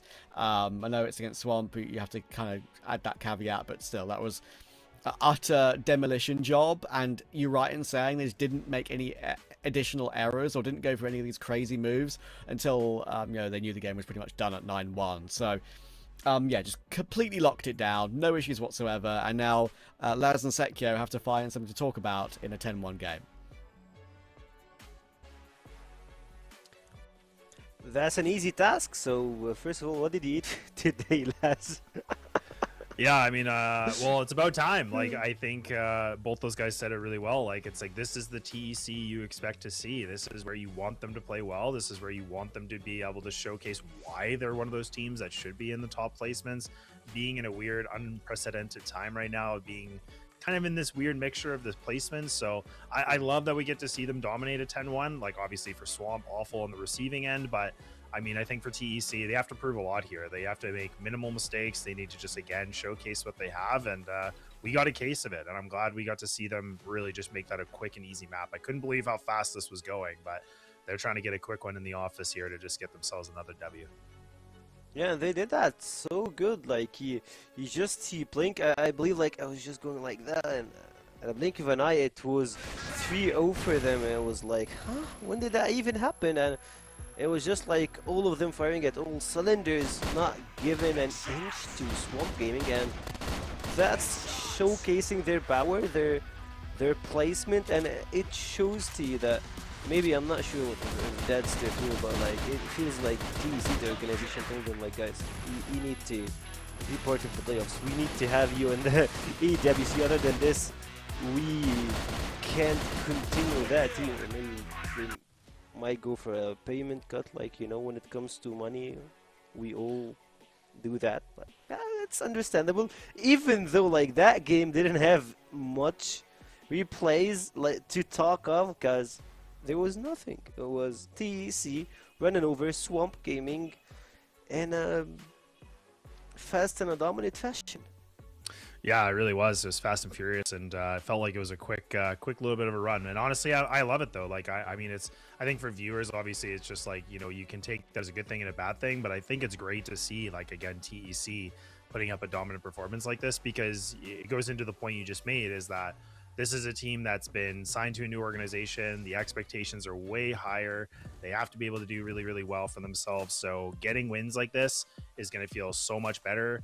We're talking about teams that are fighting for their lives here to getting EWC points and getting those international competition placements. Right? So that's, again, for TEC, like, they absolutely need to make this a speed run. Like, they need to be able to dominate and be able to run over the teams, because they got to get back into playoff contention. They got to get themselves back into winning ways, and they got to find themselves in a way to not be, scrapping to get themselves into international competition. We have, tournaments coming up here in the next month, right? So everything is getting right down to the wire. So being able to see people play really well and seeing Spoxy putting himself at a 6.5 is absolutely insane. And then you have, like, people like Dezane putting himself at a 2.5. Again, at the end of the day, it's well, we already know who the MVP is. It's going to be like no question at all. But I mean, we can make that a real quick graphic. But I mean, we know it's Spoxy, and we know that it should be him. Just kind of, again, highlighting he's farming, man. How he's farming, like you said, and that's what I love about this team. But I also hate about this team is when we see Spoxy play and he's, again, firing on every single cylinder. Man, there is nothing this kid can't do, and that's what's so exciting. But when he doesn't, that's when it gets really scary for being a TEC fan. Yeah, I totally agree with you. But if he's not shooting, you still have a lot of players to capitalize on. Like, you have, I don't know, you have Flix. That guy is showing a lot of progress in the late games. I would say that he's been shooting, he's been doing a lot of stuff beside being the IGL, and I believe at some point they were playing around him and it was not the correct call. But right now you have Spoxy, you have Flex, you have the whole team ready to just close the gap and get to the playoffs, and it feels like they wanna rapid fire. Like they want to make it so fast. So I believe like both teams are ready, and I believe Kyle and Trav are ready. So let's get back to them. All right, well, it was a bit of a speed run there on the NA servers, but honestly, going into EU, you'd think there's even more advantage for TEC. So at this point, the only thing missing is a 10-0 finisher here for them to keep this one riding high for themselves, but you never know what might happen. I feel like Swamp Gaming is one of those teams, the second I think the door is completely closed, they find their way to claw back in and make things a little bit more interesting. So I am curious to see how Eagle Eye plays out here. Yeah, I know. I think that's the one thing that's been kind of interesting for this season for TEC and Swamp, to be fair, is that they tend to stick close when they're losing. That wasn't the case for Swamp in map 1. Usually, Eagle Eye, TEC bread and butter map. They play that map all the time. They always pick into it. They always tend to win it. Not so much this season. Yesterday they lost to unKnights. I wasn't in the podcast, obviously. But yeah, they lost to unKnights on this map yesterday. So there's definitely risk here for TEC. That they're getting outplayed on a map which is one that they're just so comfortable on, and that is not a good sign for their future. But today, you would think it's going to be a bit different, and they should be able to close here and now.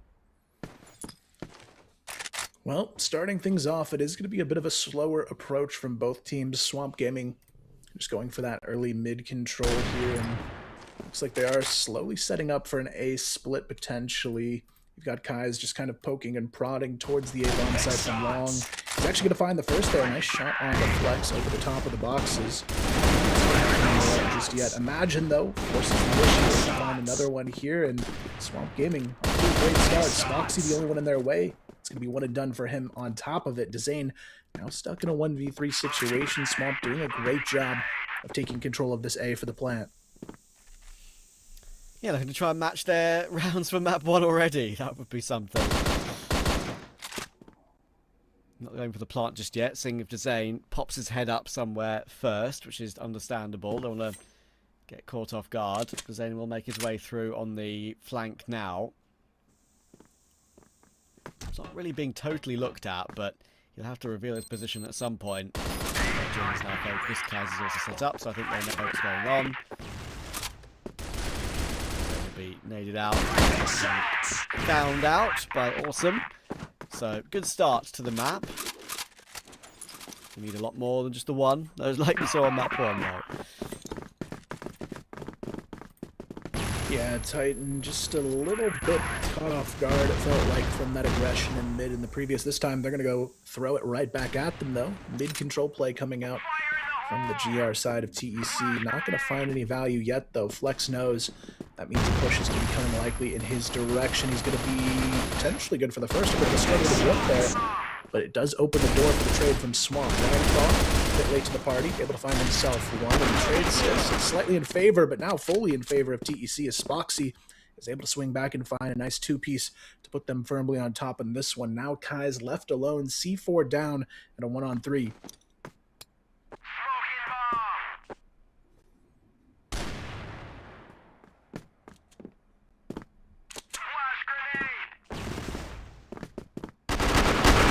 Zane's going to charge him down. And Kai's going to beat him on this occasion. TEC will bounce right back. One of the main points about this map for this TEC squad is to run that Spoxy Flex double sniper, and they usually hold off the B and A lanes with ease. In these couple of rounds, they've gone for the more aggressive approach early. And it's netted them some decent success. Now Spoxy will then take up that position around B long, and that is where he finds Kai's. And Flex this time, even though he doesn't have that secondary sniper, he's happy to play aggressive with the HK. Josh might not be ready for what's about to hit him. If he's in this corner, not going to get checked. Easy headshot. You can see a sign of peak. Pinging it between them beautifully. Look at that. That's what you want to see from Spoxy and Flex. Unfaceable.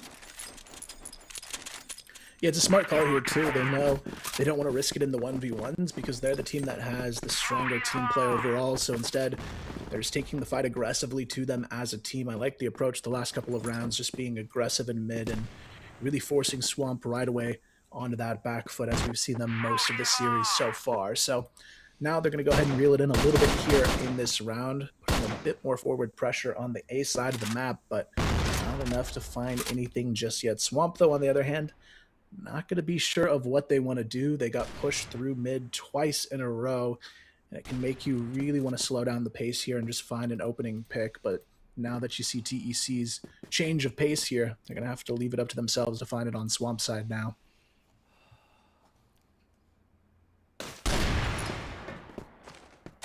Nice opener on Kais again. Will he take the same angle too?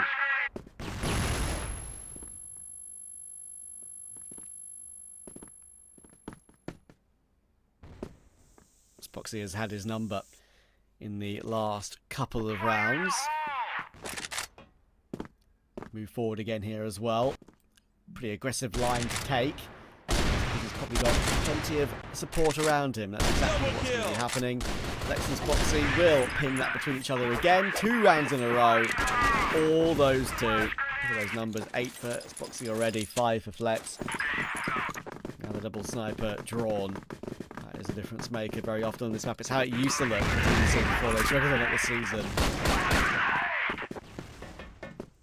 What an 8 as well. Half HP on pretty much everybody, but it's not going to fully slow down Swamp just yet. Zane getting caught, and actually Swamp Gaming getting the best of everybody on this A-bomb side. Flex now left alone in a 1v5, but this is one you can't afford to lose if you're Swamp. Already looking a little bit scary. Thankfully, Awesome there to shut things down on the flank and get it close to an equal footing here, but even with the score pretty close together, it doesn't feel that way in terms of the overall way this has been playing on so far, just considering map 1 in the back of our minds, and it feels like the second TEC want to be aggressive. It becomes more and more advantageous for them.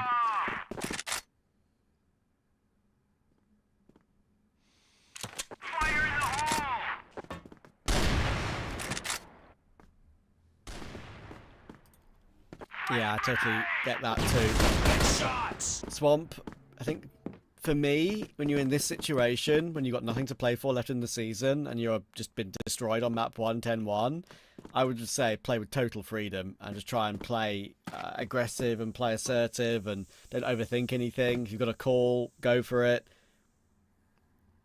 TEC think they've realised what Swamp are doing here though. They've pushed down through A. Ready for that. Also people below him. They need a response from Josh, and they will get it. Fair enough. Now they're kind of in between both Lion Claw and Spoxy are Josh and Awesome. Yeah, Lion Claw though in a great position to get this flank. Spoxy finds the first of the 2 on the cross towards B stairs, and now at this point, if you're Awesome, just hoping you can find a way to isolate some 1v1s as the C4 gets planted over towards B. You're going to see the small group up as well, but Awesome, he does have a really good position to maybe cross him over. They spot his toes, though. They might have a chance to trade, and that's exactly what's going to happen here. They spot him out early enough to make sure this one doesn't go out of their grasp. So TEC holding on to a 4-2 lead. Definitely not over for Swamp by any means. They have looked better already at the start of Eagle Eye, but feels like when push comes to shove, TEC still on the upper hand. So yeah, exactly. I didn't think this one would be as much of a game like this, I thought it would be a bit of a fight for the Swamp. It's come close in a lot of games this season, and, well, it's hard to come close when Kiko's doing things like that. Don't ask me quite how this is a 1v1 when Kiko just got 4 kills on the aggression through to tower. Flex to swing with the advantage, and the headshot on Kais. Close again for Swamp, but when Kiko does things like that, what can you do? Flex feeling confident. You can see highlight for Kiko. 4K got down to a bit closer than they would have expected, but still a 5-2 lead. Has to feel pretty good, all things considered here for TEC. Now Swamp, though, going to be playing aggressive themselves, and they're putting the pressure on the Lion Claw, who actually isn't able to find anything out of that fight. Flex a little bit late to the party.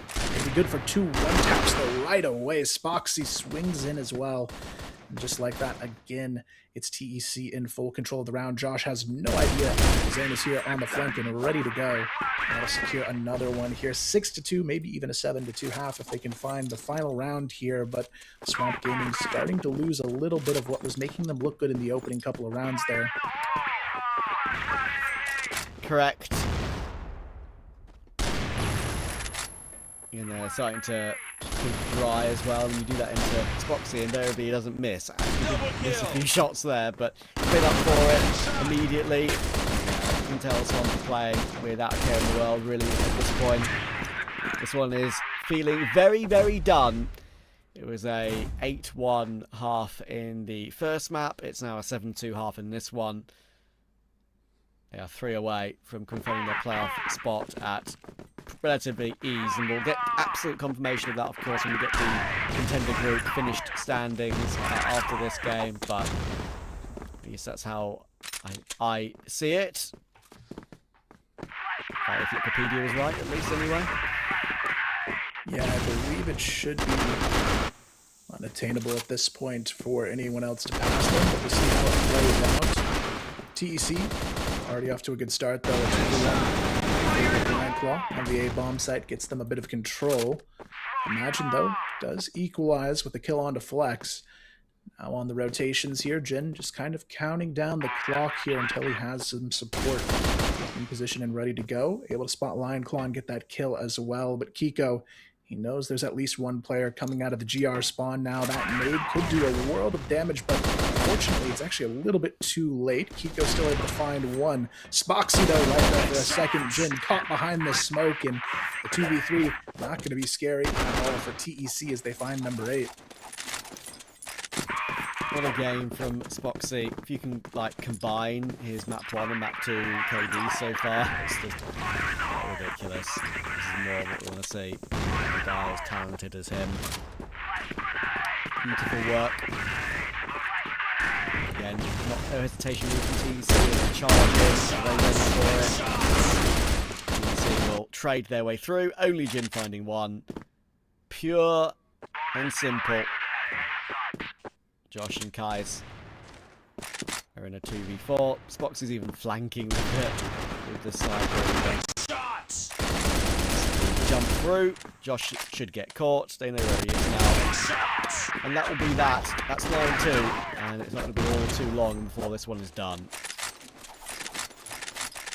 Yeah, I mean, at this point, it's pretty much over here. TEC doing everything they need to, but this was the day they needed to have, so at least for them, it should be a chance to hold their heads high and really come out on top of this one, feeling like they are ready for that next step going into the playoffs, because even scraping by, they know they've got a tough task ahead. They're going to have to be going against one of the stronger seeds. They'll be squeaking by the final seed, so still going to be a tough road ahead, but Swamp Gaming, the dream alive, at least for a moment. It's a nice little 2-for-1 there, but the Zane still alive with Kiko to keep things interesting. Causes some trouble taking down Imagine. They're going to go ahead and just full swing back in the opposite direction, which definitely seems to be the right call. Nobody defending that A-bomb side in the turnaround from Kiko. Icing on the cake there to keep the numbers advantage. Awesome trying to go for his peak, but Kiko again, so very ready for it. It's all down to Jin. And there's information, and there is the kill. 10-1, 10-2. Now that is more like it from TEC. Look, it's a dead rubber for Swamp. It's kind of totally expected that it was going to be that very easy game. That easy, maybe a surprise. And don't faint, Kyle. I think I've just had the quickest game of the season. Maybe what goes around comes around. Yeah, for TEC here, it is going to be an interesting path ahead, but definitely showing no mercy here on this one, and I am curious to see what the future now holds for this team, because as much as a win today is going to mean a lot for this team, it's still a tough path ahead for them. But we're going to go ahead and throw it to the panel. Laz and Seikio, break it down here. What did you guys think of this one?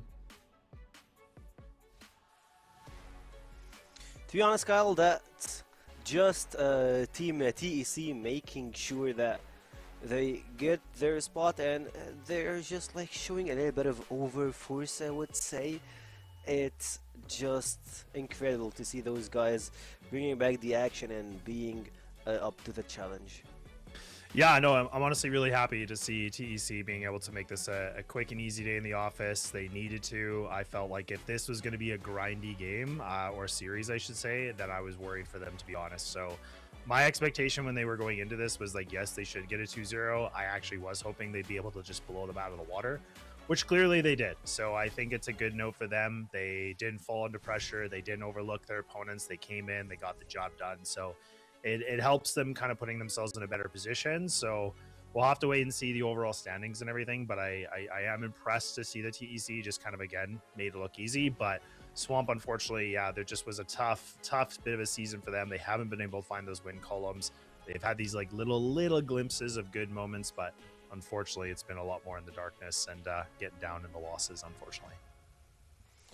Yeah, it feels so bad for Swamp Gaming, like the only team from NA to get that treatment, and I mean, they still got a chance to stay in the league, but that's for the promotion relegation to just watch and see how everything goes with the open league, the teams that we have there, and then we have a lot of big names in the open league that we've seen them play in CFW also. Like a lot of NA fans would love to see their team having this rough season, like this rough year, but everything, like what comes around goes around. Like I believe that at some point that NA were a lot better region than what we're having today, but it will come to a better spot eventually. Yeah, no, and I think it's just, I think for Swamp, they're just going to have to figure out what they got to do a little bit differently. And again, let's not forget, like, this was a new iteration of the roster. And like we said, like, Famous left, and that's someone that's been long standing here. He's been Mr. North America himself for a long time. So Swamp going through the little bit of the troubles they've had to go through is not overly surprising, just because when you lose one of your star players and kind of one of those main identity points, like it takes time, right? So I think Kai's has kind of stepped up to the plate. I think he's been playing well. Like I said, I think Imagine's like fit in nicely with this team. I think it's really just more time and just reps that these guys need to be able to get themselves back into this. Like we said, when you're a North American team and you're playing all these European teams and the Egyptian teams and stuff like that, it's going to take a lot of work to get caught up to speed, right? Because these guys are practicing. These guys, in NA are very limited on their practicing. So it is a big mountain to climb. But at the same breath, I was happy to see what Swamp were able to do. Unfortunately, not getting wins doesn't help, but I am faithful that they're going to be able to do it eventually here. And maybe they'll go through relegation, but these guys, like I said, are the relegation warriors. So I have no doubt in my mind that they'll be back hopefully next season. Yeah, we'll see how it goes for them. Relegation, it will be tough, but I believe they have what it takes to just get over relegation and be part of the league again. So that reminds me of what happened from Swamp Gaming at the previous season. They were one win away from getting into the playoffs, and boom, they lost to IMPERIUM. 3BL got their spot, and they just stepped out of their last game. They were like, nah, we're not doing this. And that was from Season 1. Season 2, they get humbled so hard from TEC in a 10-1 and a 10-2 fashion, with Spoxy farming kills, farming stats for his overall things. I mean, those stuff will matter. Like he had 6.5 KD, and now 3.4. Kiko even got 3 KD, so that's a lot of things to add in your kill count and all of those stuff. Yeah, and it's like, again, just going back to the fact that, Spoxy, again, putting himself up with huge performances again, right? We talked about it, I think it was like 6.50 or something on the first map, but he's at 3.4 now, and then we see Kiko being able to have himself with really good stats as well. Like I said, I was really needing to see Kiko, like, he has to be able to, start firing back quickly, and especially against a team like in the standings where like the bottom ranked team, like they should be able to farm them, right? But so it's good to see like players like Kiko being able to like step it up really well and getting some good duels and getting some good KD ratios in his favor, because he needs it. Like these guys need a boost of confidence right now. I think it was Kyle that made the comment too. I think it's like one of the first times in like long history that we're seeing TEC like again being in the middle of the pack and They're not even in that like elite group right now. They're in the contenders, so it's such a strange position for them to be in. So that's where again I think it's good to see that these guys on Titan being able to bring W's like this, but they still have a lot of work cut out for them if they want to get back into getting points. And again, just reiterating the importance of these international competitions coming up. These guys all have to lock in, and it's right now. They should, TC, they should lock in and try and get some really good points on this playoffs. I believe they just secured their spot there, so that's something to take into consideration. I'm not sure if they're the 5th place or the 6th place, so let me check real quick. They had their win today, and the same time, so they will have 5 wins. And unKnights, they have the same 5 wins. So, okay, alright. They locked in the 6th place. unKnights got the 5th, so they will be playing versus, I believe, 6th place versus the 3rd. So I believe they have Team Nemesis in the playoffs, if I'm not mistaken. Hopefully. Okay. Yeah, it's It won't I'm gonna be take easy.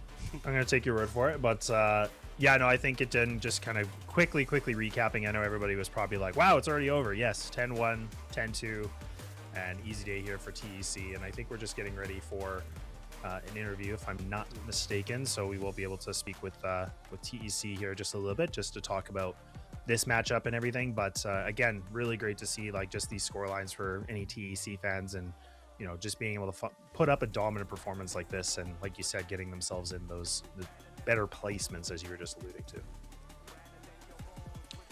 Of course, TC just won, and it's good for the Turks. Like for a long time, we had, I would say, more Turkish player in the league before we have like this Egyptian like conquering this space. Like you have, I don't know, 3-4 teams that they got Egyptians. They have Anubis, IMPERIUM, 3BL, Vitality, and even Nemesis. They have 3 Egyptians. So before we get into the Egyptian league department, we had the Turkish league department, and we had all other regions participating back in the days. So we always love to see them performing and stepping up way too good to their name. Of course, not getting the 6th place is stepping up. I believe the playoffs are a different story, but we are just waiting for an interview later on for today. And of course, our match MVP,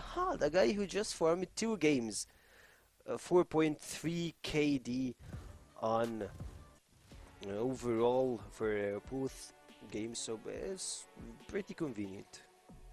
Yeah, and I think, like you said, it's I think it's again there was a good post that was made actually not long ago about the Egyptian teams and kind of the rise of them and how well they're doing. And again, it goes back to like a team like 3BL, where we kind of just knew as a matter of time before they were going to be in this conversation where they're like those top 4 teams, right? I mean, so I'm excited to see 3BL being in this position, actually. Like, I mean, I think there's been a lot of conversation about Anubis, and they were the ones that, should be in playoffs. They should be a part of the elite, the elite group, but it's actually 3BL. And I mean, I think we talked a lot about what this team has been able to bring to the table, and actually, just considering the growth of what they've been able to accomplish in such a short amount of time, with a bit of an asterisk here, but like it is very impressive to see, because again, Hunt has been able to establish himself a really good roster and kind of get themselves on the right trajectory.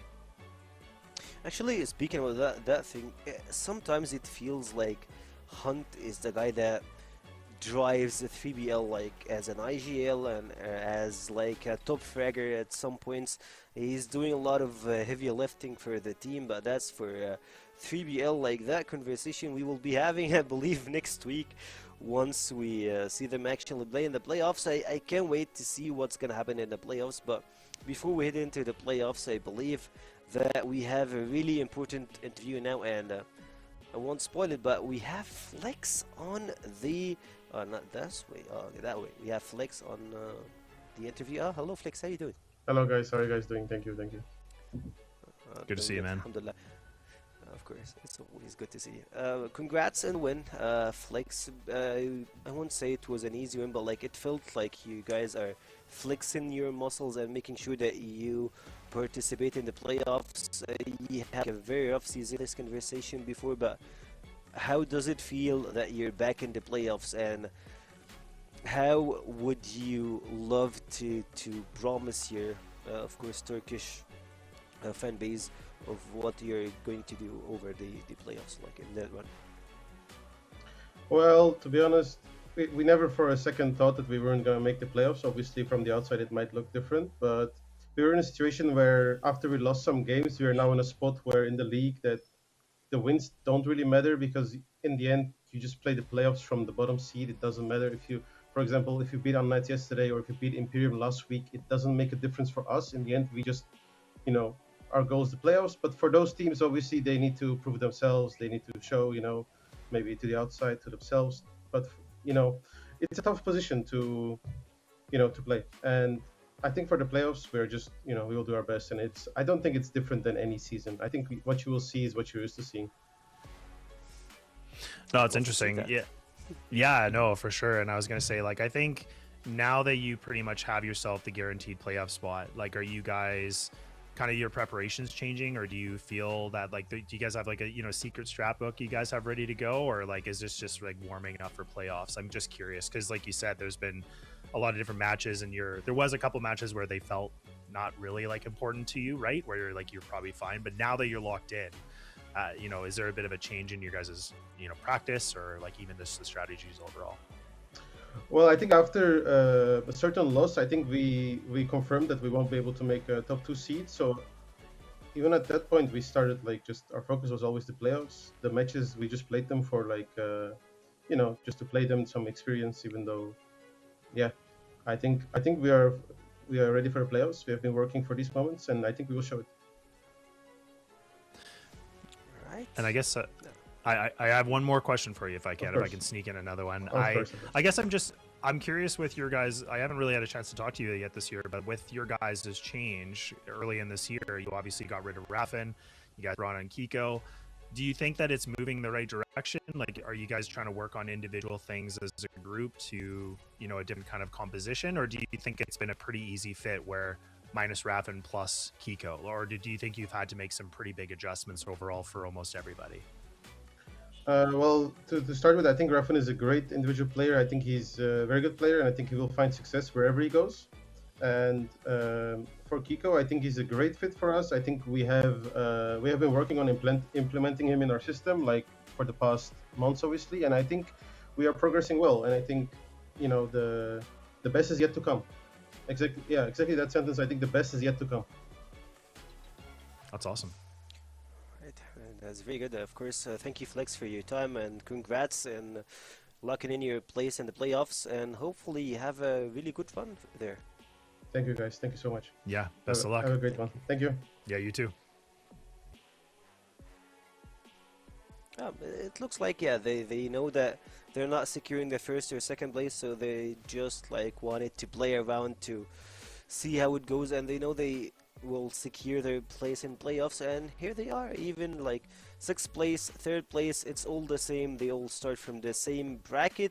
A different approach it would be, or like not a different approach, a different opponent you will see, but we still got the same 6 teams waiting for us for the playoffs. But before we head into our last game for today, we'll head to a small break and get back to you guys.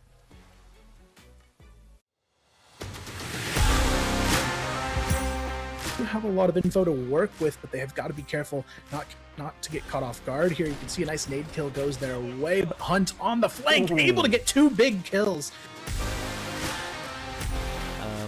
Even though Nemesis are 4-1 up, it feels like a much closer game purely because of these scenarios. Good kill from the back of the site for Sad. Ducking and diving, now Dipsy in an awkward position. Does find one, trade isn't quick enough though. Gives Dipsy a chance, he's going to run him down. More than enough time for that defuse. Kiko's in the corner, Lion Claw and Zen have rotated in, Flex and Spoxy are going to be here too. All 10 players are pretty much going to be on this side of the server. Finally the first kill comes through and the bloodbath will begin. Oh my goodness, it's an absolute cluster. It's ended up in a 1v1, would you believe? It's Spoxy versus Dizzy, and Spoxy will complete. unless they can't remove Flex, but surely they will, him being so low. There's an extra kill though. Now Alucard's a little bit nervous knowing that he could catch him, and Flex has caught him. No trigger discipline here, and Snake and Snare, both the dynamic duo, a walking path through a small tight angle here, takes another one, and a Snake pushing here, pretty aggressive, holding the pistol, not one, but 2, 3, 4 players in front of him, taking a pretty massive swing here with a triple kill. Come on, Todzin! His teammate just felt that he's jealous. Like, yeah, he is also playing with the sniper, and Snox clubbing it down, taking 1, 2, make it 3. Yeah, maybe only a flash in the pan for Nemesis. Yeah, right now Nemesis struggling in mid, but maybe not for too much longer. Dipsy, a nice double kill, make it a triple kill. Someone holds the stairs, and the other guy is just using the smokes or having his back down. Speaking of having your back, Horus doesn't need anyone to support him. Slayer is here of the group. LSN just grabs 1, 2, and make it 3 to clutch the round in a 1v3 fashion. Okay, minute to go now. Coming down the stairs, lots of noise. Big holds on for 2 though. That's a brilliant job from him, and a bit of flash support at the end. A lovely third, there's a fourth. He is farming right now.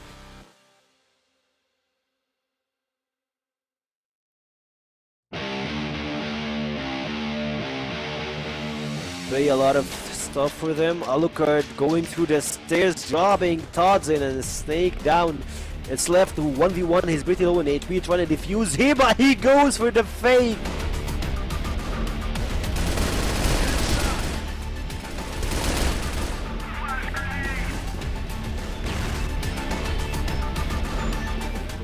For free. What they've done to get that early 5v3. Oh my goodness, Kaiser's so blind. Double kill.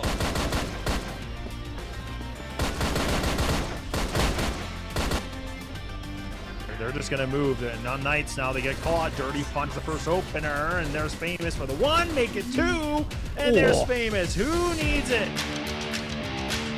These players now swing. Dirty's gone. His head's removed. He gets a fresh haircut, but now Doom. What do you have in store for us? And it is a double. Can he find this triple? It's labored.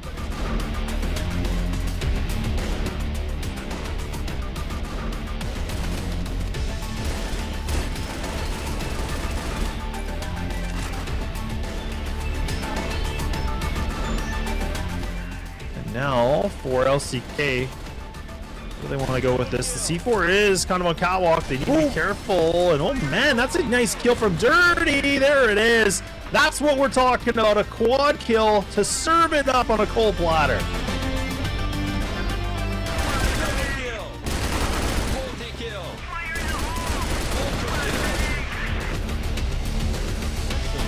Omega can double down here. He's going to have to. He gets Jaguar. He knows there's more. See, this is what I'm talking about. Omega just gets 4.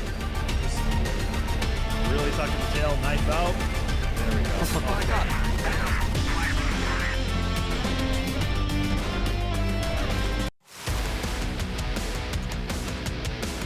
Aggression in the round seems to be one of the key points of resistance here. Jin, that's a good shot. Needs a little bit more. He gets 2 or 3 even. Very nice round out from Jin. Start from Omega.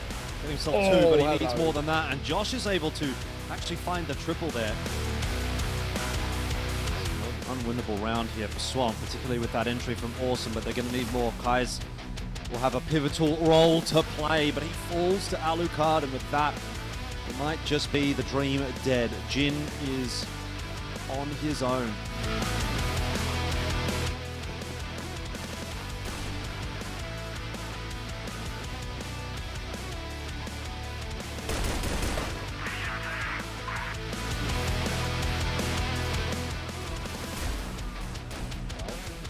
Oh, okay. It's an absolute massacre coming through. Pistol pulled out. Slayer has gone absolutely nuclear. We'll see whether or not there's going to be any mummification going on in this series. Right now, it looks like it's actually Anubis that might be on the receiving end of that. How has Peck gotten away with a third there, by the way? I don't know. He's popped off in this round, and it's looking like it's going to be a banger of a start for Nemesis. Just Muffin left alive here at the box.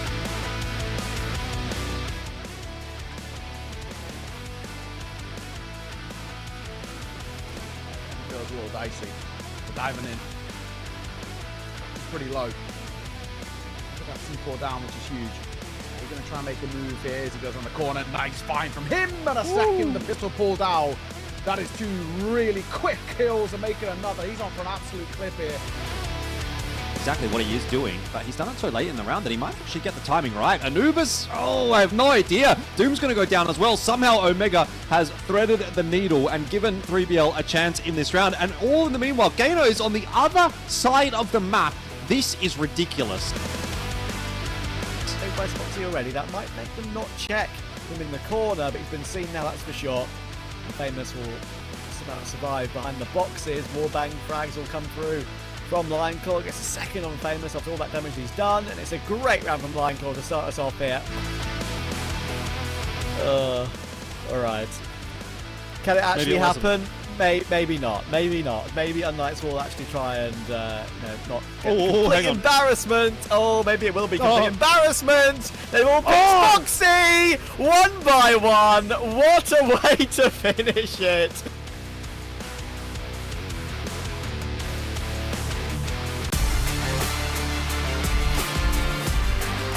Doesn't Anubis actually clear this, I should say, because if they don't, this is an opportunity for Frapsy to find himself a heroic play that's very much needed. Muffin does spot it, but he doesn't do a good job clearing it, so now Frapsy finds himself two. Oh, why not make it a third? They threw double nades on there. I mean, he'd be a dead man. He actually swings this. Wow, he swings this so wide. I thought he would have saw them. Oh, how does he get away with that? How does that even work? What? I don't know how he finds that kill and makes it a triple two. Hang on a second, this post plant, it is falling apart. JK. Yeah, JK, LOL indeed. Yeah, okay, 15! What is that? What is that? How does he find a triple like that? This... To suss things, it will. They're having a bit of a look into mid, but they've decided to go, and the timing looks to be pretty decent. This could actually work out for Nemesis. Alucard for two. Horus and Snake fall, and now Totson as well. Still well set up to defend A, and all of B has now been cleared out by Vitality, so they're going to start to send the forces across, and Nemesis are aware of that. They have to hit the site quick, and Tipsy, well, he's taken matters into his own hands. A triple kill on the entry will make this round interesting. To the historical ways of, just being that ultra-aggressive team, and they don't even allow the smokes to come through. Damp trying to go for some shots. He actually brings the pistol out. Nice little bit of a double two, so that's the bomb dropped. Salty just hanging by, but look at Damp. Right, that's always the worst part, right? One of the worst parts. Oh, Muffin. Yeah, that's not good too when you give your backup like that. And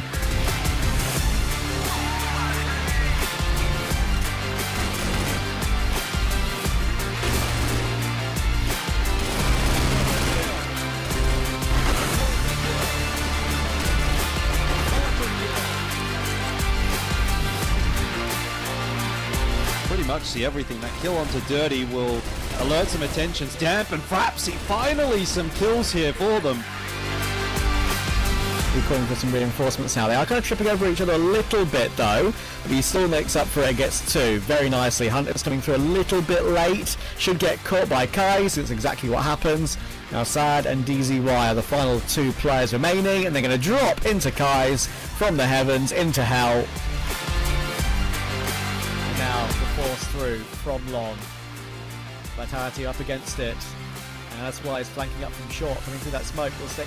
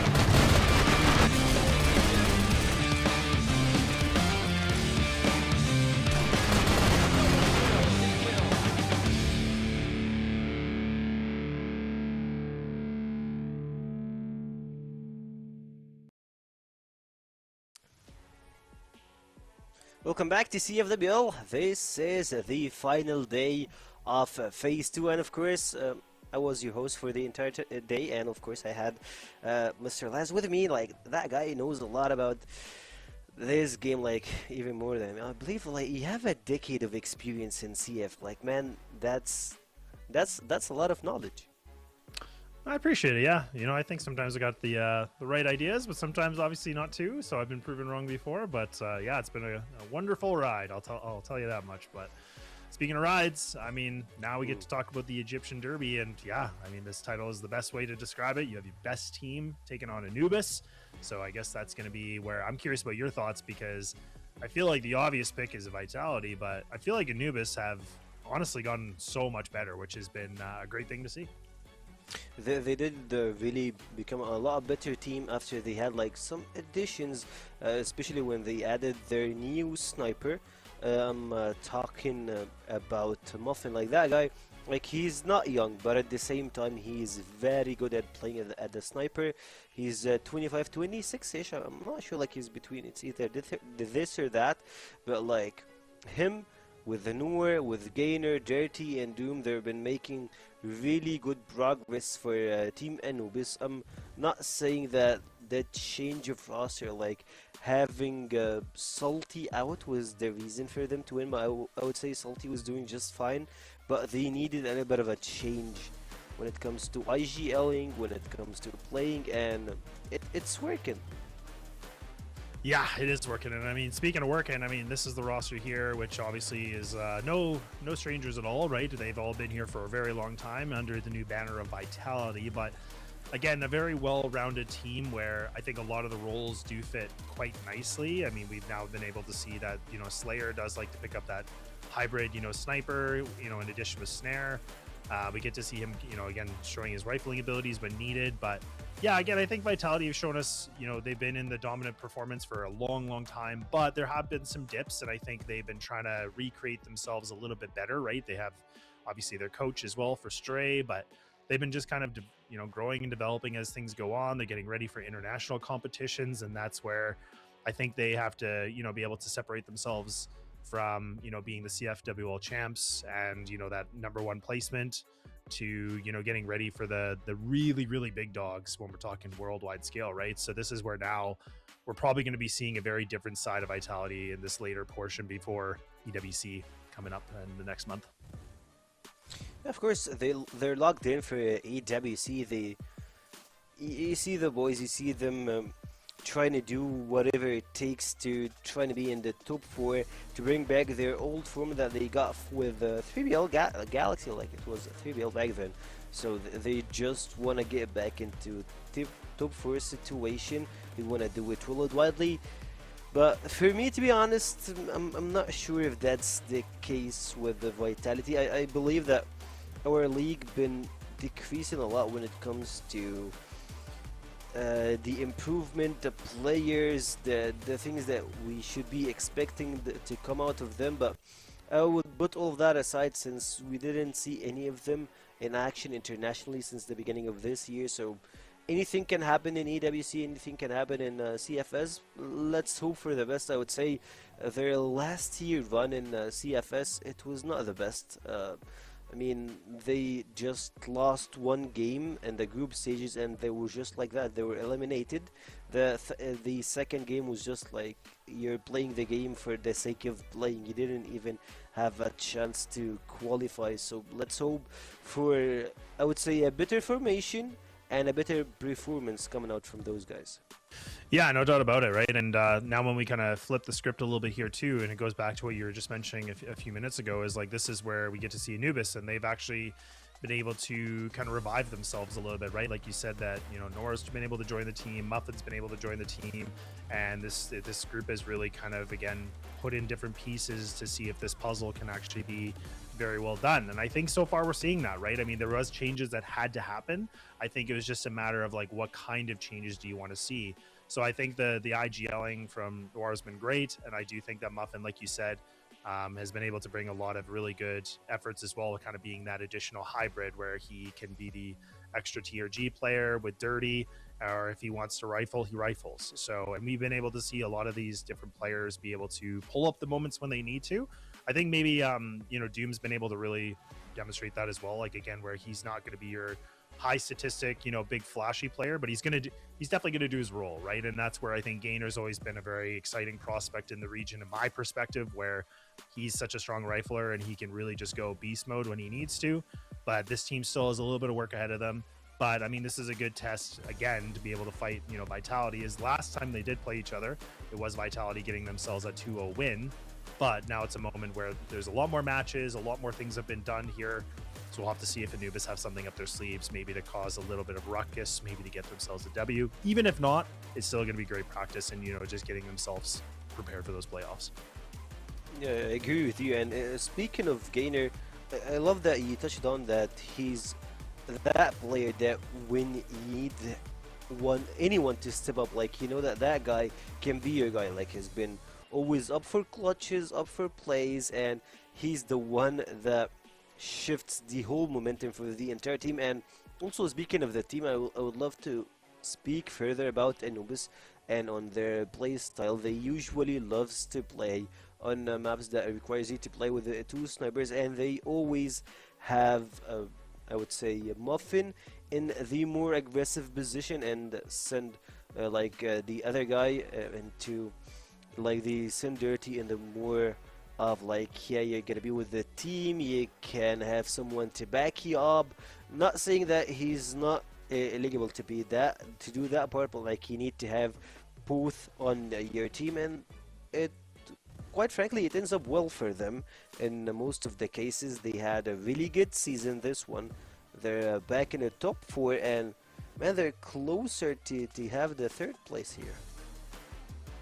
Yeah, and when you kind of talk about the head-to-head too, like, again, interestingly enough, like, I mean, you're looking at Slayer versus Muffin, which is kind of an interesting head-to-head just because, I mean, you have these like hybrid players, right, going head-to-head against each other, where statistically, I mean, it's, you know, it's really close in some ways. Like, the KD ratio definitely obviously favors for Muffin, but all in all, like, again, I think that we've been able to see where Slayer's on the best, you know, the best team in CFWL, where I think he, when he wants to, and he's given kind of that, I don't know if it's like a permission, but essentially like, hey, like, just go frag, like, he'll do it, right? I mean, that's where Slayer can really turn games around, and that's why I remember him getting picked up to this group a couple of years ago. But either way, it's an exciting matchup. Like we said, Anubis definitely have themselves some really good prospects of players. And then just kind of looking at overall the statistics here too, like, that's where we talked about. It's interesting that Snake as the IGL actually has the most kills. Like, he as an IGL is definitely one of those guys that doesn't fit the traditional, like, oh, the IGL is like probably the more statistic player. Not the case at all here. Snake has definitely been one of those guys that can anchor when he needs to, clutch when he needs to. So he really is the full deal. And then just being able to have someone like Horus that's kind of played the entry role for quite some time, also being a secondary entry is really changed things a lot for his you know, abilities as well. So it is cool to see what Vitality have just made these small adjustments and tweaks to themselves and how much they've evolved since then.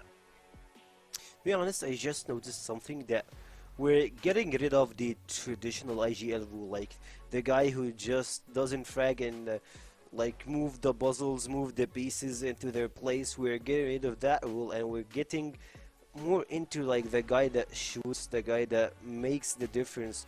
If we speak about him, if we speak about Hunt, and if we speak about of course Nemesis back, so a lot of players been adapting, been evolving to get rid of that traditional IGL rule and get more action, which helps the team a lot. And it feels that you're putting a lot of weight on your IGL, but when they deliver, that's all what you need. That's what you want to see internationally, and that's something I would love to see in the international events, like them versus a different caliber, a different region, different play style.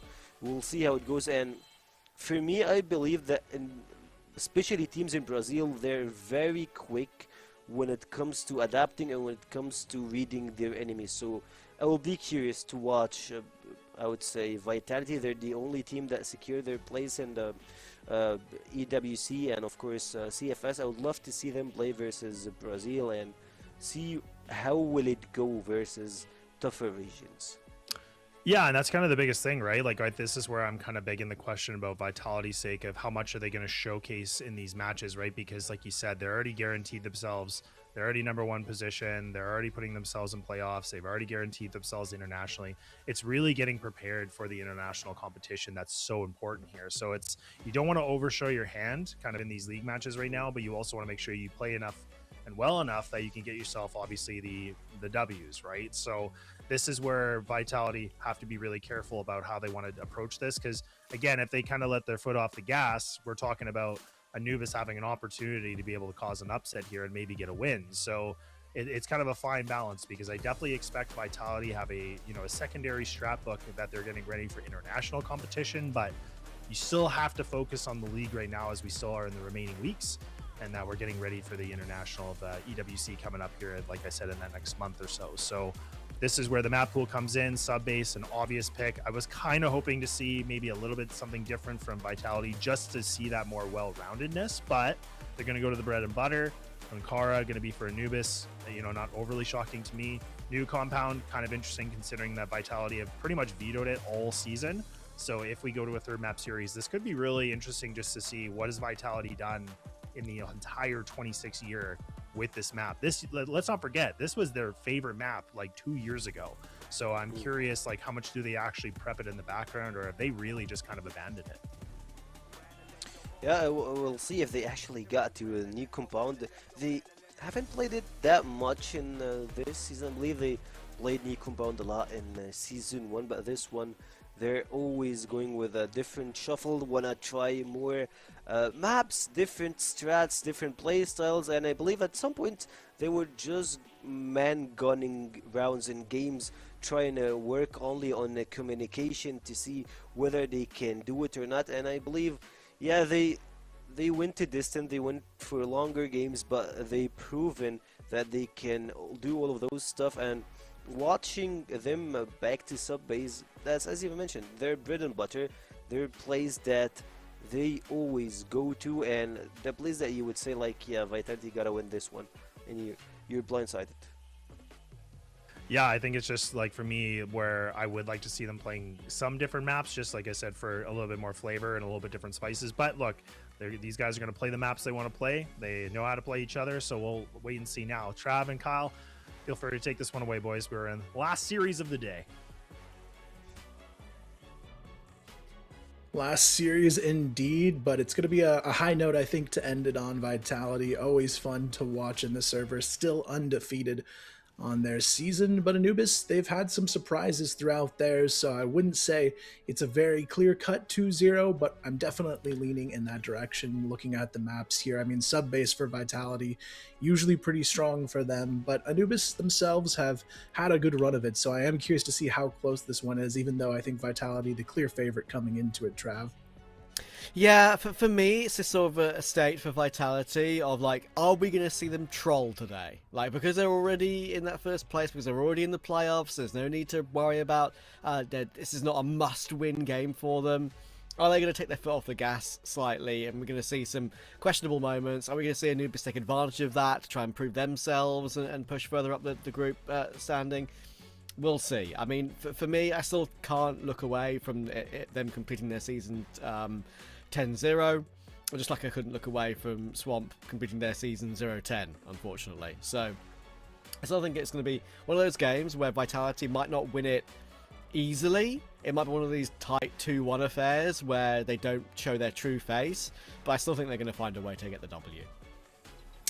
Yeah, I think so. I think that's the scary thing about Vitality as we jump into it. I feel like even not playing to their full level of seriousness, they could still maybe even 2-0 this series just off of the firepower alone this team has that they can bring to the table. So I am curious to see how it plays out. But yeah, map number 1, sub base, always a fun one. I think for me, it's one of my favorites to watch, but as a player, always one of the scariest to be on just because it's so scrappy a lot of the time. Things happen very quickly on this map, which I think can make it a bit of a tall order for teams that come in a little bit unprepared. But with where both teams are at positionally, I expect this one to be a bit of a faster paced game.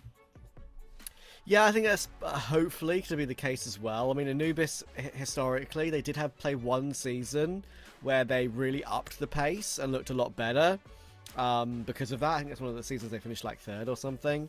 But they kind of gone back to their regular, slightly slower approach to beginnings of BL rounds. So we'll see if that's something that comes to pass today. I think in general, Vitality know how to deal with both. They kind of had to have players for every single role on the team, right? Like every single role that needs to be filled. They've always been at the top of that. So I think in particular it's when they get into after plants, when they get into these close rounds, players like Snake have invariably always found a way to close these situations. So see if that pattern continues today. Last game of this elite group and the regular season before we go to playoffs. It'll be Muffin to get the first kill. Yeah, great way to get it started for Anubis, finding that opening pick, and now it gives them a bit of room to work with. Gainer, though, has to be careful. He's got to just stuck in the corner there. The control room, Totson almost having a clean shot there onto him, just barely missing that full connection. And we are going to see the pace slow down just a little bit here from Anubis, knowing they've got the advantage. Just Gainer onto Totson. A bit tough to get there, but still manages to get it done nonetheless. Now Slayer on the rotation has to do a lot of the heavy lifting. Finds the first quickly, Muffin going down, but a nice backstab there. And another kill for Anubis, and Snake will have to try and find his way out all by himself here. Great reaction shots from Anubis as they take these entries very cleanly to make it a 1-on-3. Yeah, no issue here. That was an impressive start. Muffin started the entire map. Seems like they want to try and continue that as they go on. Is 1v3. Is aware where he is until right then. He'll tap him out. So that's kind of how I've spoken about Gainer this season as well, Kyle. I think he's just like such a great player for CFWL. I really think he's so dangerous. He can have his slow games every now and then, but I've kind of coined him occasionally as like a mini Famous for Anubis, right? Famous kind of does it all the time and doesn't usually does it without fail. But Gainer's style of how he aggressive and how his just his pure ability to get the headshots, like a bit like Famous does.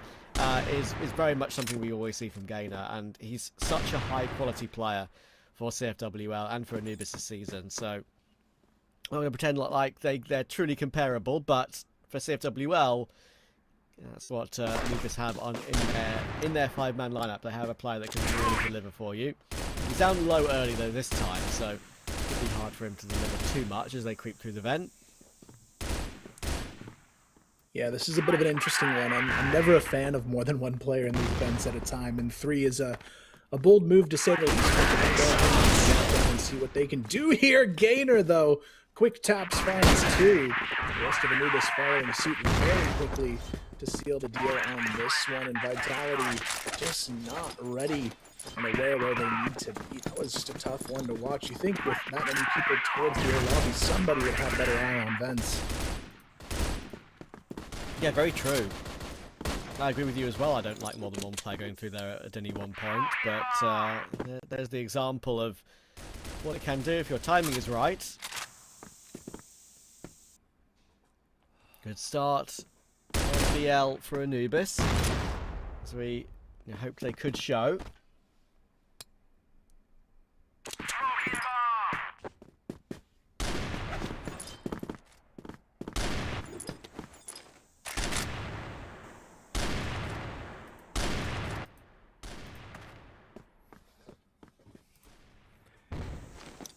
Yeah, right now, Snare just kind of poking around, trying to find something, but Vitality not playing aggressive in really any shape or form at the moment on this map, just kind of waiting to see what Anubis is going to do. But I feel like Anubis so far has done a really good job of being able to control the pace, but without Gainer, they do lose a little bit of their aggressive capabilities on the round, so they are taking their time a bit more so this time around, and it's going to be, unfortunately, even harder now with Snare finding that kill on the Muffin, and even a second for himself if he can play the timing right. Spots dirty through the edge of the smoke, but Horus, I'm surprised he's not really pushing up for the support here. He could, yeah. It's something that we see him do quite a lot. He's very aggressive, is Horus, but We just wanted to lock this one down. We've been critical of players over pushing their hands, to be fair, in these sort of situations, rather than just guaranteeing 1 or maybe even 2 kills. And that is what Horus does. He gets his 1. And then Snare can set up, and the no comes flying through from Slayer. So yeah, I'll forgive Horus on that one. It's the right move to make, really, just to lock down that 5v3 to make sure Vitality get on the board early. Yeah, and this one, it's going to be Anubis looking for the response after really their first slip up so far on this map. But for Vitality, they're always that team that even if someone else has 8 against them on the board, it never feels like it's over until it's all said and done. They're usually a slower team to get the ball rolling, but when we get to the later portions of the map, I've got a feeling it's going to be a much different story. Vitality, though, right now, continuing to play this one nice and slow. I think they're really just trying to put that early pressure onto Anubis and really limit the amount of their hand they play in this match, especially being a team with such a target on their backs going into the playoff situation. It's almost better to maybe default a little bit more in a matchup like this. Yeah.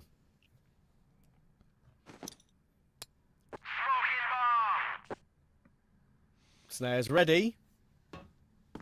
We've seen him ramp up a little bit during this elite group games that he's been playing, showing some of the ability we all know he has to be one of the best players in the entire league. And he is 1-for-1 this time, though. He's right now, and he's not just found one, he's found damage on the other. Got a bad attempt to get both. Gainer will get caught by Totsin, though. So they're 2v3. They might have the site, but it's very hard to hold on to when you're a man down. At the very least, Horus going to start things off nicely with a good nade, and it's going to get dirty pretty low. Muffin just playing on the backside of the staircase. That flashbang a little bit too close for comfort there on the corner. Gets taken down, and Vitality very quickly find themselves a clean retake in this one. So quick tie here on the board from Vitality. The rounds, though, still not feeling too far out of reach for Anubis, but unfortunately for them, they haven't been able to find a whole lot of luck when it comes to the sniper power of Dirty just yet. I think that's maybe the piece they're missing here, but obviously going toe-to-toe with Snare, no easy task on the other side. Of course. I think Vitality, if they're able to get 4 on their GR side here, they'll take that every time. They're already halfway there.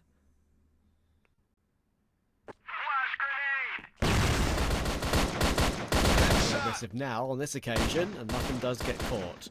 Looking like he was tempted to push in for more, and the reason for that is the player he killed, Muffin, I believe, was that C4 carrier. Thing is, there's a gap that Gainer's able to exploit. Snake will go down, and Totson will finally find Doom to recover that. But again, with the position of that C4, they just can't get it back. It's being held for all this time by Horus. They haven't even managed to force him away yet, because now Snare is able to help out. Pretty aggressive on the first, but the trade should come through, and then Totson is going to chase him out of the round. So nicely done by Vitality. As soon as they knew it was a C4 they dropped, they kind of just didn't let go of it. Yeah, this is where it's going to be a little bit scarier for Anubis. Vitality, the more they realize that they're going to be allowed to be this aggressive, the more they're going to try and abuse that positioning advantage that it creates by doing so. And this time, it is going to be a bit of a fight towards Snare. They know Dirty hasn't been able to get the picks, so instead they want to go for a bit of a group fight here outside of A, and they haven't really found anything from it yet. Vitality not giving them a whole lot to work with, just playing it safe and running down that timeline, waiting to see when Anubis is going to make that push themselves. And I do like the strategy from them, not really giving them any info to work with, because the couple of rounds they have given up some early peaks. Anubis just kind of steamrolled their way into side.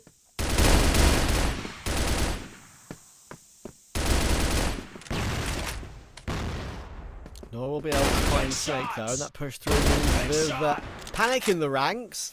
We'll catch Slayer too. Totsin found by Doom, and with Snare only just getting that kill back, there's probably a bit too much for him to do. He crosses the angle a bit dangerously, but he's allowed to get through and get the bomb planted. Snare finds Gainer, but takes a lot of damage from that, and in comes that grenade. So there's no more push through. Horus will drop as well, so back up at 3 apiece. Yeah, still really a bit of a back and forth here. Nice to see Dirty, though, finally coming online here in round number 6 there, picking up 2 pretty critical kills to keep this one nice and close. Vitality, though, on the other hand, still sticking to their guns with the passive 3-2 setup.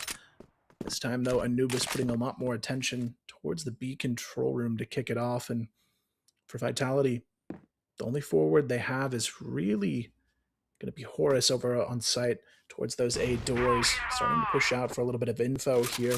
So he should have a good idea.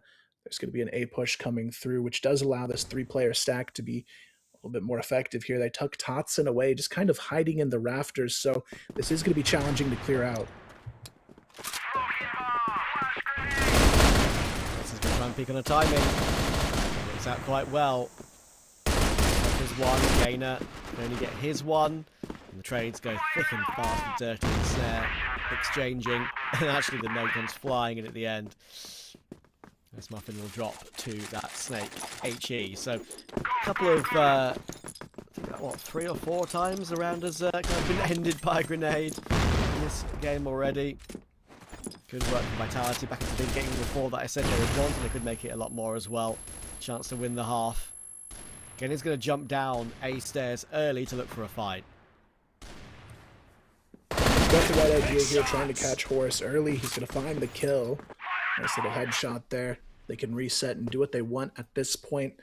The A-bomb site still going to have a rotator already there.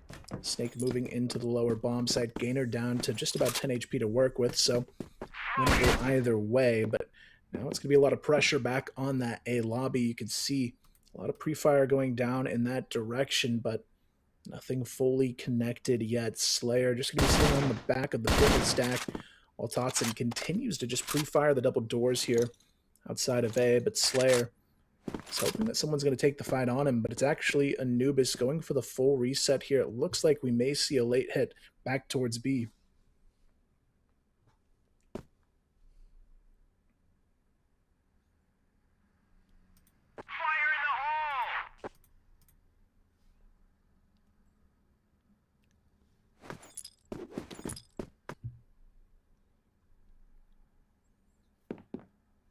Creep forward now.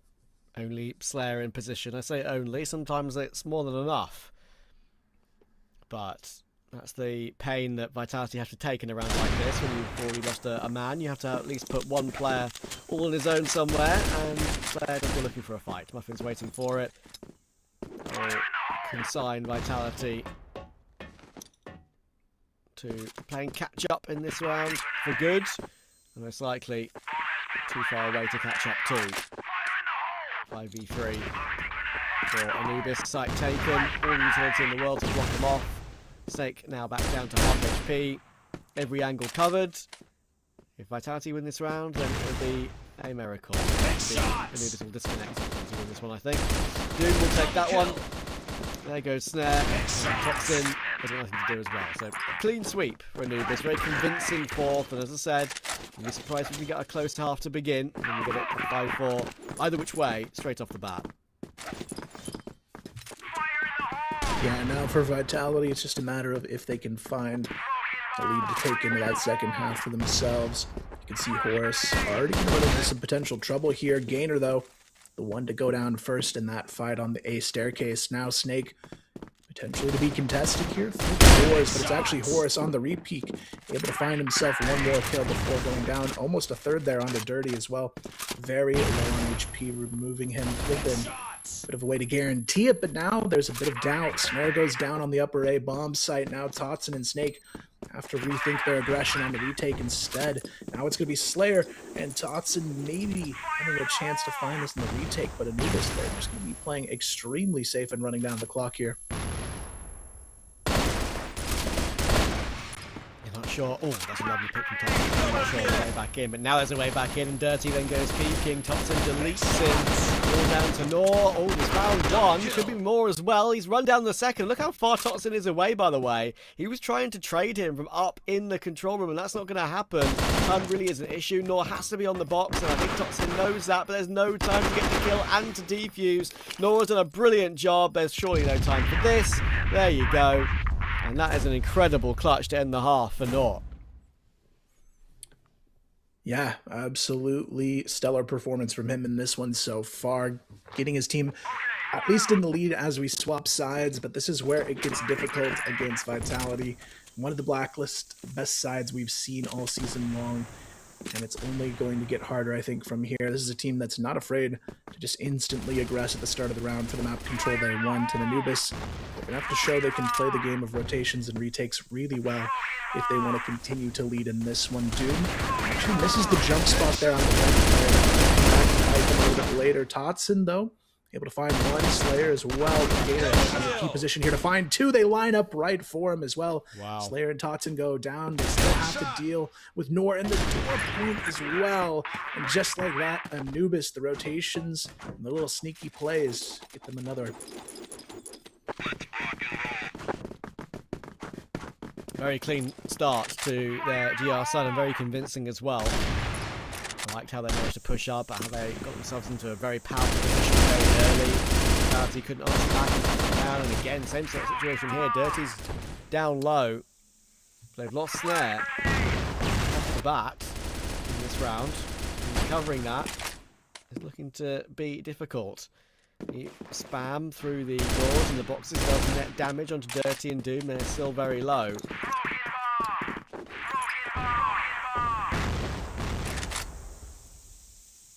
Yeah, now we can see very far forward. It's an interesting choice here, but nice little bait and switch on the corner thanks to Moore. Somehow still alive. Finally goes down to Snake there, but hold on a minute, Snake. He finds two, and the bomb site has the bomb in hand to work with. Fortunately, though, makes the mistake of doubling back into a lot of crosshairs there on the A lobby. So Anubis, it's no surprise here to see they've drawn the pause from Vitality, because this is not looking like the start we would have expected from Vitality at all. Anubis is just aggressing in perfect form right now. Yeah, perfect. Genuinely perfect. And that is why Vitality throw the attack in right now at this moment.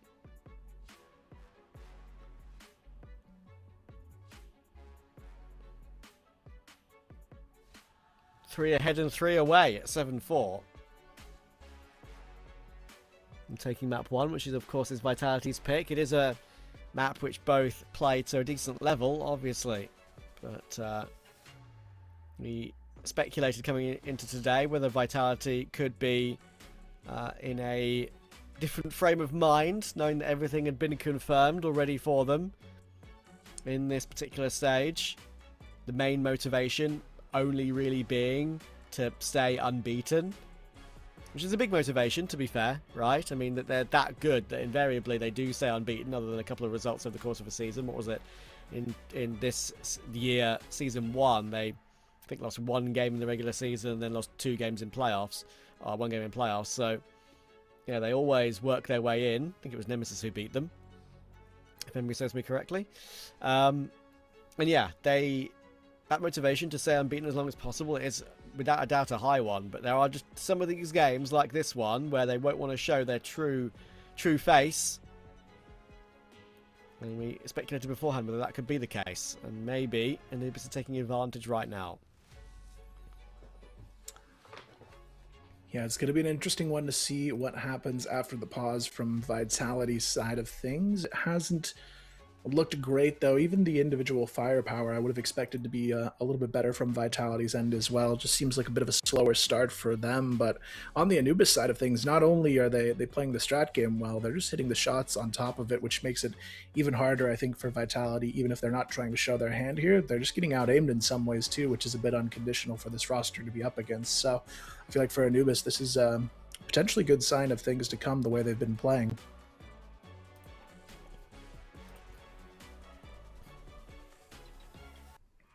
Back into the game. Anubis in full control. Very often, the BL side can be a stronger side on sub base, but Anubis have locked it down so far on GR. Bit of a fake early from Vitality there. Quick util into A, a flash thinking maybe they can fool Anubis into the fact that they've run deep into the site, but no real take of map control yet, and Dirty and Doom want information. Yeah, for Slayer, going to be playing outside of that vent position, but Vitality definitely leaning towards that A push here, only having Snare, just kind of locking down that B control room. But Anubis, they've got a decent read on it here. They've rotated another player to support the bottom of A side, and could be enough to maybe hold if that push comes through, but Vitality, they're not trying to take any risky plays just yet, just drawing down the time here, and hoping a pick comes their way. But if the place Anubis is in really on the scoreboard, they don't have to be taking too many risks at this point, and I wouldn't blame them for just playing this one pretty safe.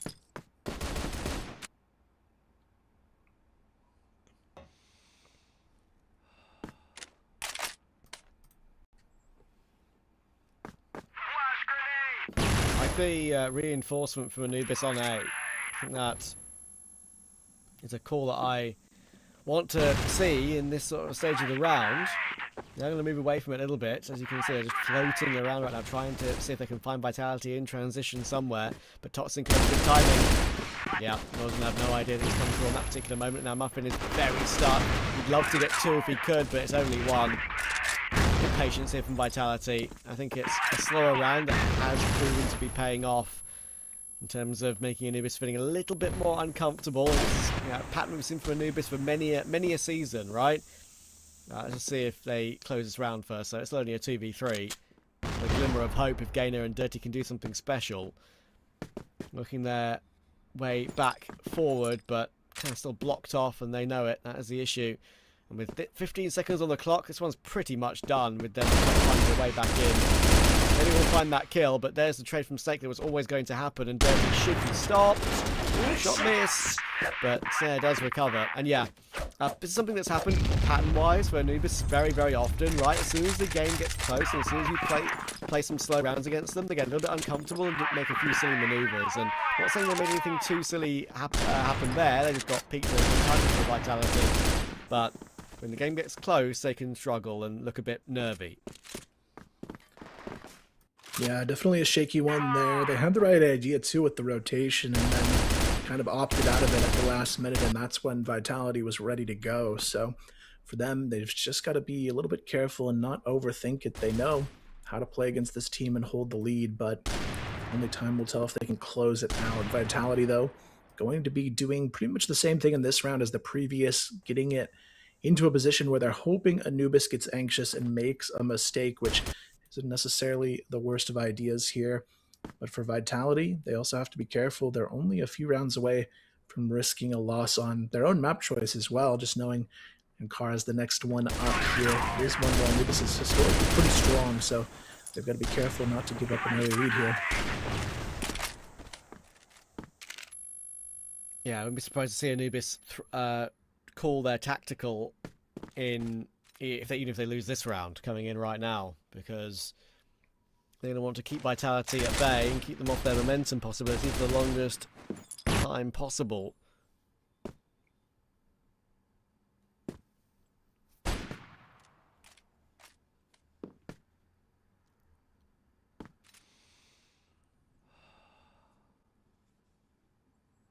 Oh, first pick.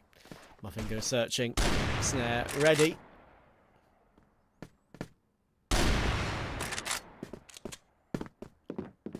Lovely pluck on Doom as well. Fight's given to him, I'm afraid, and this one is falling away from Anubis very, very quickly. All four players that have taken fights, and to be fair, all five of them have taken tags. If there's ever a 1v5 possibility for Gainer, it would be this one, but obviously it's not going to happen. It's going to come through, and then the hold from Snake works out. So there is the round that brings them back within one.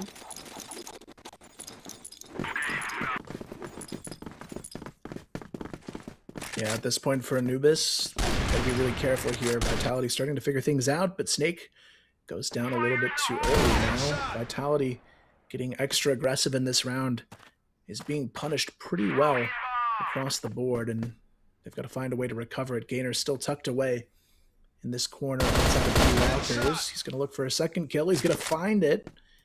He may have more to find just yet here. Toxin goes down. Gainer takes Takes it to a 1v1 here over against Slayer on the lockers, but he's going to lose that 1v1. Still 4 players ready to swoop in, though, and ensure this one goes the way of Anubis. So should be their 8th on the board. Slayer just kind of sneaking away here, trying to use it as maybe a mini tack pause, because things definitely fell apart on that one. Yeah, not allowed to really use it much for that. Obviously, they've used theirs already, so he'll be chased down pretty quickly. Good bounce back from Anubis. They really needed that one. 7-7. Feels like Vitality are nowhere near done. This game come back and win these games so damn often, 10-8, or even grind them out in overtime. It's such a Vitality thing to do.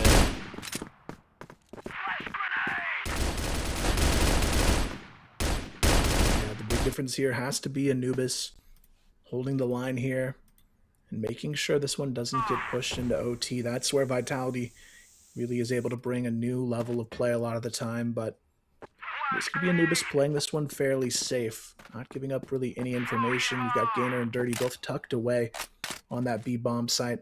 Everybody else early on at least stacked towards A, which should be a pretty decent call here. A lot of the Vitality players poking and prodding in that direction, and we may see an A execute coming soon. Horus, though, starting to push up for that lobby control.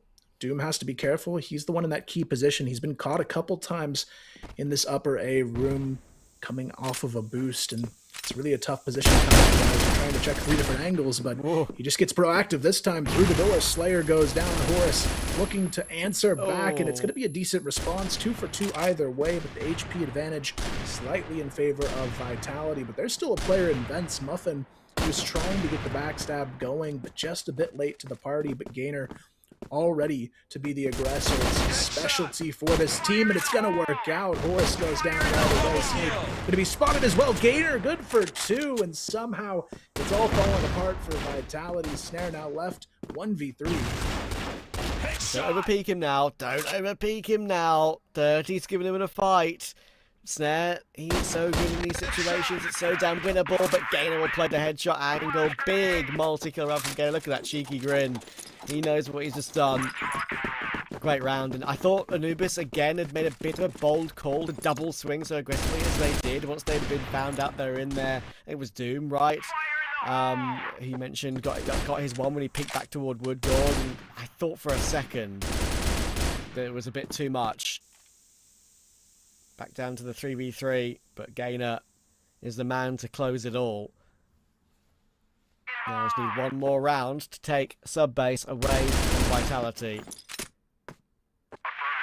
And very often, one of the main reasons why Anubis do get comebacked on a little bit is because once they're in a position like this, they go into their shell a little bit. Previous round, good example of them not going into their shell, them playing aggressive. Didn't go amazing to begin with, but it's the thought that counts, and I like the thought. If they go into their shell here, Vitality will recover the game. Just need to make sure they still play the same way. Yeah, right now, Anubis, they definitely hold all the cards here to close out this first map. You can see a slow B split in the making from Vitality. They're really just using Snake as that player to fake and hopefully keep Muffin in position on the A missile as long as possible. It should give them an opportunity to catch the main players off guard. But Gainer, he loves to take these early fights. This time, he's going to get almost taken down for that. Snake is going to the other side. Doom, a quick swap to take over Gainer's position. Perfectly timed. Nets them so many opening kills, and look at this. They just fall right into place like dominoes here in Anubis. It's a 10-6 quick victory for them in the second half. That was very quick. Yeah, that is the right word to describe it. We mentioned Vitality. Look, I've seen them troll many a round and many a game when their season feels like it's over and done and they don't need to, put full focus into it and they want to save strats or whatever. In general they maybe didn't use all their playbook, that's for sure, but Anubis has played really well. They played really well, played aggressively, played on the front foot. And that is the thing that has cost them before when they don't continue to employ those moves when they've got big leads against the best teams in the league. So great start for them. I refuse to believe that Vitality will not have some sort of comeback happen on map 2, even though it's not their pick. Vitality always do it. They always come back some way, somehow. We'll see if that's going to be true or not, though. First, over to Laz and Sek here. Man, I totally agree with you, Trav. It always feels like they need to test their limits in the first game, trying to do some weird stuff, I would say, and on the second and the third game, they just find a way to close everything out. And for me, looking at that game, it felt like, yeah, Anubis has stepped up way too good in the first one, and I didn't expect it to look that bad. Yeah, I really didn't. I'm actually still surprised about this too, because I was saying, like, you know, it feels like Subbase was kind of an easy pick for Vitality, sorry, but I think the fact that Anubis probably did a lot of anti-stratting, they did a lot of review, and they came in and played a flawless game, right? And this is where, again, I felt like Vitality, I would have liked to see them kind of mixing up their maps a little bit, because I mean, we know they like to practice, we know they're trying to get well-rounded. So I think the fact that you're just playing over and over again one map and being a one-map wonder does worry me a little bit here, right? And I think that's kind of the same effect we're seeing. And I think Anubis came with a perfect game plan. They were hitting the right shots. Gainer was just getting really good entries. He was getting really good kills. And Vitality looked extremely uncomfortable in this, in my opinion. So it's good to see from a team like Anubis, right? Like, all this hard work we talked about is really starting to pay out very, very well. Totally, yeah, I totally agree with you. And also, I love that Anubis been trying to implement the two snipers setup for the, of course, the offensive plays. Like, normally you don't see a lot of that from other teams, but they're doing their own things, and it's working out. So, congrats for them, of course, winning the fifth half after actually made an incredible clutch in the 1v3 to close it out. It was just magnificent. And otherwise, Anubis as a team have been improving this entire season, and I believe that's one of their few wins in Subbase. Like, they don't have a lot of wins in Subbase after their reformation, their entire squad. This might be their first or second win in Subbase, so congrats on doing that, and you're doing that versus the big dog, so it's a good thing to do. And I'm not sure if this is a ticket to Vitality Circus or Anubis are just winning.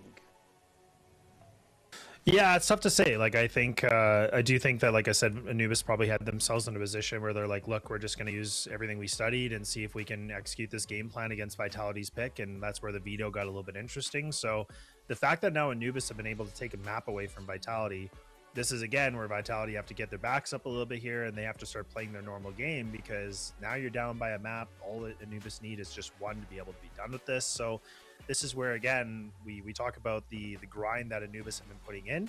It's clearly showing. But for Vitality, this is now where we make so many comments about a team like this being a championship level team. This is where you have to be tested, right? You're down by a map. You now need to get yourself that reverse sweep. They've done it before, so let's not forget. But at the same breath, this is a lot more work that they had to do, right? Where this is, you know, they want them to be done in a 2-0, but now that is not going to be the option at all. So I think we're going to have to see what they're going to do a little bit differently on a map like this coming up. Of course, we'll see what will they do in the second map, but I will say something: they don't even have to win. That's a thing.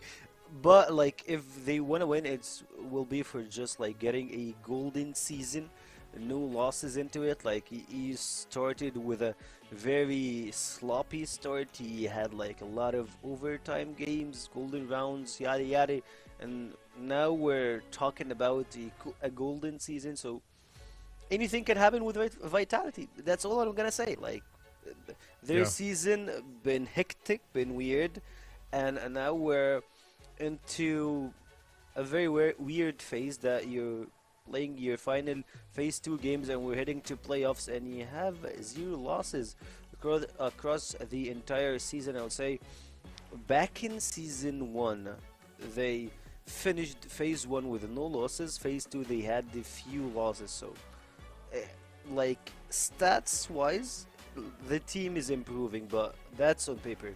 What we're seeing is a different story, and I'm not sure how it goes, but we will see how well they perform on their second map. I believe they will do some of their strats. Like, I don't want to be like that geek guy who start talking about the strats, rotation, like the double entries, but while sending someone to make like a wrong like make noises on the other place, or like in the other part of the map. Like they always do those kind of stuff, but we'll see how can they actually find a way to win this game. Yeah, and I think it goes back to actually a point you just said, and I think it's a good one to bring up, is that I think for Vitality's sake, is they've always been in this position where they have been winning undefeated. They have been, you know, barely taking a loss, and like, is that in their head now where they want to be undefeated and they want to be this team recognized as always going undefeated every single season? I don't know. I don't know if it's really purposeful. Yes, it's great to do, and they've already accomplished that. So do you really want to keep that going? This is like the biggest question to me. And I mean, we'll depend if we get to talk to them today or not, but it'll definitely be a conversation I'll have with them at EWC. But it's just one of those things where you have to take it back, like you said, of what are you going to do to make yourself better, right? Like you've already achieved that you've been the #1 team for countless years, countless seasons. You've been able to go undefeated. You've been able to do these things. But at the end of the day, these guys are the ones that are prepping for international competition. So that's what's more important here, is like, how do you utilize the officials here to benefit you getting ready for those other big competitions as well, right? So that's where I'm kind of begging the question about what are they going to do differently in this map, because do they want to just try to practice things that they've been working on? Do they just want to take it pretty easy? There's so many questions that I have for this match just because of Vitality's, you know, stance that they're in. Like you said, even if they lose this, they're not going to be like out of playoffs. They're not going to be out of contention out of anything. They have themselves the #1 spot. So it's kind of like the risk is low for them, but obviously I think it's more about that pride that they want to just keep the rankings if they can. And actually, you reminded me of something on Vitality. Like we had an interview with Horace, and he said like, we don't really care about phase 2, like season 2, or what we're logged into the EWC and of course into CFS. They just wanna play here to practice for the international events. So if that's the kind of practice you wanna have, like, sure, if it's working with you, okay, I will support. If it will give you the numbers, the games, the things that you're looking for the international appearance, I will totally support that team to do whatever they really want to do to just make Europe proud again. Yeah, and it's a good point, like you bring up, right? Like it's still the fact that like they are locked in for most of these competitions now, right? We're talking about EWC coming up, we're talking about CFS, like they're pretty much a sure deal being in it, and now it's really about rounding themselves and making sure that they're performing here in the league, where they can still be in that top 1-2 position, where they obviously want to win the league, not to say they don't, but I think it's just, how do you get yourself the practices you need to be able to work on things that you're doing behind the scenes, right? Those scrims that we talk about, those private matches that nobody's really being able to see broadcasted, that's where this is more important for Vitality. I agree with it, but I also am just kind of slightly curious if their perception is that they want to be undefeated still. Like, do they really care? Sounds like they don't, but I mean, it's not a bad thing to have under your resume, and being able to say like, look, we've been a dominant team this whole time, barely have lost, maybe lost a match in the last like year, which is a pretty great accomplishment in itself. But I do agree. I'm glad that they're in the mindset that they just want to practice and be ready, because that's exactly what you need to do. And they have a lot to prove at that international level. But look, Sekio, I'm going to let the casters get us through because we're going to the second map. So we're going to go on Kara and see what happens. Either 2-0 or going all the way. That is the question here. Will it be a 2-0? Does Anubis have what it takes to bring us to the finish line here? Or will Vitality do what they do best and find their way? Backs against the wall doesn't seem to stop them historically, but I feel like Anubis has a pretty good shot at this one this time around. I feel like Vitality, they're not even thinking about this match in their mind necessarily. It's more so just another step towards playoffs that they already know either way they're going to be in that #1 seed. But for Anubis, there's more to be fighting for here. This is a chance to guarantee they seed themselves above Nemesis and give themselves maybe a better footing going into that playoff picture. Exactly, that's the main thing, right? Like for Vitality, they don't have anything to play for other than, as I've been describing earlier, keeping that unbeaten record intact, which is a huge motivation, don't get me wrong. But you know, it's not really, it doesn't mean anything. It's only a nice number to see 10-0, right? you look at the league standings for Anubis, as you say, getting that slightly higher seed could make a big difference. It might give you a favourable matchup. You never know. You never know how it's going to pan out over the course of the playoffs. So, yeah, important for them. Definitely, with it being their pick, always a chance. With it being Vitality, always a chance of them fighting back in some way, shape or form. So, let's see what they've got. Anubis with an opportunity to close. Vitality want to take it to new compound. Well, starting it off, it is going to be Vitality on the attack here. Usually the more favored side for most teams on this map. It does tend to lean that way, but for Anubis, might be a better opportunity for them to close if they get the more comfortable side in the second half here. So we'll have to see how that one shakes out. But for now, it is going to be Anubis, kind of back to what we saw earlier on in this matchup as well. Pretty safe defensive setups from both teams and really leaving it up to the BL to poke and prod around. On this map, though, the big difference is the rotations are a lot slower, so you do have to take a little bit more risk in how you play the GR side. This time, though, that risk is going to be met with 3 players stacking on the A bomb site, which may actually not be the right call here from Anubis. Vitality slowly working their way towards B, and the only direct defender is going to be Dirty sniping on the wall.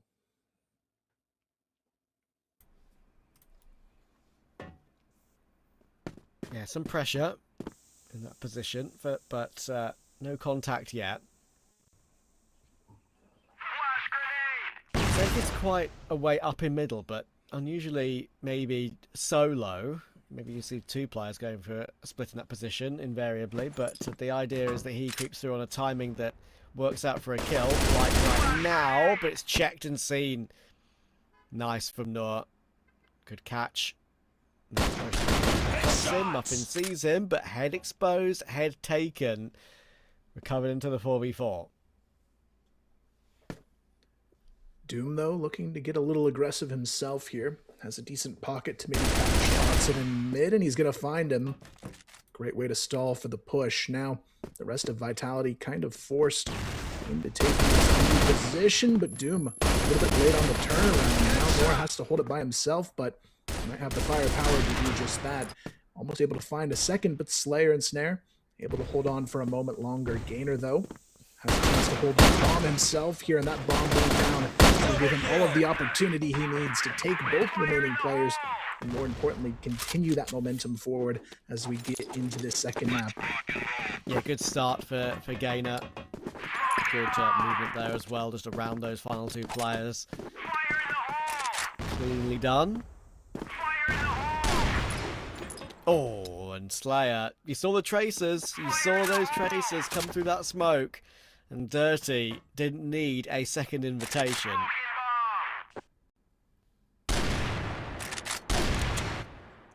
Ooh, Muffin on the follow-up, though. Going to be good as well. Thankfully, Snare able to equalize a little bit more. Doom thinking about going for that peak. Decides to instead hold on to the advantage, and that's exactly what you've got to do if you're Anubis in this situation. Don't overstay your welcome. Use the advantages you're going to be given here, especially with Vitality playing a little bit more loose today than usual. So for Vitality, it's going to be trying to win this from a man-down situation. Almost 2 if Snake can't hold on with the limited HP he has. He's kind of stuck here just in the middle of the map with 20 HP to work with. So Snare decides to maybe regroup and reposition to help him get out of this one. But Doom, he's holding the cross towards that mid staircase, so it really just forces everybody to play back a little bit more. But I do like the gamble we're starting to see here. It seems like we're going to see Totson left to lurk. That bomb works its way over towards B. Unfortunately for Totson, no opportunity to lurk. Gainer just takes matters into his own hands, checks the vents, and gets them the opening they were looking for in the round. But Snare still being a threat, able to find his second kill in the round. Gives them a chance to at least get the bomb plant. Yeah, they got plenty of space. As you can see, all of Anubis on the opposite side of the map. Snare will realise that now. Clearing the site properly first. Now comes the push. Snake and Snare have won many a 2v3 between them. But their positioning here is a bit awkward, and they get caught a little bit in transition with the way they try and play further forward to catch the Anubis rotation off guard. And yeah, works out well for Anubis. They managed to recover, rotate quickly, retake quickly. 2-0. And not bad at all from Anubis, really just continuing across the board to find the openings they need to keep Vitality at bay. And on top of that, you've got Slayer, who's normally one of the stars for Vitality, having a pretty quiet day overall so far. He was the lowest performer on map 1 and still yet to find his first kill on map number 2 so far. So curious to keep an eye on him and see what he may be up to later on in this one. Him starting to come to life could be a world of difference that Vitality needs to get back into the series. Meanwhile, though, Anubis even kind of playing well across the board on this side, especially when you look at someone like Gainer consistently out in front, getting those entries, and more as well. Honestly, pretty impressive what he's been able to do already in this one.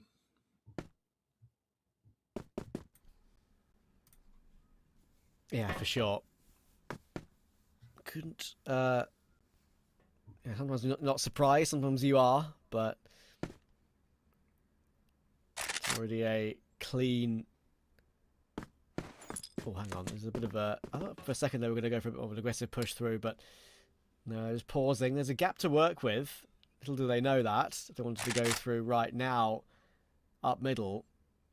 Long range angles being hold, of course, for Dirty.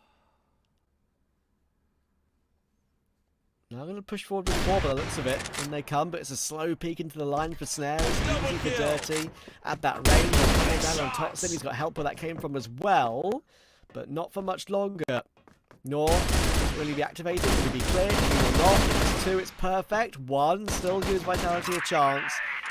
It's still down to this 2v2. Gainer, Muffin, Snake, Horus, and they'll once again play the 2v2 retake.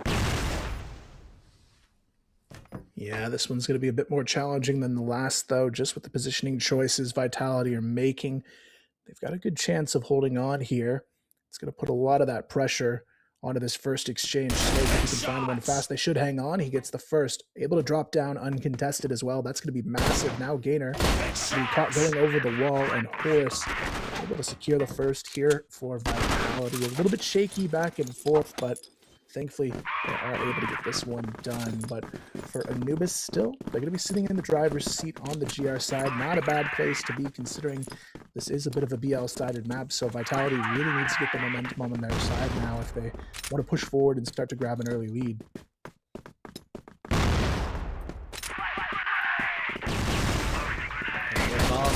To follow up. Entry. Nor would love to hold on for 2. That's always difficult, having to switch between angles when they charge up towards you on that bomb site. So damage done to Totsin. But a needle follow up on Muffin, and there goes Doom. Chorus with a great catch. Look how far back Snare's playing as well. He's not even activated right now because they don't know that the final 2 players are getting in from that position. They're about to find out. Comes through from Dirty, but it won't be enough to do much more. M14 won't be able to stun away at any more, and 5 HP left, and saving his KD, really. That's all he's doing. Giving them a chance to have a few extra seconds conversation. It'll be a Vitality round, and we'll be back even at 2-2. Yeah, really good response, and this is really what Vitality, I think, needs to do a bit more of in this head-to-head. If they're just a bit more fearless and don't really give Anubis the time to set up and get comfortable, they're generally the better team when it comes to aggressive play on the Blacklist side, so it could be a nice way to get that early advantage back into their hands, but instead they've been playing a much slower game than their usual today, and this time it's going to be maybe a little bit faster. The first round we saw was the previous, where they got a bit more aggressive, and now they're going to do it again here, just instantly taking 3 players onto the B bomb site. And there's actually no defense set up for this. This is a huge flaw here from Anubis, but at the same time, it may not matter if they can already start the retake from a distance. Snare goes down on that lurk position towards the bridge, forcing the rest of Anubis into a position where they've got to play full retake at this point, but at least with Snare down, they've got a good fighting chance. Yeah, again, they are pretty disconnected from the site, aren't they? But let's see if they can find a way to work their way back in. Tarsen's got a really good angle. Flax is guaranteed to kill. There's no way it's not. He sees Doom, but doesn't want to overfight it. So now they know where he is. He's ready up everybody, peek from 2 different angles, all down to when he gets the headshot, and there it is. 13 seconds to make their way back in. They're nowhere near really yet. Kind of really against them. The kills might be filing through, but they need to play on that defuse right now. Muffin's going to get onto it. Dirty's going to have to cover, and he will. Nor will get the kill. I don't quite know how Anubis have been able to recover that with such little time on the clock, but they found the kills when they needed, and we see 2 players left, 1 bullet from death. It must have been razor sharp how close that was. Yeah, a really tough one there, down to the wire. Vitality, all they needed was a little bit more stall and they would have had it, but at the same time for Anubis, that is a much needed round to keep themselves in the lead. Dirty, just be careful now, taking a lot of early wave damage. He's down to around 20. Vitality just putting that pressure currently on the A bomb site, but they have to worry about Muffin. He's kind of playing a nice off angle in the A connector. If they get a little too overzealous, they might get caught there, but at the very least, Dirty goes down.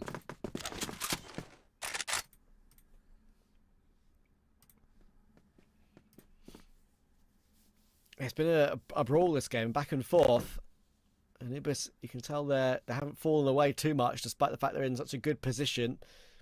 Trying to make something happen, but a little bit quieter in some of the opening picks in this game. He's found one here, and a great reaction to find Nor, who's desperate to jump on him and make sure he had no more say in the round, especially as there were 2 men down.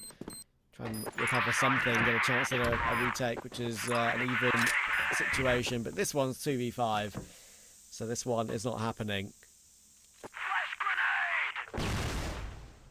Yeah, for Anubis, it's really just getting prepared for what they want to do in the next round. I'm sure they're using a little bit of this time to talk through exactly what's going to be the answer to this back and forth we've been seeing so far on this map. But if you're on the GR side, you can pull 5. It's not necessarily a bad half for Anubis, all said and done. So for Vitality, it's really just seeing if they'll ever get a chance to string multiple rounds together. That's what you need to be doing on the practice side. And for them, 4 or 5 rounds here isn't going to feel that good, especially considering they're already a map down in this series. I don't think it's going to get any easier for them. You know, you can kind of feel it a little bit from Vitality, can't you? They're not going away. They're going to keep themselves in close in this first half, and then they're going to put the hammer down on the second half, maybe, and cause Anubis some problems. It's a bit faster move in toward A here. Gainer with a good opening kill and does the right thing by falling back on playing time. Really good call there from Gainer. You know, often we see him fight very aggressively for multiple kills, and often he's very, very good at doing that. But there realised that it was unlikely to find a second, and while there was a path to get out, he took it. Stands on a very advantageous angle though, and Doom will not be allowed to aggress forward. Could be a second where that came from as well, because Nora is also retaking in that same position. We've got a 1v1 going on that side of the map right now, while the bomb is down. How that goes, you can see he's trying to fight the main players too. Well, do I go and help out? What choice do I make? And in the end, I think going to help out does work out, because Slayer was there too. That's peeking toward the other rotational spot, and Dirty will go down to Slayer. So in the end, maybe what wouldn't have been exactly how they would have wanted to hold on to the site, but the delay in which Slayer held them at bay that far back was the main factor. Yeah, for Vitality, a bit shaky, but finally having the right aggressive play to make sure they locked it down. Get them back out in front here, but Anubis, I think this is the time they need to start rethinking their approach. Their GR has been very, very passive all day long here for the majority of the rounds they've played on it, and a bit of aggression on a map like this can really go a long way. So we'll see if they change the script here, but for Vitality, I think it's just a matter of keeping their foot on the gas. They found a way through. These aggressive site takes are working more and more in their favor as we've continued forward, and they're looking pretty positive at their potential at a 6-3 half. Again, all force his way forward. They need more from him, even though he's having a good game. If they want to try and win this half from here. Thankfully for Gainer, Totsin's looking the wrong way. So that is the freest of freebies. And look like, considering where Doom is fighting right now, he's considering pushing all the way forward. And the C4, would you believe, is in the open. It would be visible to Gainer if he was to move up the stairs. Do they get in this position? They're going to, and they get completely surprised by it. That is where Snare did so much good work holding off the rotation when they got the bomb planted in the previous round. And what goes around comes around for Gainer. He's got all that angle to himself, and he gets 3 kills in the round. Yeah, Slayer now as well. Caught caught in a tough spot, but a kill already is a great start. But does he know every remaining player of Anubis is in the A connector? At least he's able to safely cross. That's a good start here. Horse starting to take a little bit of space as well into the GR spawn. They are going to commit to the plant though. Bomb plant goes down on A. Anubis going to go back and check it all though from the GR side. All three players will swoop in here. They kind of line up, giving Horse an opportunity, but he's only going to be good for one. Slayer now left alone. Should be Anubis able to trade this one out. And that's exactly what they'll do here. A nice double swing gets the job done, and we're right back to a tie. Yeah, nice little smile there from Muffin, looking over to his left and his teammate. This one that's gone very well. Mainly Gainer again doing such great work to push forward in that position. I think we expect Vitality to be more aware of that in that previous round, but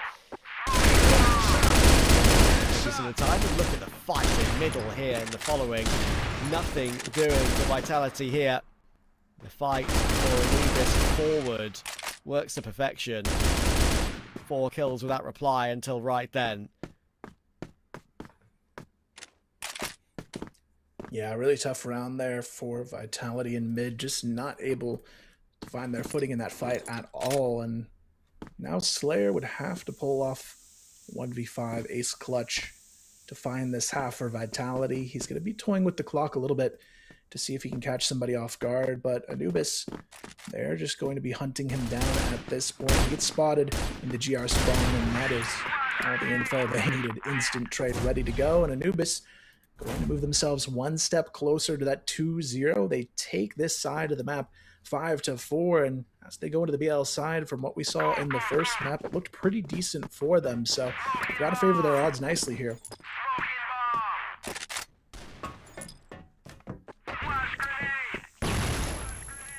Yeah, great opportunity. Being able to edge the half is put them in the place they would probably take if you asked them before the map. Look, you're a map up. Would you take being 5-4 up going into the second half of map 2?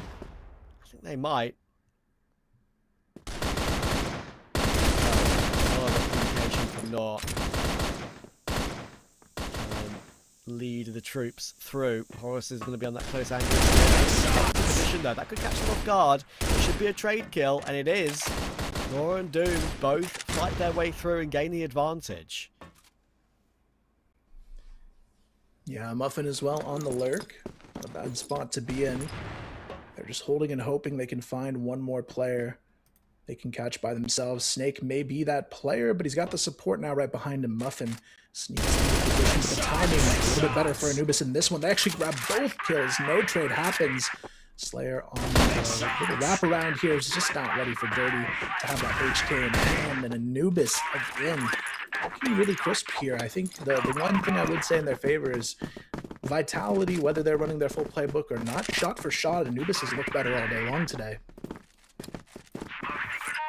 Yeah, for sure.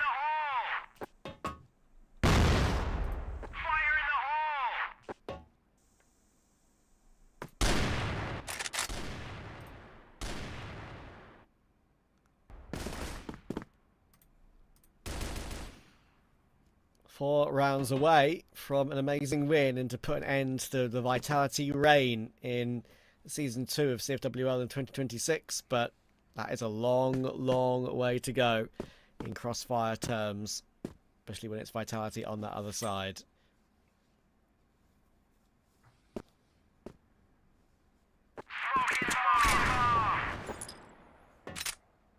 Yeah, Vitality just going to be playing this one pretty safe. No forward aggression just yet, other than you can see Horus sneaking around here over towards the B hotel, but Anubis, they're going to be running towards this A bomb site, which really doesn't have the best of defensive setups at the moment. Slayer just playing on the forward box, and he does call for the support of Totson before this push comes through, but on top of all of this chaos on A, they have to deal with Gainer lurking in the underpass on mid as well. Slayer spotted early, he goes for the repeat. Mistake there. Now Totson's left alone. He's gonna have to lock it down. The rotator though, he's gonna be there. Snake now on site. That flash is gonna be devastating. Gets himself one, almost a second, but now exactly where Totson's going to be hiding, but he stalled just long enough for the last 2 players to already be here. But look at the flank. It's still happening. They haven't identified Gainer's position, but just in the nick of time. Horus, what a way to get that going. Vitality now turn things completely in their favor, and Nor is going to have something huge here to hold on, but actually able to get one at least for now. Yeah, he's Totson's 2 HP. He needs to be careful. And Totson's, I mean, peaking on 2 HP is crazy. But whatever, it works out for him. And Vitality do get their 5th. And yeah, that clear from Horus was insane. But I think they could have a little inkling there with the fact that Anubis had delayed their site push. Vitality had all their players on site on the rotation, ready and raring to go. And yeah, the way they were ready for that was impressive. Slayer, and combination of Horus and Totson in the end actually will remove Doom. You can tell Doom was doomed in that position when he realised he was getting pressured because he was the only one in that default area. They do realise because of that aggression that's come up toward the A side of the map though that there is space to take, and they have no idea that Gainer is already all the way through.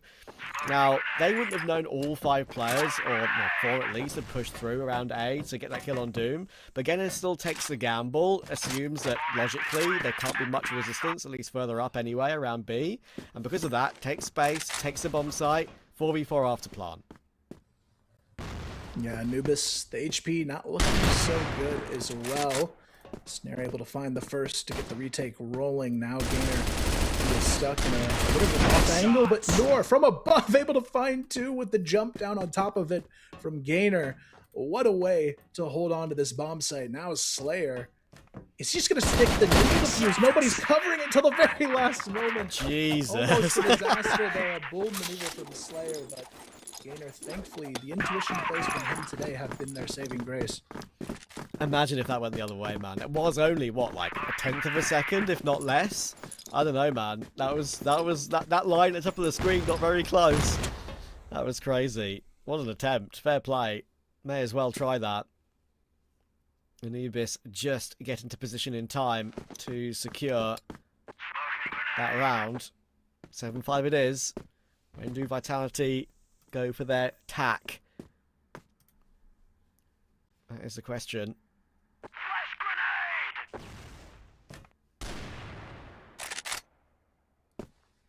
Yeah, a bit of a tough call here if you're Vitality. Anubis has done a really good job of keeping them second guessing, especially when you think about these lurks from Gainer. Really tough to deal with. Vitality not so sure what to expect in this round, and Anubis now just kind of slowly taking mid control. They've got Gainer on the lurk over towards that B position. He's going to run into trouble here, 1-for-1.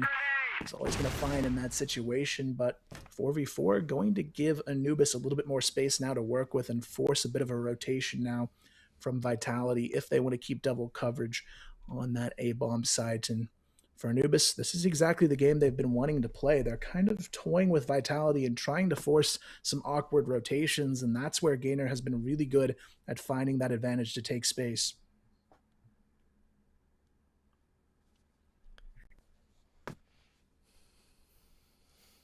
.45 left.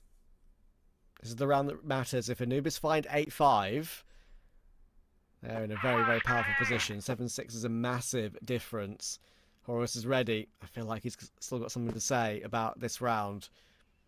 So often, very important is Horus gets these kills exactly when needed, and he's got 3 coming his way. He's coming. There's the push through. Big lineup. He does get both. And you think that could very well be enough. Totson's going to catch Muffin on the cross. That will certainly be enough. And in 15 seconds, Moore shouldn't be allowed to push up and get the bomb planted. Gets a kill. Yeah, that is all. Snag will trade.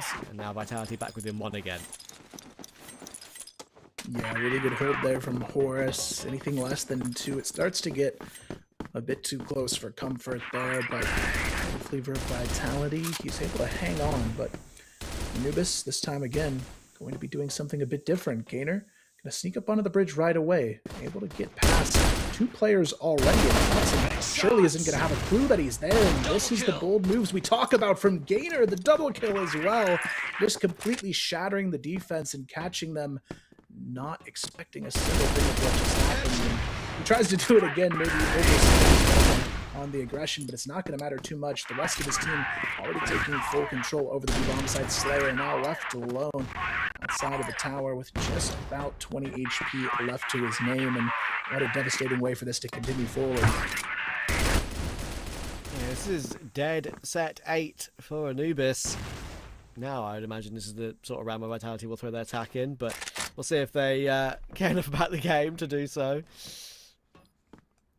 Yeah, I've been fighting well, to be fair to Vitality in this map, but Anubis have played very solid. And as I said earlier, I think often you can see when Vitality aren't fully in a game mentally. Today, I think they've played acceptably okay, right? But Anubis have played very, very well. At least that's how I see it personally. But they are going to use this sort of time here to talk about things, with Slayer saving time there at the end. And they'll call it in now. Definitely the right time for it. A bit of a momentum break as Slayer goes off to probably refill his drink or something. But yeah, they're up against it. They're 2 behind, and Anubis are 2 away. We'll see what Stray has to say. Yeah, it's a tough call here. A lot of it just has to do with them being unprepared for these lurks being thrown their way. They've got to be a bit more attentive in how they're setting up these defenses, but at the same time, it's really hard to be ready. I feel like Gainer, a lot of these plays aren't even necessarily the smartest move to be making. He's just hitting really good timing a lot of times.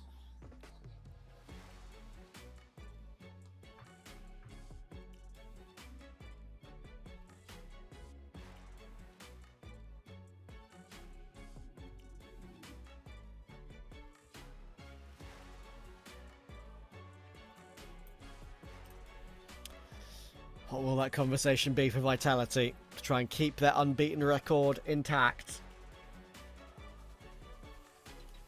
Ideally, they'd in their minds they would never lose, but sometimes with other tournaments upcoming, they want to hide what they want to use in those big tournaments.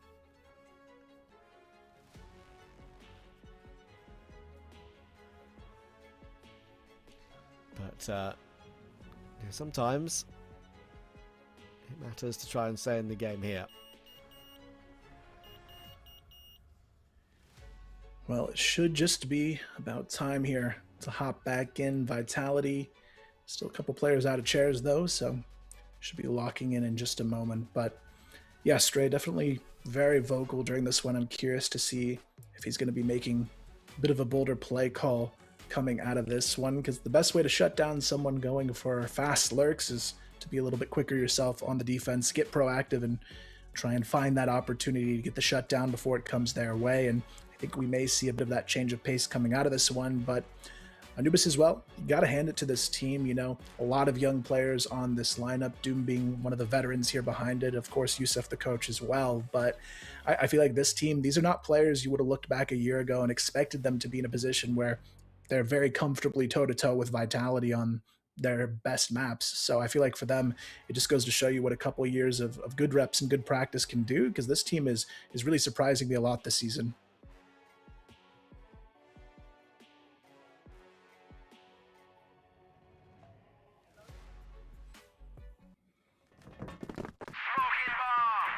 Here we go. Can Anubis keep their focus? What the Vitality low at them? It's a pacier round. It's only a 1-for-1 for Horus on his push forward. I appreciate the start to Anubis in a round like this. After Vitality has spent all this time talking, it's always a battle of wits after the attack pause. Do you go quick to catch them off guard? Do you go slow to make them think? Well, it's been quick for Anubis here. Snare totally caught off guard by Noah. He's gotten 1 and 2. The fact he's got 2 is amazing. The fact Gainer's got 2 is just as amazing. The back and forth in this round is incredibly pacey, and Slayer needs a clutch. This would be a heartbreaker for Anubis if he's able to find it. Gainer and Dirty both hop away to play a much more distant angle, to not give Slayer any fight at all. Thing is, that one position, and now Gainer getting caught, going on the flank all the way round. Could mean that Dirty has to catch him on the aggression. It's not really plotted for him. Slayer might choose to hold it. It's going to be a attack to force him forward, but Dirty still connects with it. Oh, nervy one for Anubis, but they find a way and they've got match points.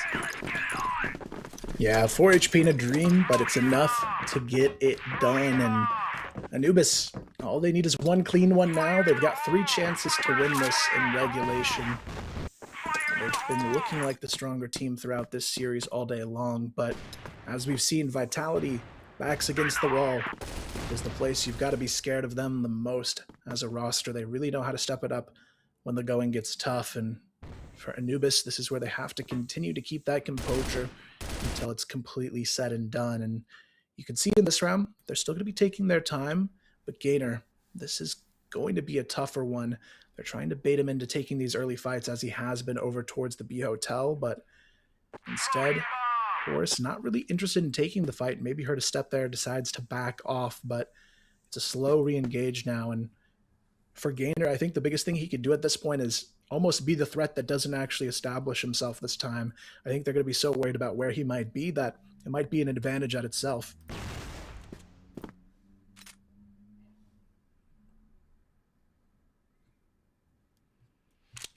No one's going to push forward now. Hop across the angle, get control of it, get information. No, there's no one on that position. Is the Vitality winning streak about to end here and now, right at the very last of the regular season, before we worry about playoffs? A 9-1 rather than a 10-0 would be annoying for them, but it's only a number at the end of the day, and that's a great peek from Muffin. Slayer's going to peek into it. And with 45 seconds, it looks like once again Anubis want to go back to B. It's a good call here. Nair leading the charge. Are they going to check the tower positions, though? They're still playing tucked atop the stairs. They're going to find a way to clear him, but Snake explodes for a double kill, now giving them the chance. It's all going to be on to Dirty and Gainer to try and get the job done. Gainer down as well. Now Dirty. It's a 1 versus 2, 20 seconds. Able to scoop up the bomb at the very least, but he has to force the plant, and Snare is already locked in behind him. There's just no way out of this one cleanly. Dirty somehow still alive for a couple of moments longer, but it's just a matter of time before this one goes to Vitality, and they are finally able to get the job done there. But Anubis, they had their opportunity there. Just one uncleared spot is all it takes to turn it around. Yeah, and now the right time for Anubis to use their attack as well. They might as well use everything at their disposal. They've got 2 opportunities at 9-7 and if 9-8 and at 9-8 if needed.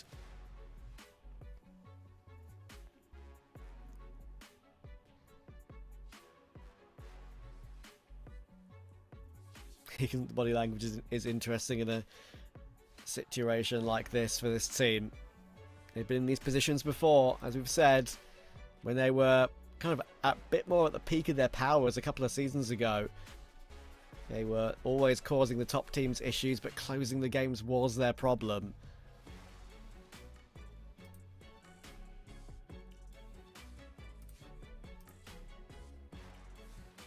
Yeah, definitely a very vocal break from a lot of these players here. You can see them really trying to iron out exactly what they want to do, since they've only got 2 more shots to put this one to a close before we go into a potential overtime situation. And they've done a really good job of dismantling this defense throughout. I mean, Gainer and Nor alone having so many game-changing moments in this map and really finding a way to break it down. A lot of it just comes down to when the pressure is high, not making those simple mistakes and making sure they still play very confident as a team in how they clear that space, not allowing anybody to sneak past them or go unchecked. That's the name of the game here, because shot for shot, they've been really the dominating team in this entire matchup so far. The gunplay has been phenomenal from this roster, but now more than ever, they've got to keep it together here and see what they can do, because Vitality, this is their home. They love being backs against the wall and being the team to just come in at the last minute and take the win right from you.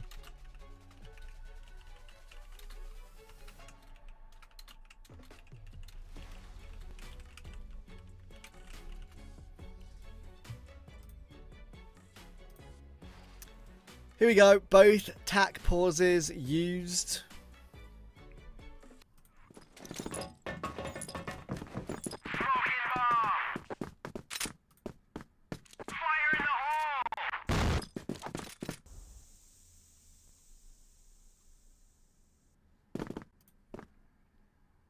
And we're jumping into it to see if Anubis can close.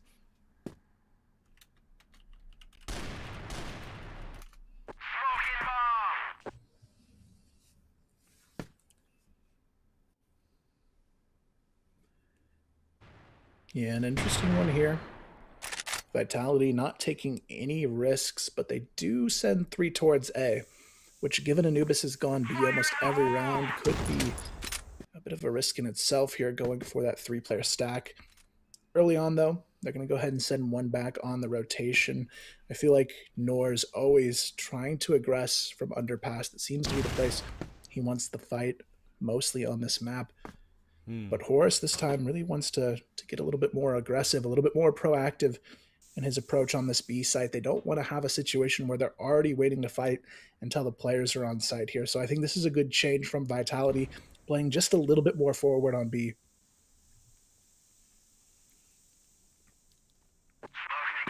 C4 still going toward A though. And you can see the push forward coming in from Saya. What's that timing going to be like? You think he goes for a little bit of a...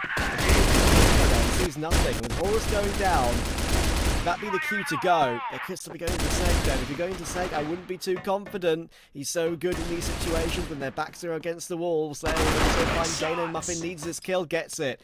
2v3. With Snake finding Doom, and the bomb is only just making its way over to get planted. Will they even commit to the plant just yet?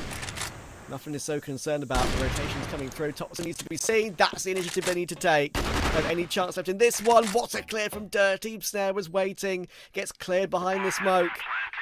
It's all down to the clutch for Snake. As I said, as I prefaced, this guy can be so talented and so hard to beat. And Vitality have proven so hard to beat during this regular season. Is this finally going to be a W? And it will be. Dirty will get it over the line. And Anubis will break the Vitality streak. No 10-0 golden regular season for them. It's a 9-1. And Anubis get a very critical victory to get themselves a little bit higher up in that elite group. What a way to close it out in clutch fashion as well. They had me so nervous up to that finish line. It felt like the classic Vitality comeback was in the making, but at least this time they take matters into their own hands. They get the shutdown, and Anubis really showing us something spectacular today. I thought maybe Anubis could maybe scrape out a 2-1 today, but a 2-0, quite a bold statement against Vitality, who up until this point looked pretty much flawless in their season performance. And now it's definitely going to raise some questions of what Anubis can do going into that playoff picture, but now they can move their heads held high. But we'll throw it to Laz and Seikio to break this one down and conclude our phase 2. Trav seems happy, by the way. Did you see that? Like, he's waving with a smile. He's yeah, I would he say should be. That's Mr. Curse himself. The guy is notorious for overtimes and third map series. So Trav's Law, Trav's Curse, whatever you want to call it, it's done today. So lucky for him, he can be done with it. But no, it's what a game though, man. Like, I mean, 2-0. We were all predicting Vitality. We're all talking about Vitality this, Vitality that. But look at Anubis, man. They put in the homework. And look what they were able to do. It's an ace, right? A 2-0. And Vitality, like Kyle said, they lose their golden rank about, not being undefeated anymore. It was just one more game for them to get that golden season, to get that golden, I would say, games before getting into playoffs. But for them, like, losing this game, it doesn't matter that much, I would say that. Like, also, like, having that golden season, yeah, it's, I believe it only happened once, but other than this, it's totally fine to just lose that game. But for Anubis, on the other hand, they're fired up, they're ready, and they want to get into playoffs with some strong mentality, and that game will back them up.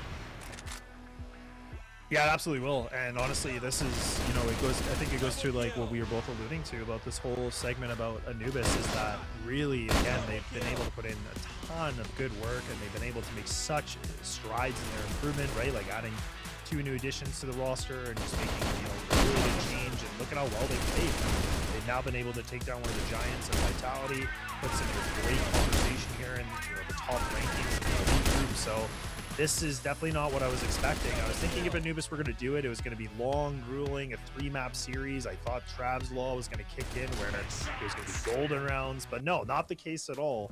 It's actually a 2-0, and they looked, honestly, really, really efficient. It did not seem like they had a lot of gaps in the game. It felt like actually Vitality were the ones that were really struggling this entire series, and they didn't have any sort of an answer. I totally agree with you, but what makes it even weird for me that Vitality actually lost in their own map in sub-base with a really, really, really bad score. Like, you would never think that Vitality can play sub-base that bad. Speaking of the record, speaking of their experience, they have years of it, and I would say they might be saving strats since I was trying to track their play style. It felt a bit chaotic for me, so I'll also say that they were trying to take matters with their own hands, not with any strats, closing their books and just going, running, gunning everyone. Like, yeah, it felt like you're not playing in a bronze tier in a ranked game, but it felt like that's the bronze Vitality. Yeah, it definitely feels like a, again, where I think like even that conversation when we were talking about it for sub-base going away for Anubis, I was like, okay, like this is not a good sign. Like, if anything, I was thinking Vitality should have been able to get it. I was thinking that, in my opinion, the world I was going to see Anubis winning this series was, getting the reverse sweep of winning second map, going to third map, and then they were going to be able to be done. But it's the fact that they took sub-base the way they did. And I was thinking, okay, Vitality look a little shaky, but okay, this isn't something they've been in this position before. It's not like it's unfamiliar territory, but as soon as I started watching the first half going through this game, I was like, I feel like Anubis have themselves steps ahead right now. It feels like, like if they're reading books, both these teams, like they were 2 chapters ahead every single time, and Vitality were just trying to catch up on, everything they could do. But IGL of Anubis going to be able to put himself as a little bit of a highlight player in this one, which is great to see. And honestly, I've been very impressed with Nora's abilities about calling the game, but also being able to be an influence on the server. So I talked a lot about Snake being that, but also I don't want to get away from Nora's abilities. I think he's really done a great job so far this whole 26 season. He's been he's IGLing, he's fragging, he's doing a lot of really good work for himself and for the team, and you can see that on their own results. Like, they're in top 4, they're making some really huge progress, and I love to say we are not I won't say one vision team, but like, you can see multiple teams in Egypt are trying to fight versus each other, and I would love to watch what's gonna happen in the playoffs. I hope that it's not gonna be a one-man show from Vitality smashing everyone. I would love to see different teams stepping in. I would love to see Nemesis, 3BL, I would love to see TEC, I would love to see unKnights going to top 3 and making it to EWC. So a lot of stuff are on the line in the next few weeks, but this one is a banger for Anubis. We should not take it away from them, or just say that yeah, this was bad, that was good, yada yada. They won, a win is a win. They won versus Vitality, and that's gonna be in the books forever. And they are stepping up. If you see Anubis Gaming in phase 1, if you see Anubis Gaming in phase 2, they're a whole different team. And if you saw them in season 1, that's a different story, I would say. Yeah, absolutely. And I definitely think, let's bring up the match MVP here too. And I think it's going to be no question about with Gainer, right? So again, somebody that's been able to really step up. And like we talked about in the beginning of the series, where we were saying Gainer's really just gotten better and better. And the fact that now he can play with this group, it's been great to see, right? It was kind of just a time, essence that I was kind of waiting for him to get his shot, kind of like Kiko, for TEC, right? So the kind of similar, a little bit of a tail for Gainer, and it's good to see that he got himself that match MVP and putting himself at 1.62. Not a bad day in the office at all. But the one thing I definitely want to make a comment about, Sekio, is I think it goes back to what we both talked about in the very beginning, is I think this is actually probably a good thing for Vitality, because you have to remember I think it's a blessing and a curse at the same time when you're undefeated in a season. there definitely is a point where that pressure starts to build up, whether they want to admit it or not. I think it's always going to be there that you always want to get the win, no matter how scrappy and gross it is. Like, they just want to maintain that undefeated streak. Everybody does. You want to have some legacy like that, right? So I think this is a great thing for them, because now they at least can just be in the position of, okay, we're still in first place. Nothing severely is impacted here. Yes, we have a loss on our record, but at the end of the day, it's a loss, and we'll work from it. Of course, it's a loss. I would say that I agree with you. Like, no one actually loves to lose, or likes to lose, even though if it's for a bigger purpose or like for something else, we would love to say that. But at the same time, you would love to keep the streak going. You would love to stay in the picture, have that golden season, to win the title. That's just like a fairy tale for anyone that follows the program, or like watch CFWL. And I believe it happened only once. I can't remember which year. Maybe it was back in Myth days, like back in 2018, 19, like 2020, something like that. We had only one golden season that ever happened in the entire CFWL. So that would have been like a big thing for them to make. But I would say like Noor and Anubis found a way to crack the code and crack Team Vitality. And I believe, speaking of Noor, we should be heading to a quick interview with him after his, Anubis win versus Vitality soon. And yeah, hello Noor, assalamu alaikum, how are you doing? Alaikum salam. All good, thank you. I'm happy seeing you again. Habibi, it's always a pleasure to see. Of course, Noor, it's always lovely to see you here after this really crazy 2-0 sweep versus Vitality. Is something like a lot of people were not even expecting in the chat. You'll see guys are really surprised. I'm happy for you guys to step in and to be in the bigger picture. And after that win, I believe that the bar is a bit high now from Anubis fans, from everyone that follows the program would say we want to see Anubis international, or at least in the top 3 to be participating in CFS. Yeah. What's your answer to that? First of all, I would like to thank my teammates, all of them, our coach. They are working hard every day, every second we are working hard, not sleeping. Like some day we are not sleeping because of like grinding, seeing mistakes, trying to add new strats. That's like a reason why we like in the top 4 already. About the match today, I think it's a match like any match. We don't we played the game like we don't care if we lost or we win. Like them too, because you know Vitality is still the best team in the region. They lost today doesn't mean anything. They still the best, and we all know this. Second, we hope like we attend in like AWC. We hope, and in CFS too, because like as you can see, we are improving. We need to show our improving in the big stage, because I think we deserve it, you know. Now we deserve it, so we're gonna work hard every day. So that's It's fine. It's fine. I know that you're trying to put in the words. You're doing everything that you can. I have another one for you, Noor. Like once you got like the tag pose, and like after you were closing this game, like it was like 96, it went to 97. I see you were shouting so high with the boys in the gaming house. So like, what came in your mind and what did you say? I see the laugh. I can see the laugh. At the moment when we took the pause, everyone in here talked like in the same time. Right, guys, chill. Let's just let coach talk, then you can talk. That's what I said. Then all of them like silent now. That's what I said. I love that. That's leadership. Thank you, lads. It's first of all, it's really nice to meet you, and a huge congratulations to you. Obviously, it's a big win for you guys, and it was a great game to be able to watch and just call and everything. So two quick questions for you is that now playoffs are set, we're going into playoffs, things are looking really good. What's your message for the rest of the league? I think there's been a lot of things that you guys have been improving on, but what's the big message that you want to send to everybody that you're competing against in playoffs now? I want to say all of them like good luck in the playoffs. It's a good team, like gonna win for sure.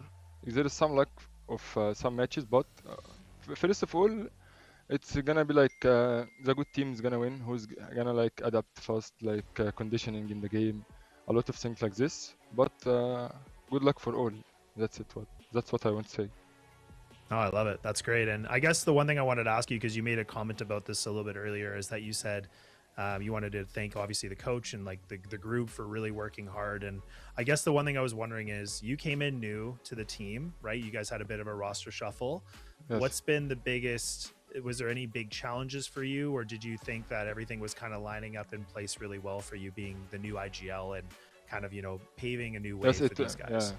That's a good question, because I felt it like with myself when I thinking with myself in the room about this. Like I am the IGL of Anubis. I need to like improve fast. I need to make them like do our best to take like first place, second place to go to WC and the regional finals too. But the main goal for me is that to be in the top 4, and we did it. Second goal, you need to like take like first or second place because like as you know, I just finished my military service. Like from like 2 months or 1 month and a half. It was a bit hard for me, like playing the game with the new weapons, like the new meta with HK and you know M14. It was a bit hard, but I'm trying my best. Like in these 2 months, like grinding the game as soon I can do this. You know, that's why. That's all. That's amazing. Like truly, like I said, I feel like the one thing I've always been saying about you guys this entire season is the fact that what a difference for the whole organization of you guys. And I hope my teammates seeing me like this. I hope my teammates like seeing me like I'm doing the effect they need, and like I am helpful for them now. Like from season 1 or season 2, the team is still the same. Salty was the best for me. I told them Salty was the best, and Salty, we are friends. He knows this. Salty. Yeah. Salty knows this. That's it.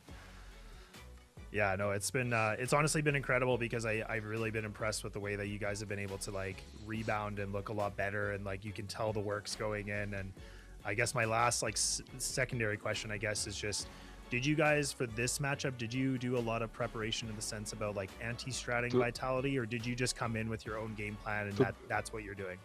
To be honest, we didn't do anything for this match. We said like, guys, we are top 4. Don't like make so much pressure on you. It's just a match like any match.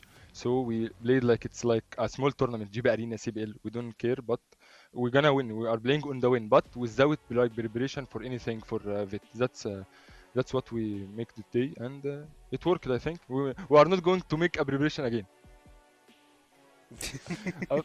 If it works, don't fix it. Yes. But first course, of all, and sorry, last thing I wouldn't say, like Vitality still the best team.